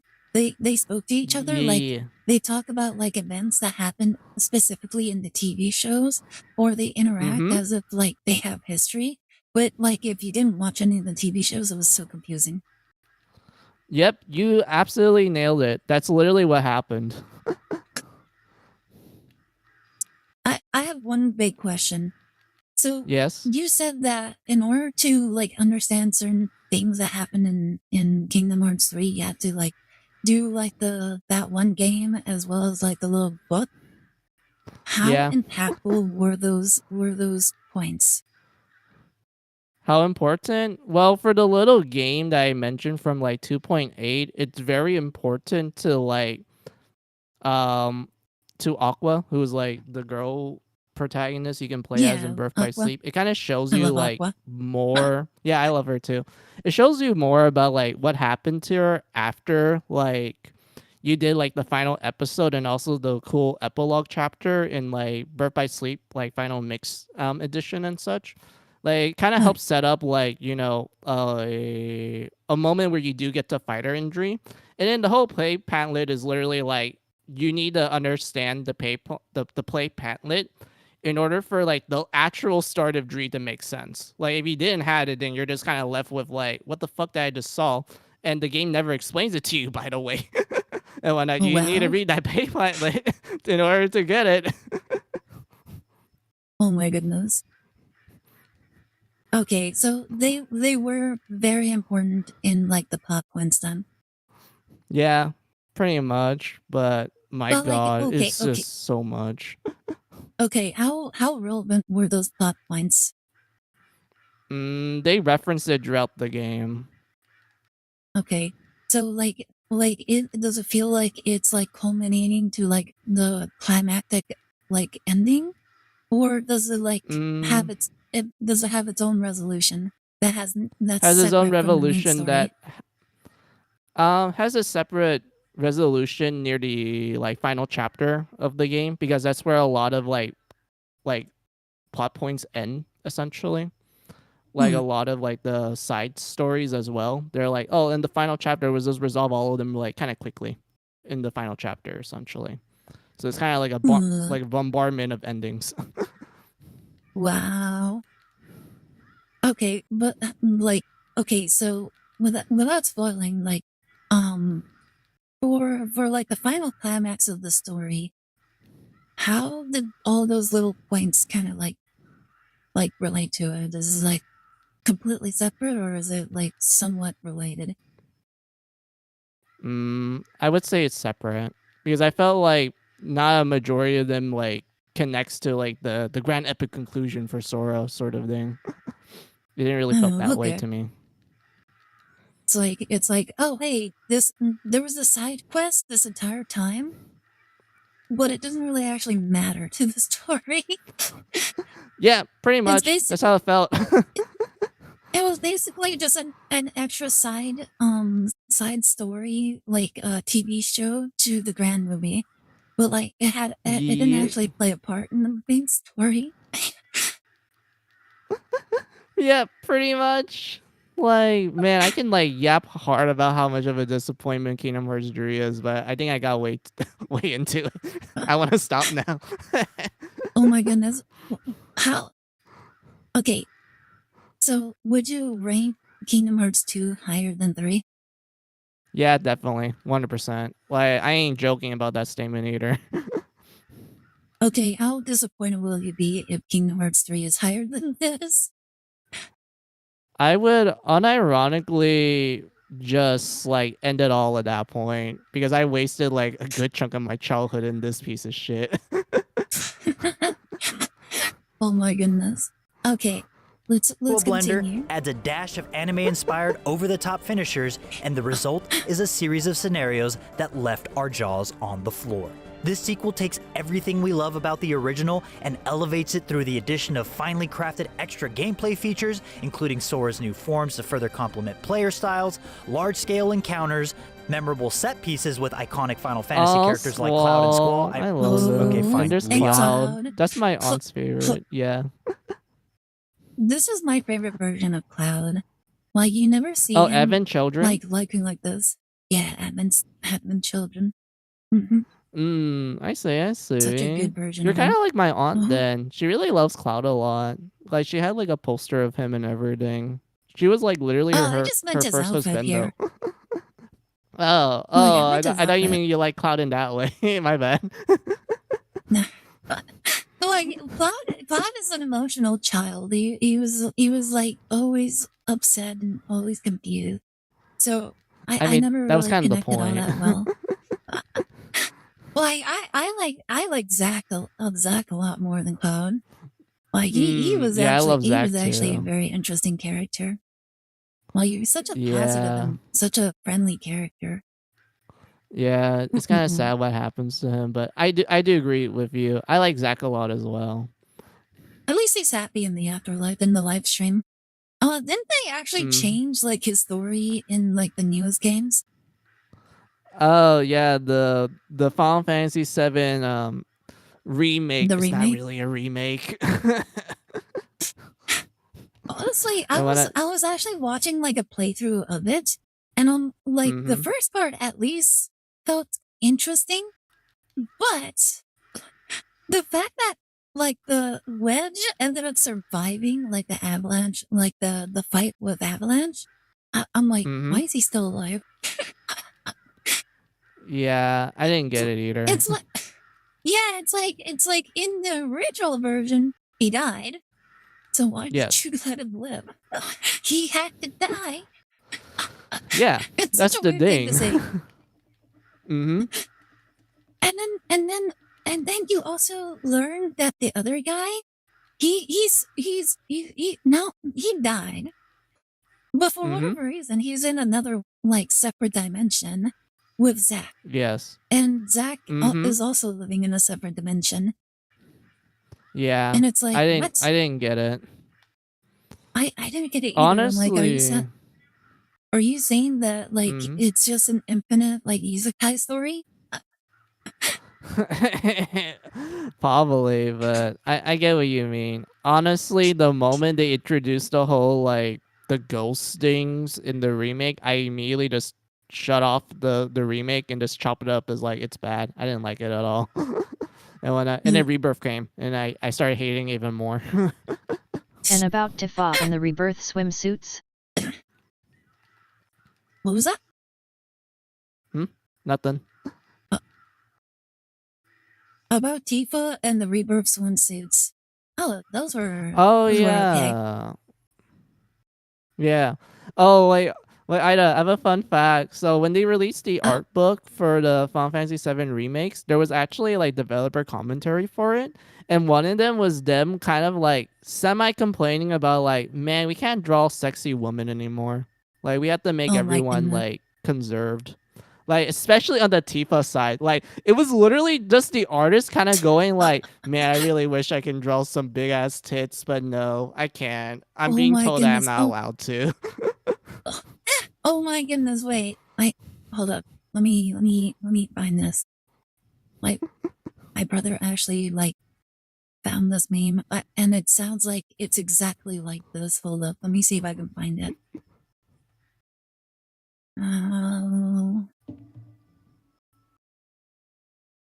There it is. Okay.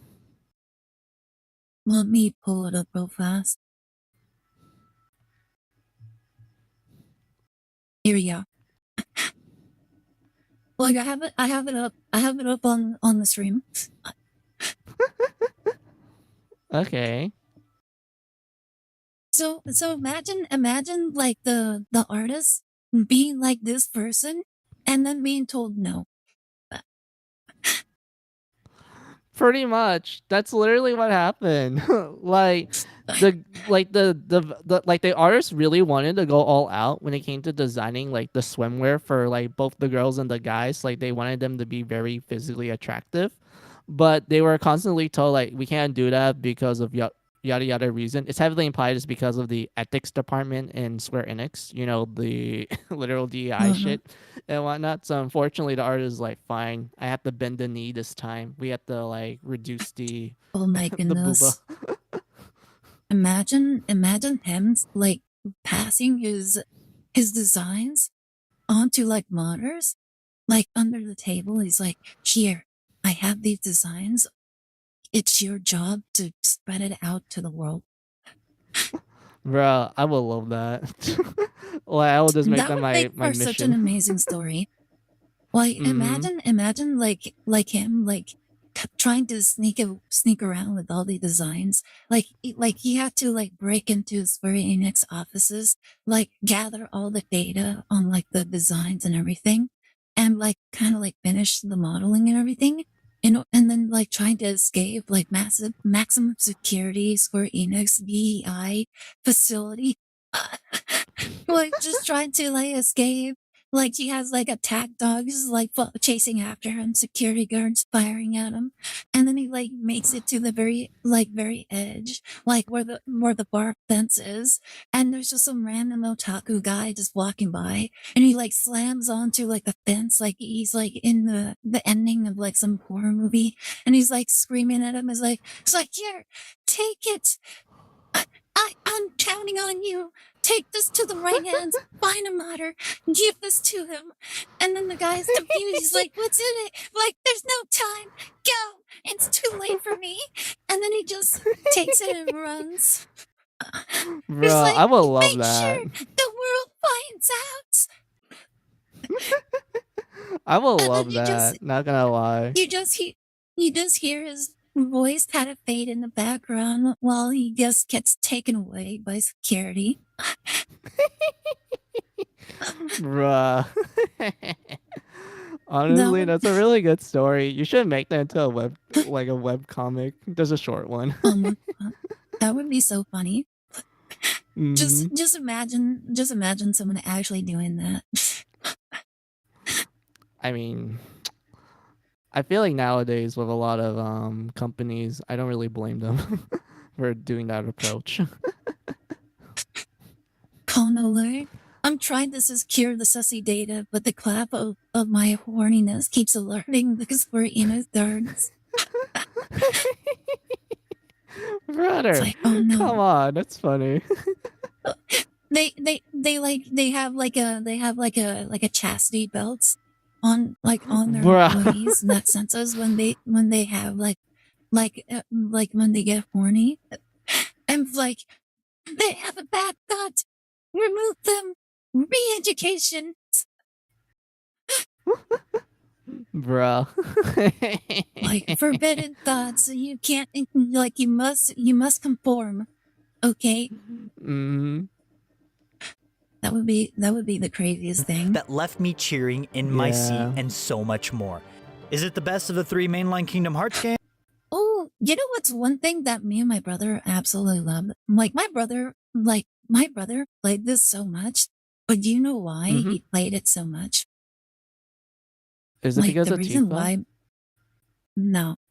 No, he Oh. like literally out of the entire game, there was only one section of the game that he would replay over and over and over again.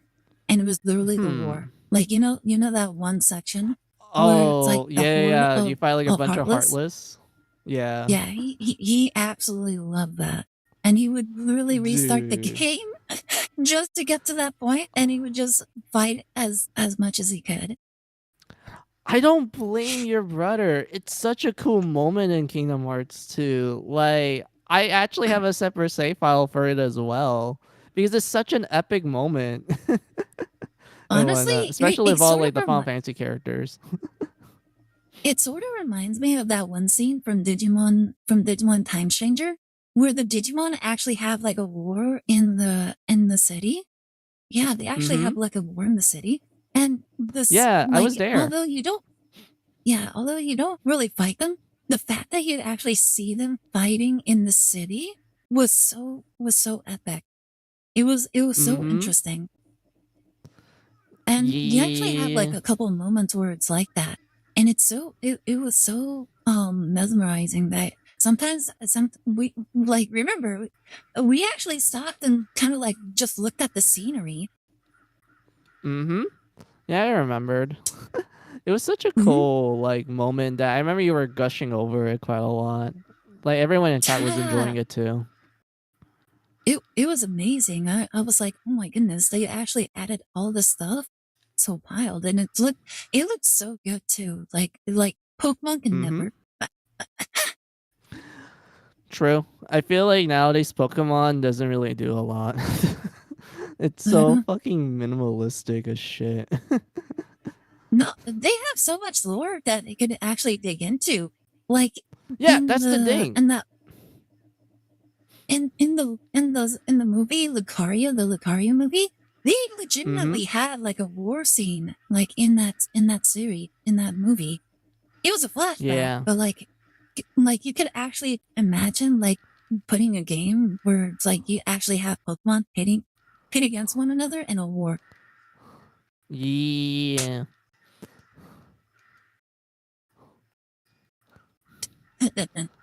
Mm-hmm. But they can't do it.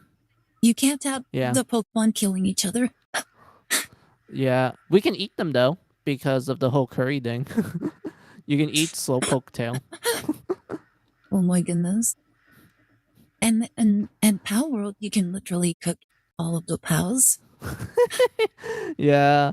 I will always love Power for that alone. It's like, yeah, we ain't sugarcoating it. You can actually eat them. Mhm. Need more material for your base and for your ultimate weapons and game weapons? Well, we Only have good a and little passable meat Pokemon grinder. games in Switch and beyond is Legends True. Arceus, Sword/Shield, and one or two more. Legends Arceus, Sword and Shield, and one or two more that are good and passable. I would argue like Arceus is probably pretty good. I did enjoy that one more than like Sword and Shield and like Scarlet and Violet, but even then I feel like it was lacking in some areas, not gonna lie. I would say that the reason why it felt so lacking was because other games were already kind of like doing something similar but better. Mm-hmm. Yeah, pretty much. Yeah, like the whole open world thing, a lot of like Digimon was already doing open world with Mm-hmm. Cyber Sleuth with the Cyber Sleuth series and the World Next Order. Like, Yes. and not only that, like most of the Digimon games were open world. Mm-hmm. And then You're not wrong with that statement.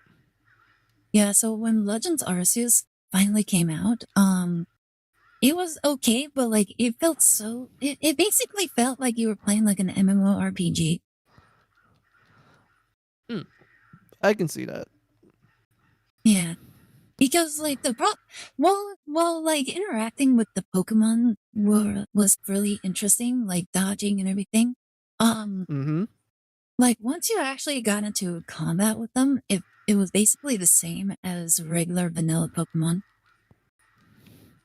Yeah. And Yeah, it really does. And one of the things that was really funny about the game mechanic that Mm-hmm. they added into Legends Arceus was the fact that you could actually like level up the Pokemon's attacks by using it over and over again to eventually learn more Mm-hmm. stronger attacks. Yes. And you didn't have to relearn any attacks. You could literally once you learn the attacks, you could just swap them out. Which it's Oh. like yeah, which is like, why wasn't this a thing for the entire series? Yeah. I didn't get why they didn't do it until Arceus, but well, at least is now it's a What? thing in modern Pokemon. Yeah, Pokemon Let's like the Go first couple of Pikachu/Eevee, generations made new sense. Pokemon Snap, and Mm-hmm. Pokken Tournament. Yeah, like the first couple of games, like probably when they should have added that should have been like Diamond and Pearl. I agree. The DS had like strong hardware, has a lot of space in it as well. You can easily do something like that. Like they could have, that would have been like the best time to implement that, and people would have lost their minds over it. Like more so than they already kind of did. It would have actually been revolutionary by then. True. Pokemon Let's Go Pikachu Eevee. Oh, the Let's Go games. As much as I like them, it wasn't anything special. Yeah. Like if anything, it had less content because they removed you're not wrong. encounter battles. Yeah, so it like you're no longer fighting the Pokemon. It's now a catching simulator, which is probably not that great. I do like Snap though. I do like Snap. That one was Snap good. was cool. Pokken tournament. There's one thing I was disappointed. Oh, the Tekken like fighting game. Oh, so when it came to Arceus, I was kind of disappointed that you used Pokeballs to capture the Pokemon. Because I thought like, oh, it's like ancient times before we have technology. So the way you would capture them is by literally like wrestling the Pokemon. Like you just caught them by the neck and you just just do like a bullfight with them until they calm down. Because that's what I thought it was. Yeah, you said traps. You put like the little rope in the string, or you put like the little stick in the box. Pretty much. That's what I thought was gonna happen. But no, they're like, oh, we have ancient Pokeballs technically, and I'm like, dude, that's fucking lame. I'd rather just tackle a Pokemon. You know what would have made sense for Legends Arceus? Like, let's say like instead of Pokeballs, people were only able to like control like one or two Pokemon because of because there was like no technology to actually capture them. Yes. And as like I'm pretty sure in the story you were like transported to like the past, right? Yeah, you're from the present. Like, the thing. Yeah. So you are like the only exception where like you can actually like manufacture Pokeballs from your little gadget thingamajig. Like didn't they give you like little like cell phone? Like that? Yes. You should have been the sole exception. People would be like, what is that? What did you just build? I've never seen anything like that. Oh my god. I always like that plot point in like time travel stories when you go to the past where you have like the most mundane shit that we have, but to them it's like, oh my god, it's a relic of the gods. Like it's the relic from Arceus. Like Arceus literally sent you back in time in order to fuck up time. True. Like, you know, stories about like, oh my god, this person can shoot like thunder from his fingertips, turns out to be just a regular gun. Just a regular like, pistol. I always like that sort of thing. Yeah, just a regular pistol. But to them it's like, oh my god, it's like thunder because it's loud and shit. You know, like that was like one of the things that I really liked about the series Release That Witch. Yeah, it's like the guy didn't have overpowered like abilities. He literally just had the power of science, and he just knew how to like formulate weapons and ancient stuff, or not ancient stuff. Like modern technology.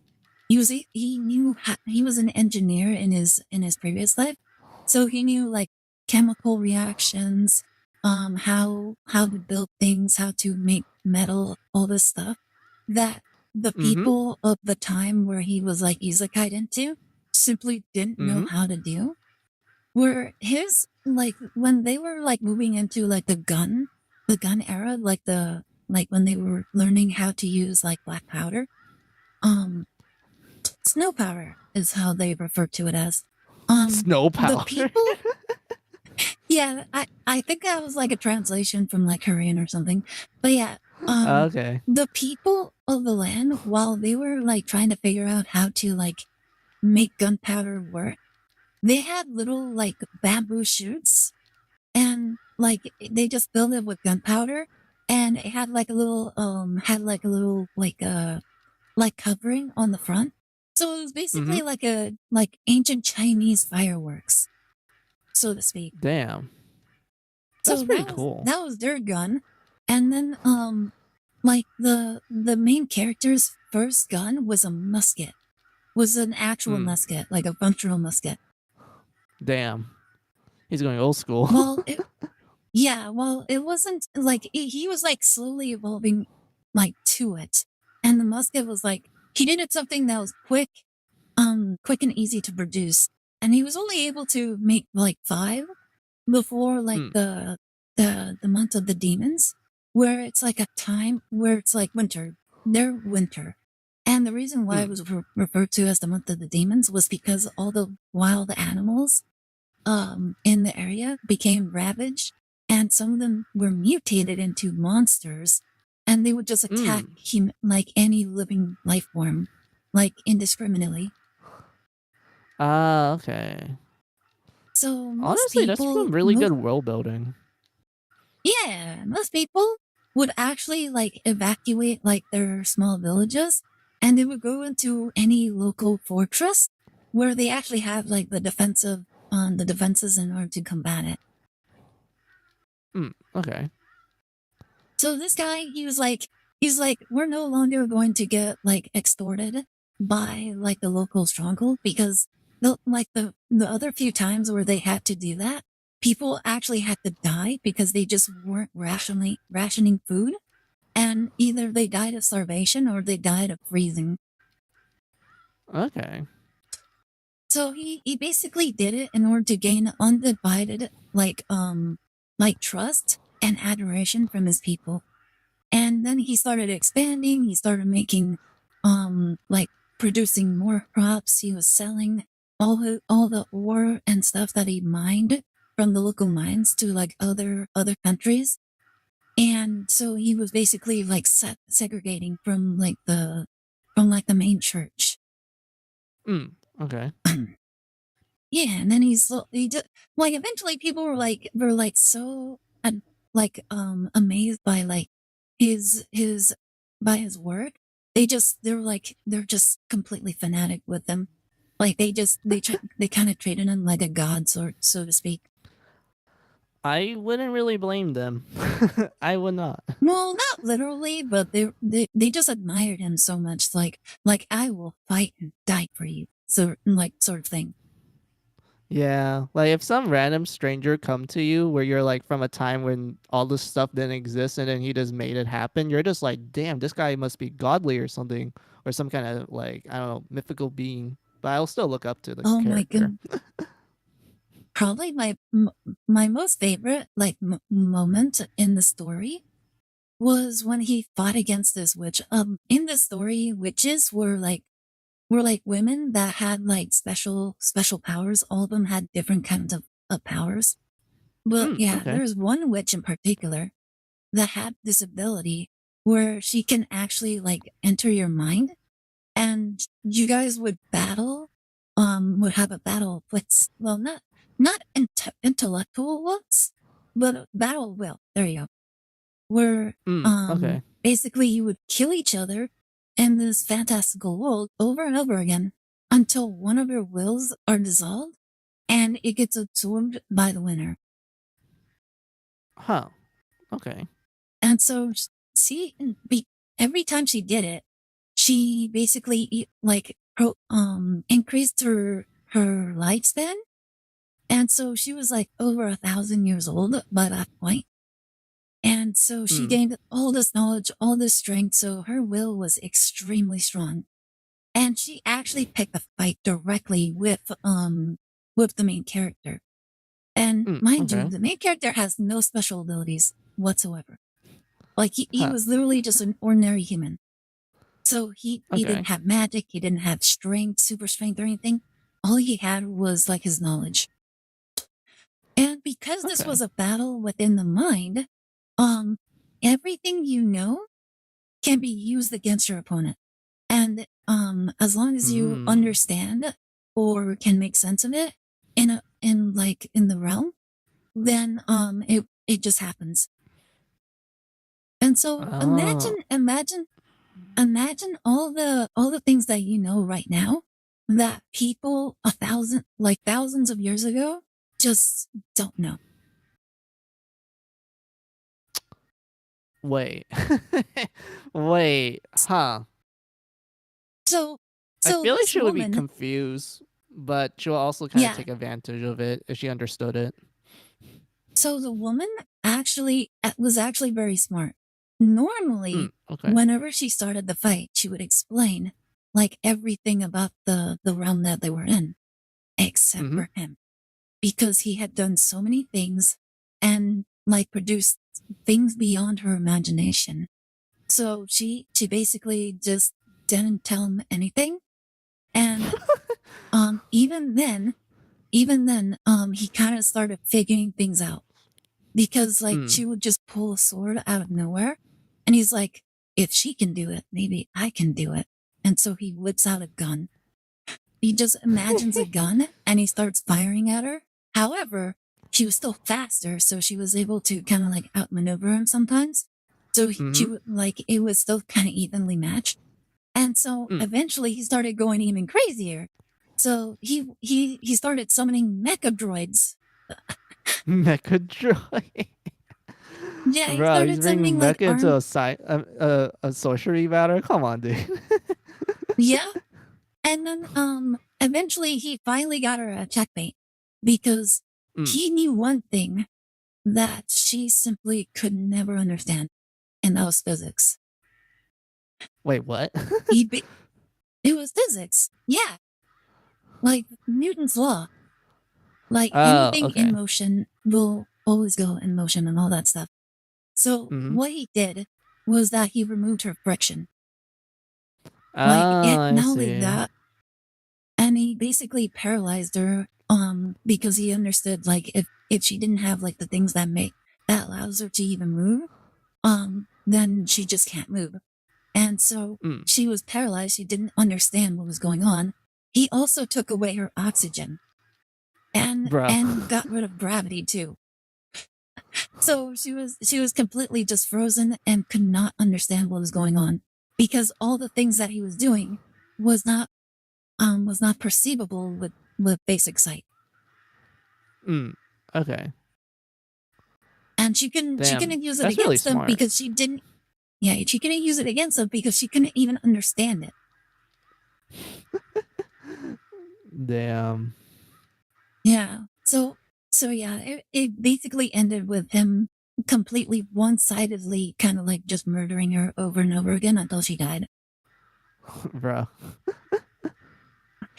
Yeah, it was actually a really good story. Like aside from that moment, I would say the other moment was the invasion of the Mm-hmm. of the of the country capital, where it Mm. was where he invaded because he was going to take over the entire kingdom.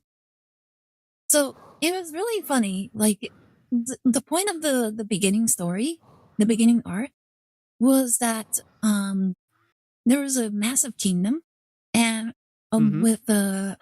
with like five princes and princesses, and their Mm-hmm. goal was to prove to the king that they could take over for his as the reigning ruler. Mm. And Okay. each one was given like a territory that they had to like raise and prosper, basically. So Oh, okay. everybody was given an advantage in every location. It's kind of like civilization. You pick one area and then you have to build it from the ground up. However, everybody had like their own advantages. Like one brother had like financial or political like smartness. Another one Mm-hmm. aimed for military might. Another Mm-hmm. one wanted to like the older sister wanted to take over like the sea trades. Another sister Okay. wanted to like advance like knowledge and everything. And then the main character's like body, like the body that he took over, um he was a playboy who had no interest in anything. So he was given like the most Yes. backwater little nothing village that produced like the least out of every territory. Of course. You always had to make the character suffer at the start. Mhm. And so the main character's main body actually was assassinated. Mm. Yeah, he actually was poisoned, and so when the main character died, he just took over the person's body. Mm. All right. And yeah, and that's how the story basically begins. And so as the story continues, the main character eventually got to the point in his tech tree where he had a battleship basically. It was only one, but it was a fully armed heavy artillery battleship. And he was basically he also had like the steamboats as well. Mm-hmm. Meanwhile, like all the siblings basically killed each other, except for like one of the brothers who Oh. basically like crowned himself king. And Yeah, then makes sense. the youngest sister also survived because she was a witch. So she actually like dropped out of the competition as well and just decided to like form her own witch association. And Okay. yeah, the main character actually sought out the sister and told her that they should be allies because he was like raising witches and for the advancement of his people, which they actually did. The first witch had fire powers, so she was able Mm. to like melt down and kind of like craft things using her fire. Okay. She was able to make concrete, and fire doesn't really affect her as well as like extreme heats, so she was able to do all Mm-hmm. that. There was one witch Okay. that had the powers of healing, where she could literally like restore entire body parts. Oh, that's pretty And good. then and yeah, there was like a bunch of other witches that did all sorts of other things as well. And so Okay, eventually that's they pretty just neat. so they were like speed running the industrial revolution. Brother. That's Meanwhile, funny. his brother that took over as king, he murders that by the way. He took over as king and was trying to crush his brother. However, his technological tech tree was still like in like the testing phases of a gun. Mm. And it was funny because when the siege first began, the people like his brother actually like perfectly like set up traps, armed units all over the port. There was Mm. bombs, there was hidden forces and trapped areas, When and will they were Aire's all ready for explanation a ground end? assault. Okay. Oh, finish what's under here. Anyways, so they had all the port completely fortified for a full-on ground assault, and so they were like okay, we're once they get over here, we're gonna go ahead and just take them down. And they were like looking through a telescope. They were like, what the heck is that thing? It's like the battleship, and they're like, Mm-hmm. well, they're way too forward. If they're gonna use cannon fire, they have to get closer. And then they Mm-hmm. just look at the cannon, kind of like aim upward, and then just like it was so far out they couldn't even hear fire, and so it fired, and they're like, "Did it just do something? What did it just do?" And then it just struck them, and they just Bro. bombarded them from miles away. And Yeah. so that was the beginning of their siege. They just bombarded from so far away that the majority of the king's army was exterminated before they even touched ground. Not only that, but they also had a hot air Man. balloon where they were bombing them from the Hmm. sky as well. There was a witch that could Okay. fly, and she was just guiding Mhm. the bombs to strategical locations, and they were just bombarding them. They literally could not stop them. So yeah, that Man. it was so lopsided. It was insane. Oh my Yeah. goodness. The funniest part was like when the troops finally like went face to face with Mhm. with like their guns and stuff.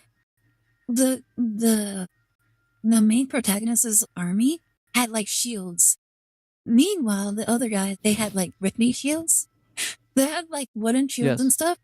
And so they fired first. They fired their little cannon things, and it just Mhm. bounced off their shields, like it was nothing. And while they were like reloading, um, the other guys just pulled out their rapid fire gun, their Mhm. semi-auto rifles, and they just pellet them with gunfire over and over again. Bruh. And the entire time they were Man. crying. The enemy soldiers were crying. They're like, why don't they need to reload? Why won't they reload? Like, we need to take like 5 minutes to reload. Ah. Bruh, I don't blame them. Like, if you're facing an enemy that has pretty much a better version of what you have, you might as well just give up. You're just like, yeah, this ain't worth it. I ain't risking my life for it. Mhm. And that's basically what kind of happened. Like they basically had to give up. Kind of give up. Probably the way that it ended was that was very funny. So the king was basically like, okay, I'm gonna run away and go to my safe, to my bunker, in order to plot Mhm. to like rebuild and plot again. And so The because coward. so there was one witch that had the ability of foresight. Well, not like future foresight, but like she was able to see long distances and see things like through. She had like kind of like X-ray vision, and she Okay. noticed that there was one area that she couldn't look, that she couldn't see, and it was literally a Mhm. straight line. So Huh. in this world, there was like a magical stone that nullified a witch's abilities. If she was wearing it, then she couldn't do anything. She was basically a normal woman. And Oh, because of, okay. so that route was specifically designed to be absolutely witch proof. And because Mm. this woman could not see this path, she's like she just informed the main protagonist. She's like, there's one spot I can't see, and it ends all the way at this spot. And so the guy's like, Mm. oh, okay, I'll just have guards at the end of it because it's probably like a same as like a runaway route. And so when the king like exited the tunnel, he was just met with an entire army of troops. Bruh. He thought you could escape and nah. Dame Jarigori isn't just chatting. I got confused. I'm so sorry. Yeah, we're just Oh my chatting goodness. hard. I'm so sorry. I just really love the story. So once I start talking about it, I just can't stop talking about it. No worries. I can relate. Oh, There's some games that I tend to yap about for like ages, like Mary Skelter and whatnot. So I completely oh my understand goodness. and relate. Hey, by the way, last time you were the one yapping, so this time I have to be the one yapping. Yeah, we had to take turns. It has to be fair. King dies of cringe. That's literally how it went. By the way, anyways, Mm. anyways, we have one more rank, and then I'll probably call it a stream because it's super late. Yeah, no worries, no worries. Alrighty then. Let's see James, what the last we one certainly was. think so.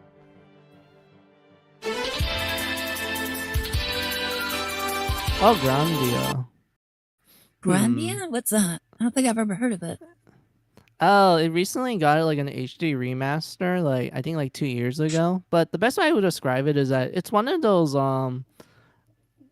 I would say straightforward JRPGs during the PlayStation 1 era where there was a heavy emphasis on like portraying like a very colorful, kind of cartoonish world. Like it's very what's the word I'm looking for? It's very lighthearted. Like sure it has your typical like, oh look, it's the bad guy, he wants to end the world and shit. But the overall journey is this kind of like your typical straightforward shonen story where you have like a main character, he's like on the younger scale, maybe like 15 at most, like like around that scale, and he's just going on like wild adventures and whatnot. And then he meets a girl who's very cute, and I remember a lot of people had a crush on her. And and then they just go on like a funny, goofy adventure and shit. And then you have like all kinds of funny stuff that happens. Like he gets harassed by Drio Nasons. There's a Don't you have mm, Nasons?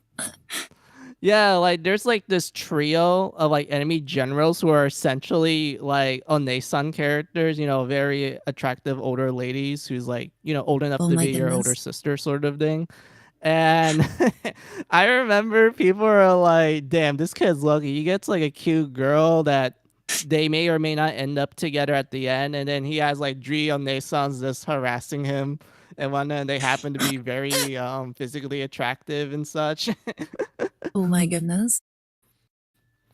And everything. But yeah, it's just a overall straightforward JRPG. Nothing really too special to say anything about. I just think it's one of those JRPGs that you can just play it if you want to have a more straightforward experience, and it has a more lighthearted like atmosphere to it. And that's like the best way I would describe it. Guys, It did got like a couple games, like the one they're gonna talk about is two, and it did got a dirt game, and then it got a game called Unlimited, and then the series just kind of ended there.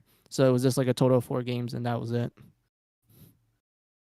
guys, people want you to believe that hag maxing started with YouTubing, but in reality, it started with Grandia.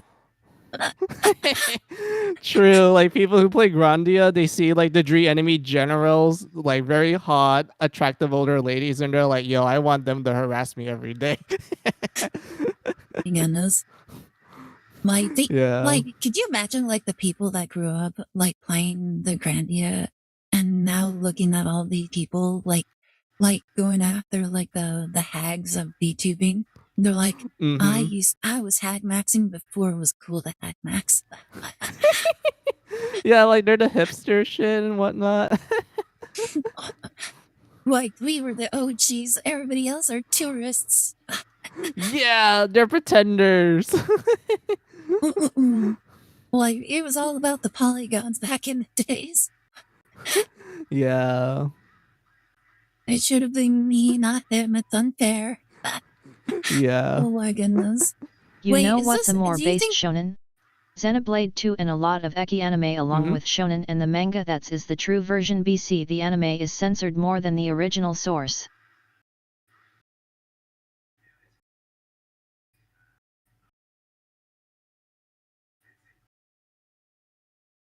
Hmm. What Interesting. happened? I did not know that. Oh, no, no. She's just wrote something. You know Oh, what's a okay. more base shonen? Xenoblade 2 and a lot of ecchi anime along with shonen, and the manga that is the true version because the anime is censored more than the original source. Oh, I'm not 100% sure what Lei Xing is talking about, but it does sound interesting. He's on another level. Yeah. Well, I honestly don't know either. But yeah.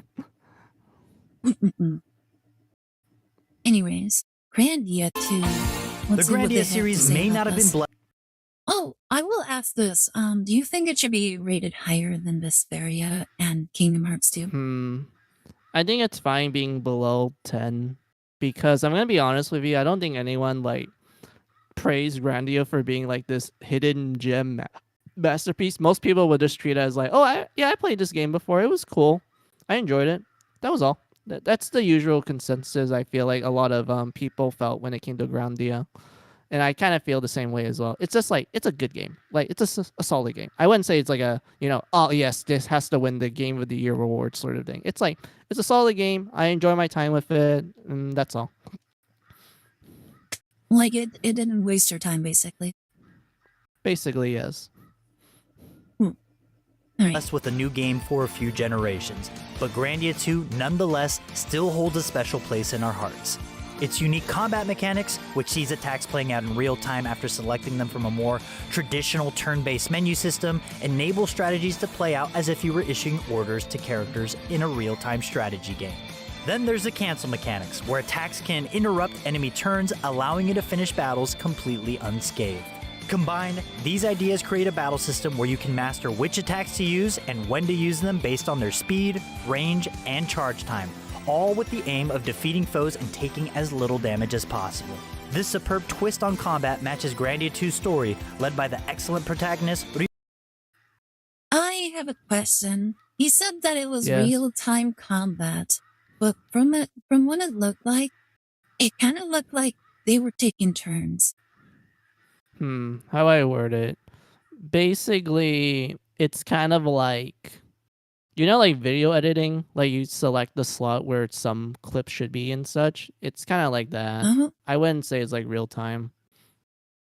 Yeah, that's I'm like looking at it. I'm like real time. I feel like that's false advertisement. Yeah. I don't think it I don't doesn't think really you know feel what the like- words mean. Yeah. Though, which often zigs when you expect it to zag.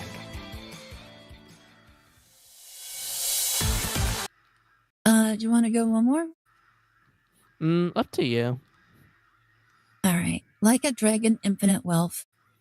Oh, the Yakuza games. Yeah, they recently jumped into JRPG status with like the newer games, like I think it was like 7, and then this one's 8, and whatnot. Where they how I word it? So with 7 and 8, they replaced the main character Kiryu with a brand new one named Ichiban. Where okay, I need to describe to you what Ichiban is. Basically, he started the series in 7 where he is a homeless bum who suffers from a bit of like delusions where he sees the world Wait, as like a what? JRPG. And because my of that goodness. actually helps him get out of being homeless to like being part of the Yakuza. Oh my god. That is And so whatnot. funny. Yeah, and it has like a bunch of like funny side stuff you can do. Like you can do like Pokemon. Like there's an actual Pokemon like mini game in Yakuza Infinite will Wealth be here, the last one today where because it's not the called next Pokemon. entry It's will called require like a something long else, where you have to explanation. capture old guys and you use these old guys in battle Oh my goodness. and whatnot. Like it's like a fully dedicated like separate game essentially, like within a game. Like it's a game within a game sort of thing, and you can actually get like cool rewards from it as well.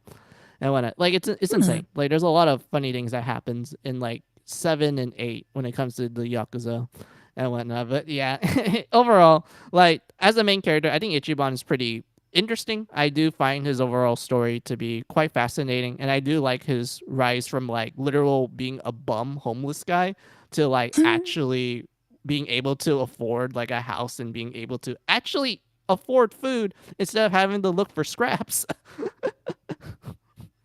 Oh my goodness. whatnot. I've heard really Yeah. good things about the Yakuza series, so I wouldn't be yeah. surprised if would you say that its position is pretty accurate?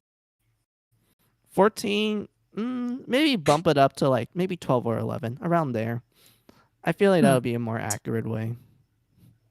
Alright then. Like a Dragon, Infinite Wealth is a game of balance. An emotional conclusion for the series' original protagonist, Kiryu, is elegantly counterbalanced by an uplifting story surrounding the series' new lead, Ichiban. Combat juggles Like a Yeah. Dragon's beat-em-up roots with the recently added Infinite Wealth takes turn-based place in battles Hawaii, and a wacky and the way job how they system. advertise, Somehow, how they Infinite Wealth teasered this game was by showing Ichiban being butt-ass naked in the beach. Oh my goodness. Like they literally show him butt ass naked. Like he's in the beach, like just passed out. He's like, "Where the fuck am I?" And then some random Japanese guy is like, "Welcome to Hawaii." That's literally how they Oh my tease the game, by goodness. the way. Welcome to Hawaii, friend. It's like he's Yeah, completely naked. It's like they just pick him up, give him a hug. Like, yeah, let's go. It's just he's still completely naked. Nobody cares. yeah,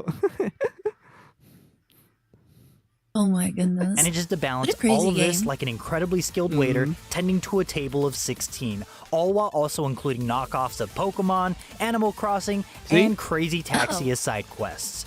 Infinite Wealth features, well, a wealth of content to ensure it's way bigger and better than perhaps it should be. An emotional roller coaster, the most recent mainline Like a Dragon game is one of the most memorable experiences in gaming. Oh my goodness, Jaws! yeah. This is one of the regular skills, by the way. You learn it near the start of the game. Oh my goodness. All right, that'll be it. Wait, was that the dolphin blow from Final Fantasy VII? Pretty much. Like a lot Oh of my the goodness. skills and like summons in Yakuza 7 and 8 is like a reference to a lot of JRPGs. There's even like a Persona reference as well, where it's literally Russian roulette. Like the girl literally pulls out a gun, like the invokers in Persona 3, and she just starts like playing Russian roulette with it until like the final bullet, where she just shoots at the enemy and they just fucking die. Oh my goodness. Hi, Card. How are you doing? I'm literally about to end the stream right now. Like we've been watching this one video. We watched how much did we actually watch? We watched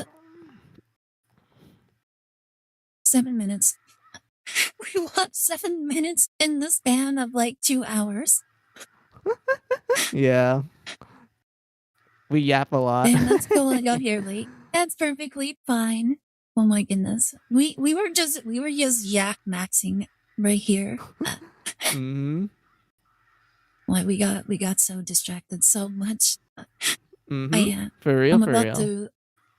Yeah, it was a lot of fun. Like in the fact that we just kept getting derailed from the video over and over again.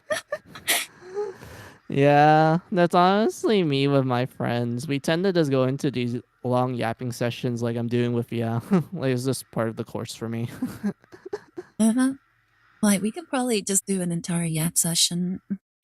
And True, we can it do would like a just, it would podcast or just be something. that.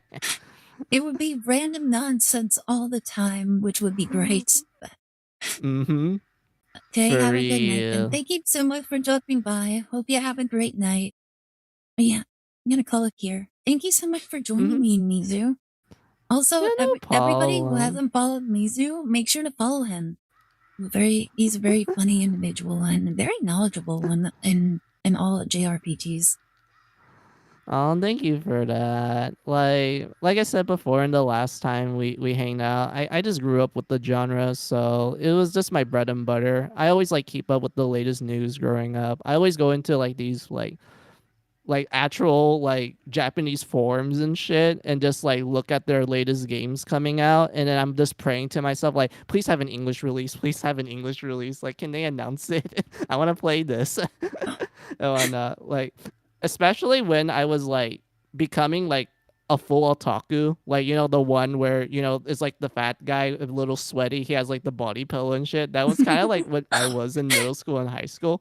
Except I wasn't fat though, unfortunately. I was like really skinny. I couldn't gain weight when I was younger, but yeah. I think that's a buff in most regards. Yeah. I was pretty much that type of an otaku. And I think Neptunia made it even worse because it just hit all the right notes for me. So I'm just like, oh, I need Oh more my Nep god. and whatnot. Oh, Like, when was the new Neptunia game coming out again? I forgot. oh, like at the end of August. So like within this week or next week. Oh my goodness. I'm gonna have Yeah. to drop literally everything in order to play it. Well, it's probably like Japanese release first, and then we probably will hear like an English release later on in the line and whatnot. Like, I actually wanted to pre-order the game, aim and shit. But at the same time, I'm like, am I willing to play this game fully in Japanese, just kind of understanding a little bit of it, and then just playing it to completion, and then just waiting for the English release and just play that again? Like, I'm not sure if I'm gonna do that or not. Like I'll And probably whatnot. stream it if it's on Steam. Yeah, I hope so too. Like, I'm really excited about it. Like, legitimately, it's been a while since we got like a new Neptune game, and I'm And liking the premise so far. yeah, not only that, but like the new game mechanics that they're adding, like literally able to fly, like in the worlds. Mm-hmm. So Yeah. interesting. I can't wait to play as Neptune as a Unk now because they literally view her like that. Like when it comes to the new goddesses, like Neptune is literally the only old goddess that's still Oh my working. goodness. Like she's probably still gonna act upkeepy and everything, still gonna gonna like break the fourth wall and be like, I'm the main protagonist. Always remember that. Yeah, but Like wouldn't they literally call her my a name hag? is on the game. Yeah, true, true. Do you think the citizens of like Planetune would they consider her as like an actual hag because she just lived that long and been running it for such a long time? I'm pretty sure everybody believes they're all the goddesses are hags. Probably. Yeah. Yeah, Maybe but not the I new remember. ones because they just came recently. Yeah, yeah. I think they have like the opposite opinion of them. Yeah, yeah, yeah. Like that one creepy like dog thing from like the anime. um are you talking about the slime dogs or are you talking about something else? No, not the doggos. I was talking about that one boss monster, that one boss guy from like the first game from Rebirth 1. He was like the really fat yellow like guy, and Oh. he had an Oh, obsession with like little girls. yeah, I know who you're talking about. Like CPW trick or something, tricky or something. Yeah, something around There those you go. That was the lines. one. Yeah, I Yeah, I know who you're forgot. talking about. Yeah, he was literally meant to Yeah, be like a lolicon.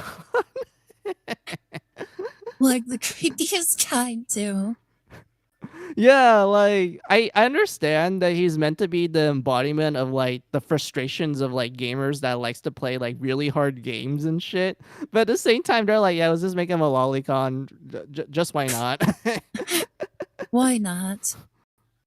Like Yeah. we need to give purpose to some of the other CPU goddesses.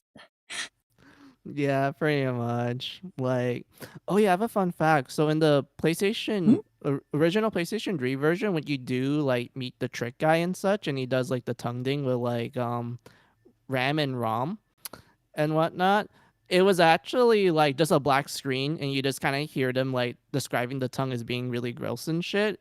It was actually Rebirth Ew. 2 that added like a CGI that shows the the licking and whatnot. And Mm. funny enough, that the developers initially wanted that CGI to appear in the original PlayStation 3 game, but they weren't sure if it was more funny if you didn't see it or if you did see it. Like they weren't sure like which one has more of a bigger impact.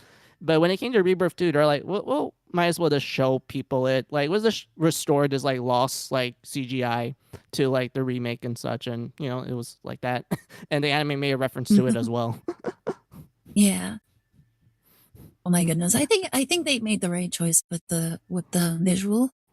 Mainly Mm-hmm. because nowadays, nowadays it that would be seen as absolutely horrendous and never allowed.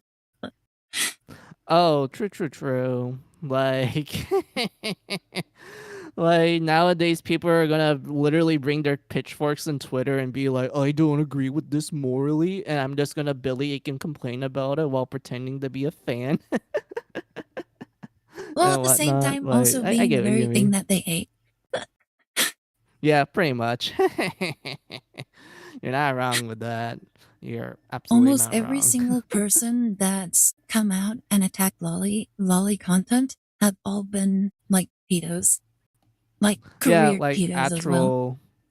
Yeah, you're not wrong. You're not Like wrong. just It's not kind of all of scary them. It's how. crazy. Yeah. Yeah, it is pretty scary. Not gonna lie. I didn't expect there to be so much of them.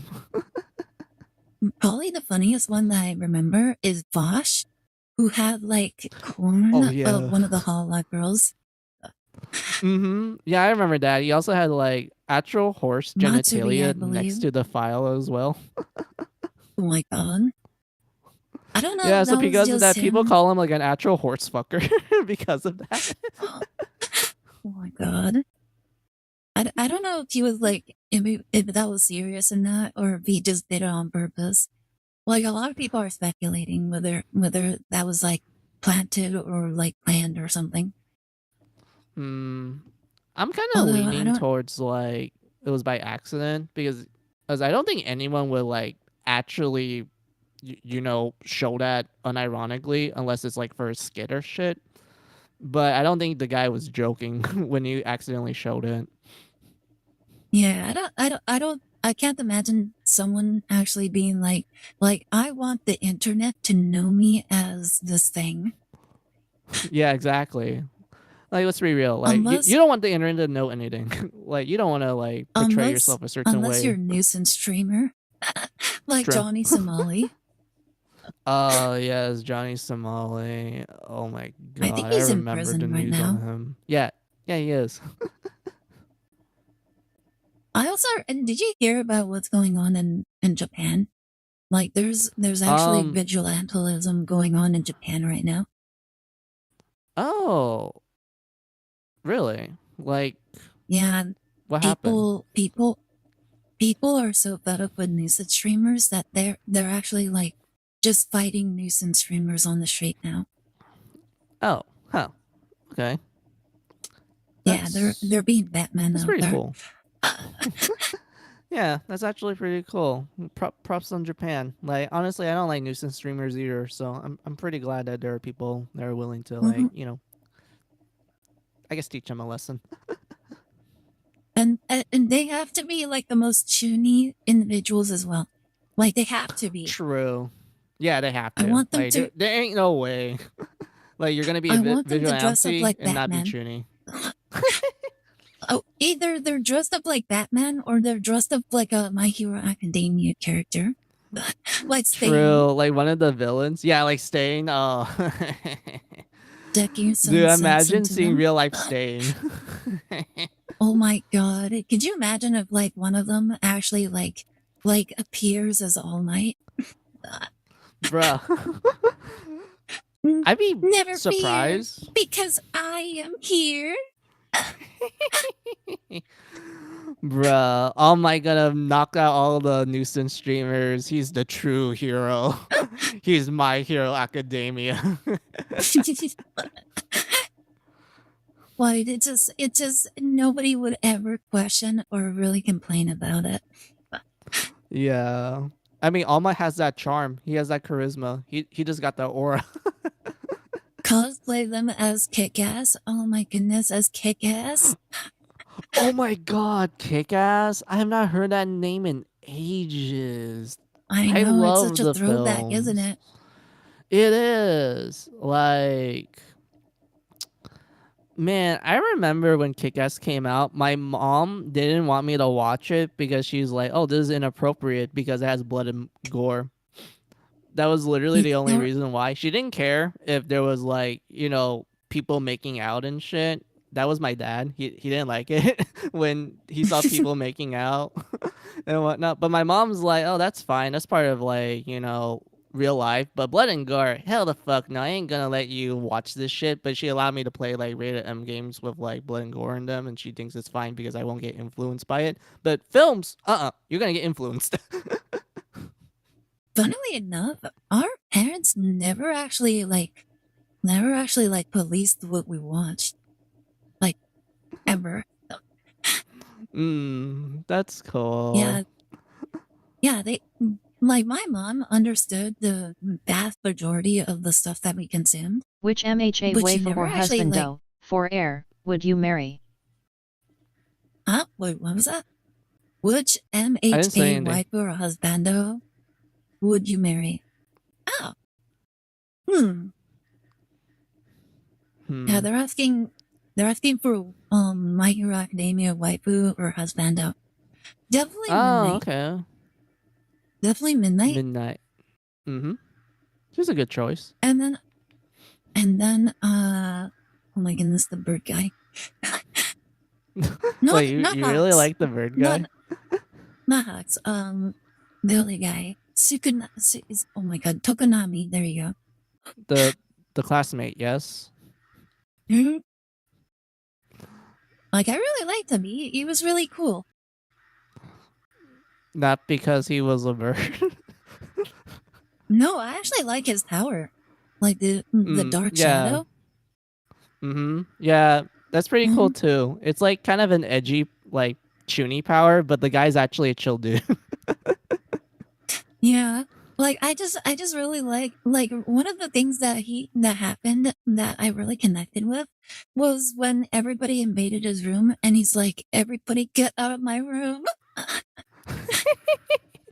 Yeah, it's really relatable. Like you don't want people to see what's in your room, especially if there's something like, a little suggestive in there.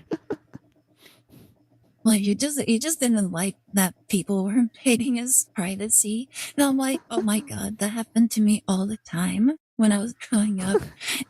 Like my Yeah. sisters would always like look through all my stuff. I'm like, get out of my stuff.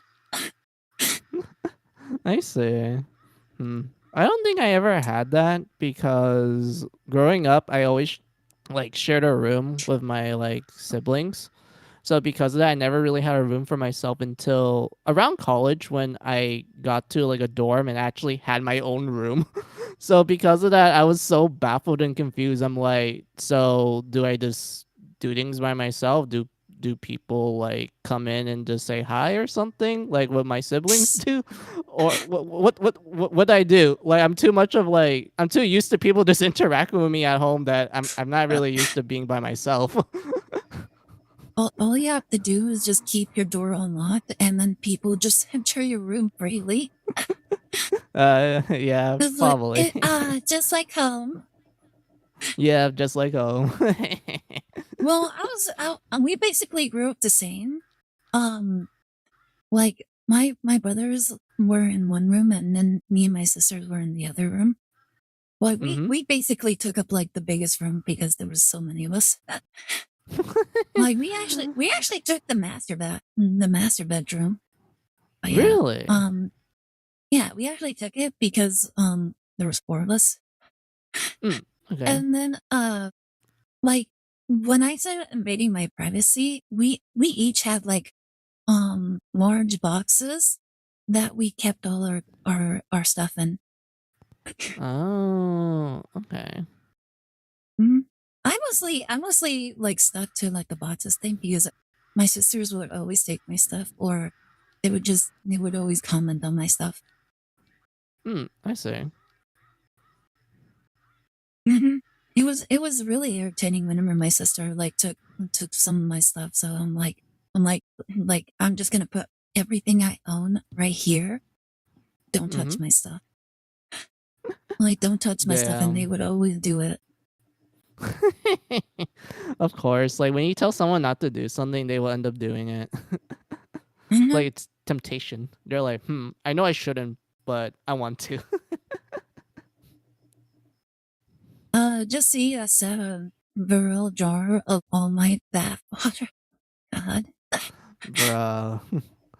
I mean, given like the amount of ladies that had a crush on All Might, I wouldn't really. I don't think that's a bad idea. You're probably gonna get a lot of money for that.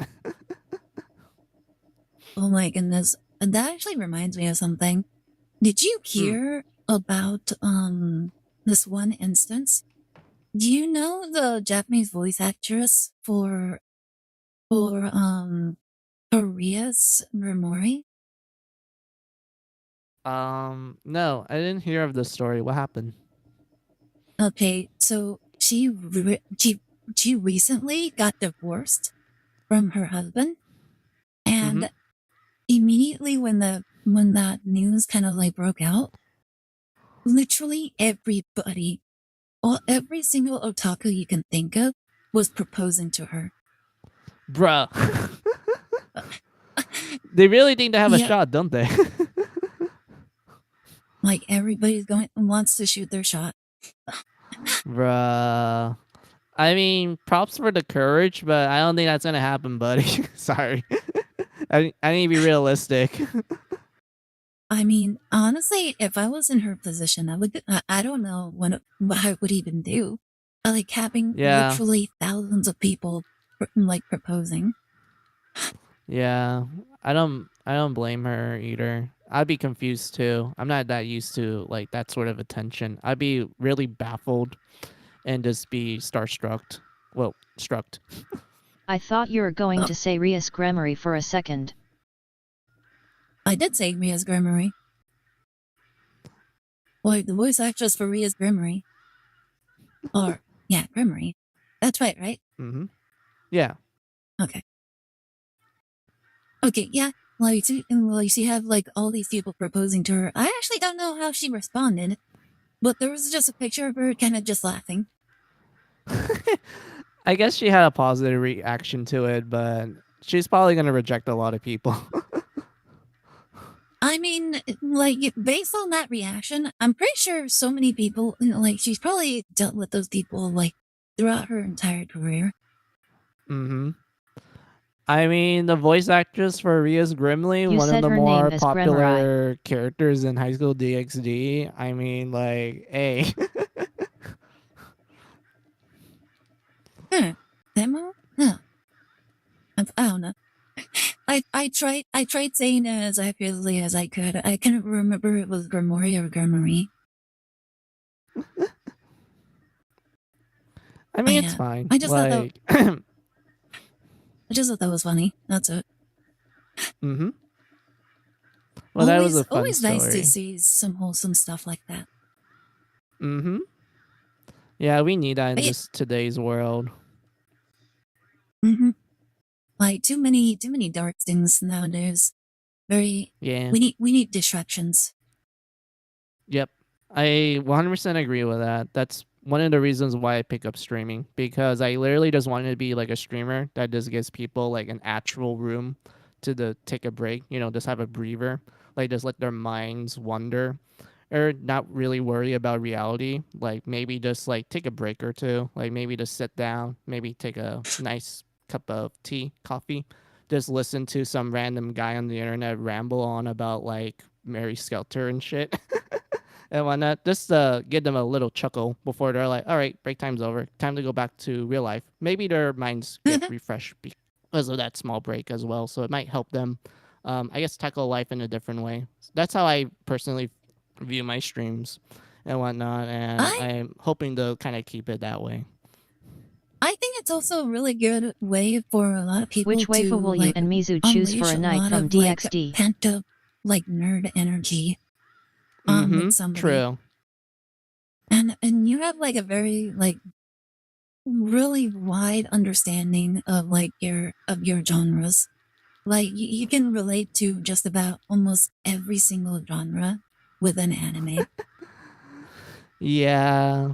I guess that's the effects of just me growing up with it. Just like I guess many other my chatters, including you and Glex as well. Like we just grew up with this shit, so it's easier for us to like find a common ground of relatability. Oh, Dashinsa asks, which waifu will you and Mizu choose for a night from DxD? Oh, uh, I I was know this thinking is a you'd probably go for little. the sadist. I like the nun girl. Ah, Isa? Asia? Yeah, Asia? Oh my goodness. yeah. I liked her when I first watched High School DxD. I think it was mostly because like I just how I word it.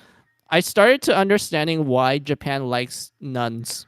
And I think like she was the reason that made me go like, "Oh, that's why Japan really likes the, the nuns and why they portray nuns in a you know, like them being very attractive instead of being old. Like that's what I'm used to when I Just, think of a nun. hmm you Yeah, she know has like who kind she of the also reason. reminds me of? You know who What? she also reminds me of? She reminds me of the priestess from Goblin Slayer. Oh yeah, definitely blonde, a little on. She's like short, but there's like a little bit of like booba and butt in. Sorry, booba and a bit of butt in her. She's like kind, gentle, everything you expect in a nun and such. But like, yeah, I get what you mean. They're like similar characters. None. For me, oh my goodness, I don't know if I should tell you.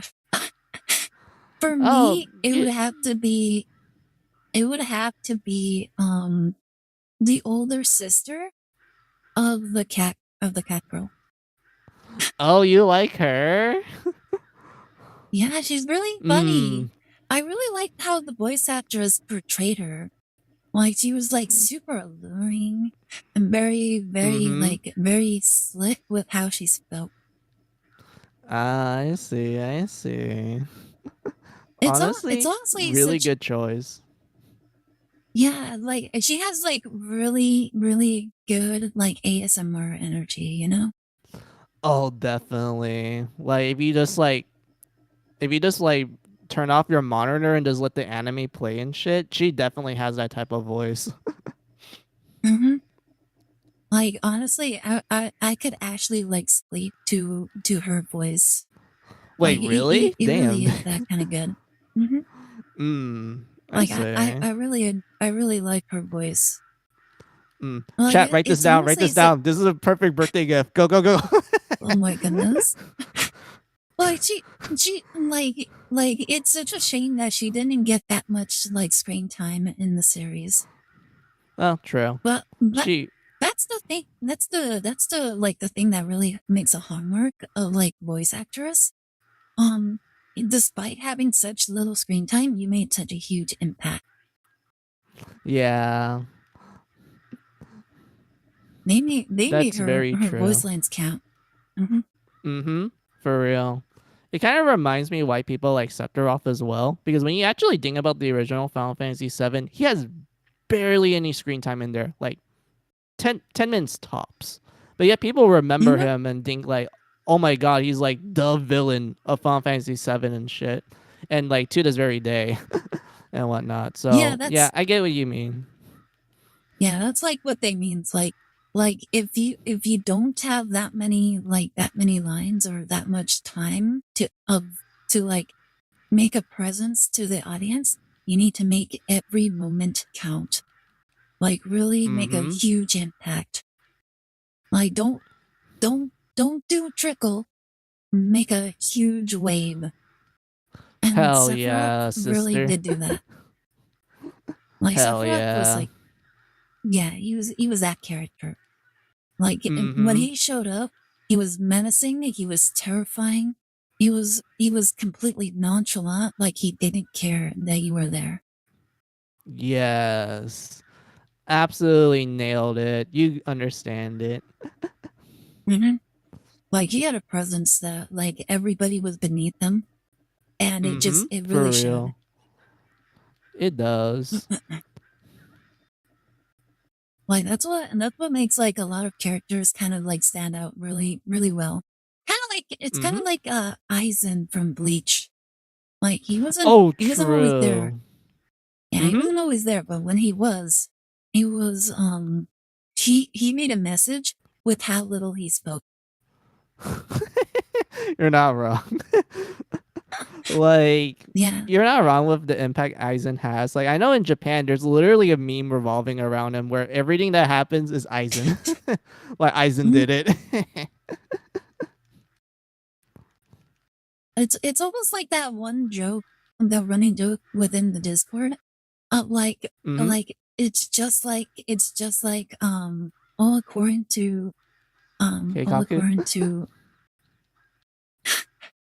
no, what was his name again? Mr. Dickinson. All according to Mr. Mr. Dickinson. Dickinson's plan.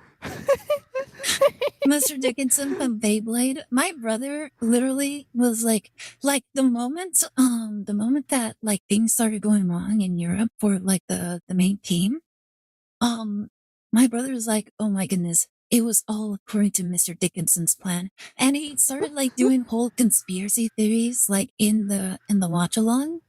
Mm-hmm. And then like later on, like Mr. Dickinson actually shows up. And he's like, I planned the whole thing. And he's like, oh my God, oh my God, I was right.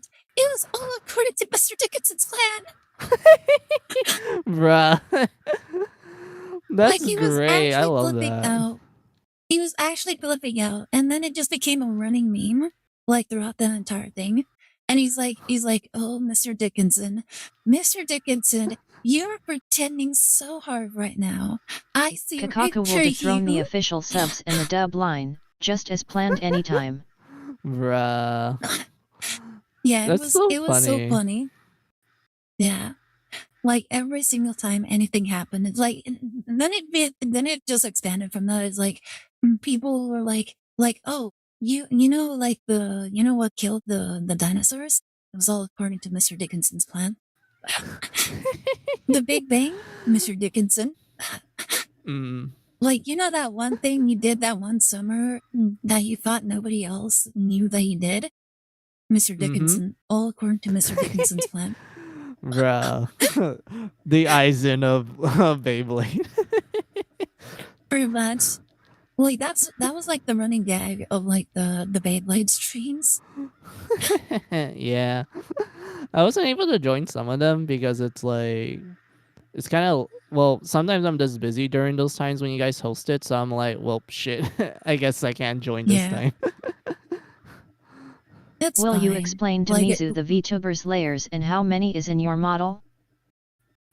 will you explain to Mizu the VTuber layers and how many are in your model? I can't because I wasn't the one that made it. Like I asked very politely for my VTuber mother to make them, and Mm-hmm. my VTuber mothers took care of that.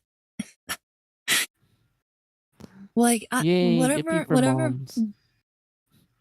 yeah, whatever mommy wiki monkey told me that I needed to do, I just conveyed it over to Naman, and then she just did it, and then I just passed it over to wiki monkey. And that was basically see. our interaction over and over again. Okay, okay. If you're talking about like the layers, like all the specific things on my VTuber model, I think there's like 100 plus. I think. Damn. I think. Like I remember like sometimes whenever like for example when I do this, whenever I do this, like I actually have to go into like the whole layers thing and kind of like adjust it all. Oh, okay. Yeah, so it'll literally like wait no, actually no, that's art meshes. That's actually art meshes. Layers, I'm not too sure. I actually don't know. We need an anime battle between Mr. Dickinson's Light Yagami, Aizen, and Ein O Gao. Who's Add Ein Lelich as well. Gao? I no clue. Sorry. I don't think I've ever heard that one. Like out of all of them, like that was the only one that I didn't know. Yeah, I don't know Like either. maybe I'm mispronouncing it. Eins on Gual?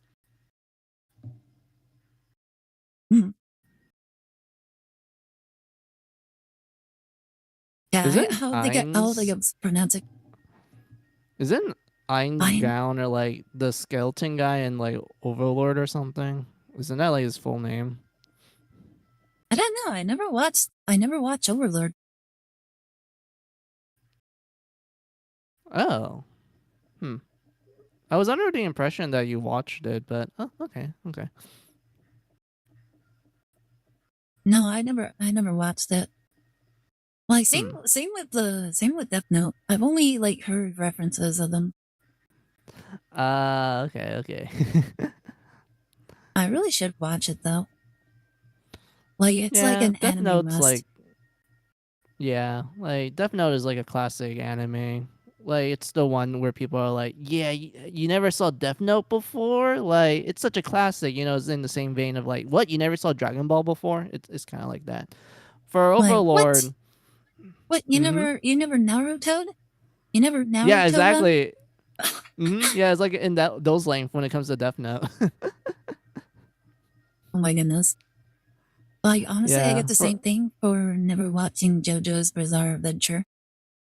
Uh, um, I feel like the reason why it became such a meme was because of the recent anime that came out around like, was it 2013 or 2014? It was like around there where You they never made an code official geezed. anime for JoJo, because for the longest time it was like manga only with some like OVAs that they did for JoJo back in the 90s, but they never made like a fully dedicated anime for it until around the 2010s range, like a little later in there. That's when it became like, big popular, and then, Western people start watching it and they're like, oh man, we should make memes about it. And then, it became like the memeable JoJo Bizarre Adventure that everyone's like, yo, you need to watch it now, sort of thing. That's pretty much what happened Mm-mm. with it. Hmm. Me I personally, I do enjoy JoJo, but it's mostly because I like reading manga from like the 70s and 80s. Like I like the style of those like mangas at the time when all the guys, Ida, where they're literally so muscular that they're literally a mountain of a man, just like pure mountain. Like they oh my barely goodness. look like they barely look like a normal person. Like you just look at them and you compare it to like a scrawny ass guy that's supposed to be a regular person to our eyes, and they're like 7 foot with like 8 packs, and they're just muscular everywhere. They Oh my even have god. like fucking muscles in their veins. That's the best way I would describe it. It's so funny. Oh my goodness. You know what that reminds me of? Have you ever Yeah. watched that one anime, How Heavy Are the Weights That You Lift? Oh, I watched it. Yeah. Like the guy who in the sweatshirt There's the is lost film yet to like be he looks found, normal the all the Phantom Blood time, movie. and then once he flexes, Mm-hmm. like he's just like full on Hulk mode. Yeah, pretty much. Like he looks like your typical dude. You're like, okay, this ain't bad. This looks like a normal gym, and then all of a sudden he Mhm. just rips his shirt out and shows all the muscles, And then it's the like exact just same thing for posing. everybody else in the gym as well. Mm-hmm. Yeah, that gym's doing well if everyone looks like that. Like they actually have the Mhm. budget to maintain that muscle mass. Yeah. Imagine like going to work that bulked up. Bruh. I don't think anyone's gonna mess with you in the streets at that point. They're just like, damn, that guy is huge. Like, look at them muscles. I bet they can cut through concrete. Holy god damn. You know what? You know what's one thing I always wondered about like the bodybuilders? It's like how do they Mm-hmm. live? How do they live? Like like imagine like your body is so big and so muscular. Like when you sit down and do like an office job, like how do you do that? Like It'd be holding a like Mr. pencil? Incredible in The Incredibles. He just has a small chair and just plops down. Exactly. Exactly. That's what I was thinking as well. It's like a huge body. It's like you're just in a cubicle where you're like it's so big that the cubicle is like tiny to you. Mm-hmm. Pretty much. Yeah. I think that's what Everyone will wasn't just happen. sleeper build. Mm-hmm. I can make bonito plates with those abs. Let's see. I think the latest meme for JoJo is the fence meme. The fence meme. What's that? Oh, so there's a scene that happens in JoJo Part 3 Stardust Crusaders where they're in this town that's like really misty, like misty and stuff. Well, there's a lot of mist. There's like fog everywhere. So at first the group were like, this town's kind of freaky. Everyone kind of acts like zombies and shit. And I even saw like a cat like eating a dog and whatnot. I don't want to be here. Like this town smells like bad news. So one of the party members, the grandpa of part 3 JoJo, because all the main characters in each part of JoJo is called JoJo and whatnot. So his grandpa is like, oh, let's just go back to the car and find like a different town. So he tries to hop into the car in the most dramatic way possible, only for him to see like, what? This ain't a car. It's a bunch of spikes on a fence. And then he's like, oh no, in the most over exaggerated Japanese English in the world, and tries to avoid the fucking spikes and shit. And he starts like screaming like his lungs out when he's about to accidentally touch it and Oh my whatnot. goodness. And everything. Like JoJo is funny because it's super over the top when it comes to the action and like the comedy. But in terms of the story, it's very how I word it. It's very melodramatic when it comes to the first two parts because there was a much heavier emphasis on telling like more of a horror story compared to the later parts, which the later parts do have like horrifying moments, but I would argue that the first two parts are more like an actual like gothic horror story where there's like a sense of dread and gloominess as you're like going through the events with the characters and such. Like the like part 1 is literally called Phantom Blood, and it's literally like, hey, what should the setting be? They're like, okay, it's like 1800s London. It's like foggy everywhere. Vampires are real, by the way, and zombies are a thing. Oh my goodness. And then part 2 comes in, and they're like, okay, what should the setting for this one be? They're like, okay, we're gonna go to America, more specifically during World War II, and you actually team up with the Nazis to fight ancient Aztec vampires with the most What? dapper ass clothing in the world, and they are 7-foot muscular men who likes to pose every instance you see them. Oh my goodness. What is this series? Is this a bizarre adventure? But Oh my it is really god. horrifying though. Like there's a heavy emphasis on the fact that like a lot of the supernatural Phantom shit, Blood you don't want to movie. be there. Like you really do not want to be in the world of JoJo. Like you will die a horrifying way. And oh Phantom boy, they Blood really don't movie? hold What's back when it that? comes to the blood and gore. What's the Phantom Blood movie? Oh, so back in the 90s, they made a Phantom Blood movie for JoJo. That's part 1 of JoJo. So like the start of the franchise, the start of the story essentially. So they made a movie which was lost to time, and from what people gather, that the movie was okay. It was only shown in like specific theaters. Like there's only like a small S. amount of theaters that actually showed it, and a lot of the footage is just lost to time. No one just didn't bother to like, I guess, archive it, and because of that, no one really, can find it anymore. It's just like lost media, essentially. So yeah. Huh. Okay, I really need to get up and get off right now because my brother is just staring at me right now. Yeah, sorry about that. Oh yeah, All right. just say I say hi, like, hey there. Oh my goodness. All right. Thank you so much for joining me, Mizu. I had so much fun just chatting. Very much No appreciate worries, it. no worries. I even Yeah. forgot what we were even doing. We were just watching like IGN video of like JRPGs, and that was pretty much it. Yeah. Good stuff. Good stuff. But yeah, thank Yeah. you so much. Very much appreciate No. it. Hope you Yeah, have no a great night. worries. Yeah, I We hope could you probably too have continue a good this night too. tomorrow, can't we? We can. I am free tomorrow for like the time when you stream. I don't have much to do in the weekend other than like, I guess, play games and like clean up. But yeah, Hmm. like just hit me up when it's like time to hang out and such. I don't mind. I'm free. All right then. Like probably if we complete a chapter in the Great Ace Attorney, which we will be doing tomorrow, by the way. All Yeah, right. we I'll could definitely probably stop do. by. Yeah, we'll probably just continue with the video. No worries, no worries.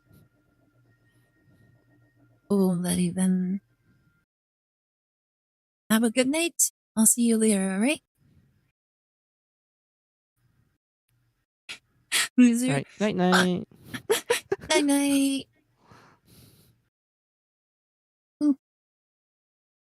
And yeah, that'll be it for today as well. Oh my goodness, we went almost 7 hours. Very crazy. But yeah, thank you all so very much. Everybody that showed up, everybody that lurked, everybody that dropped by and said hi.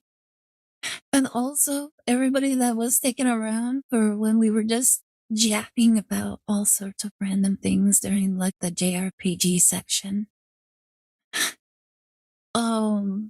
Yeah, tomorrow we're gonna be continuing with the Great Ace Attorney, the Great Ace Attorney series. And then we'll continue with like the IGN video tomorrow if we have the time. Thank you so much for the hydrate music. I very much appreciate it. We'll continue that, and then my brother will be back on Sunday, probably playing Master Duel. So if you guys want to drop by, say hi to him while he's doing that. That's what he'll be doing. And yeah, I should be back maybe Thursday if nothing gets in the way. And yeah, that'll be it. Hope you all have a great night. Everybody stay safe, and I hope you have a great night. All right. Bye.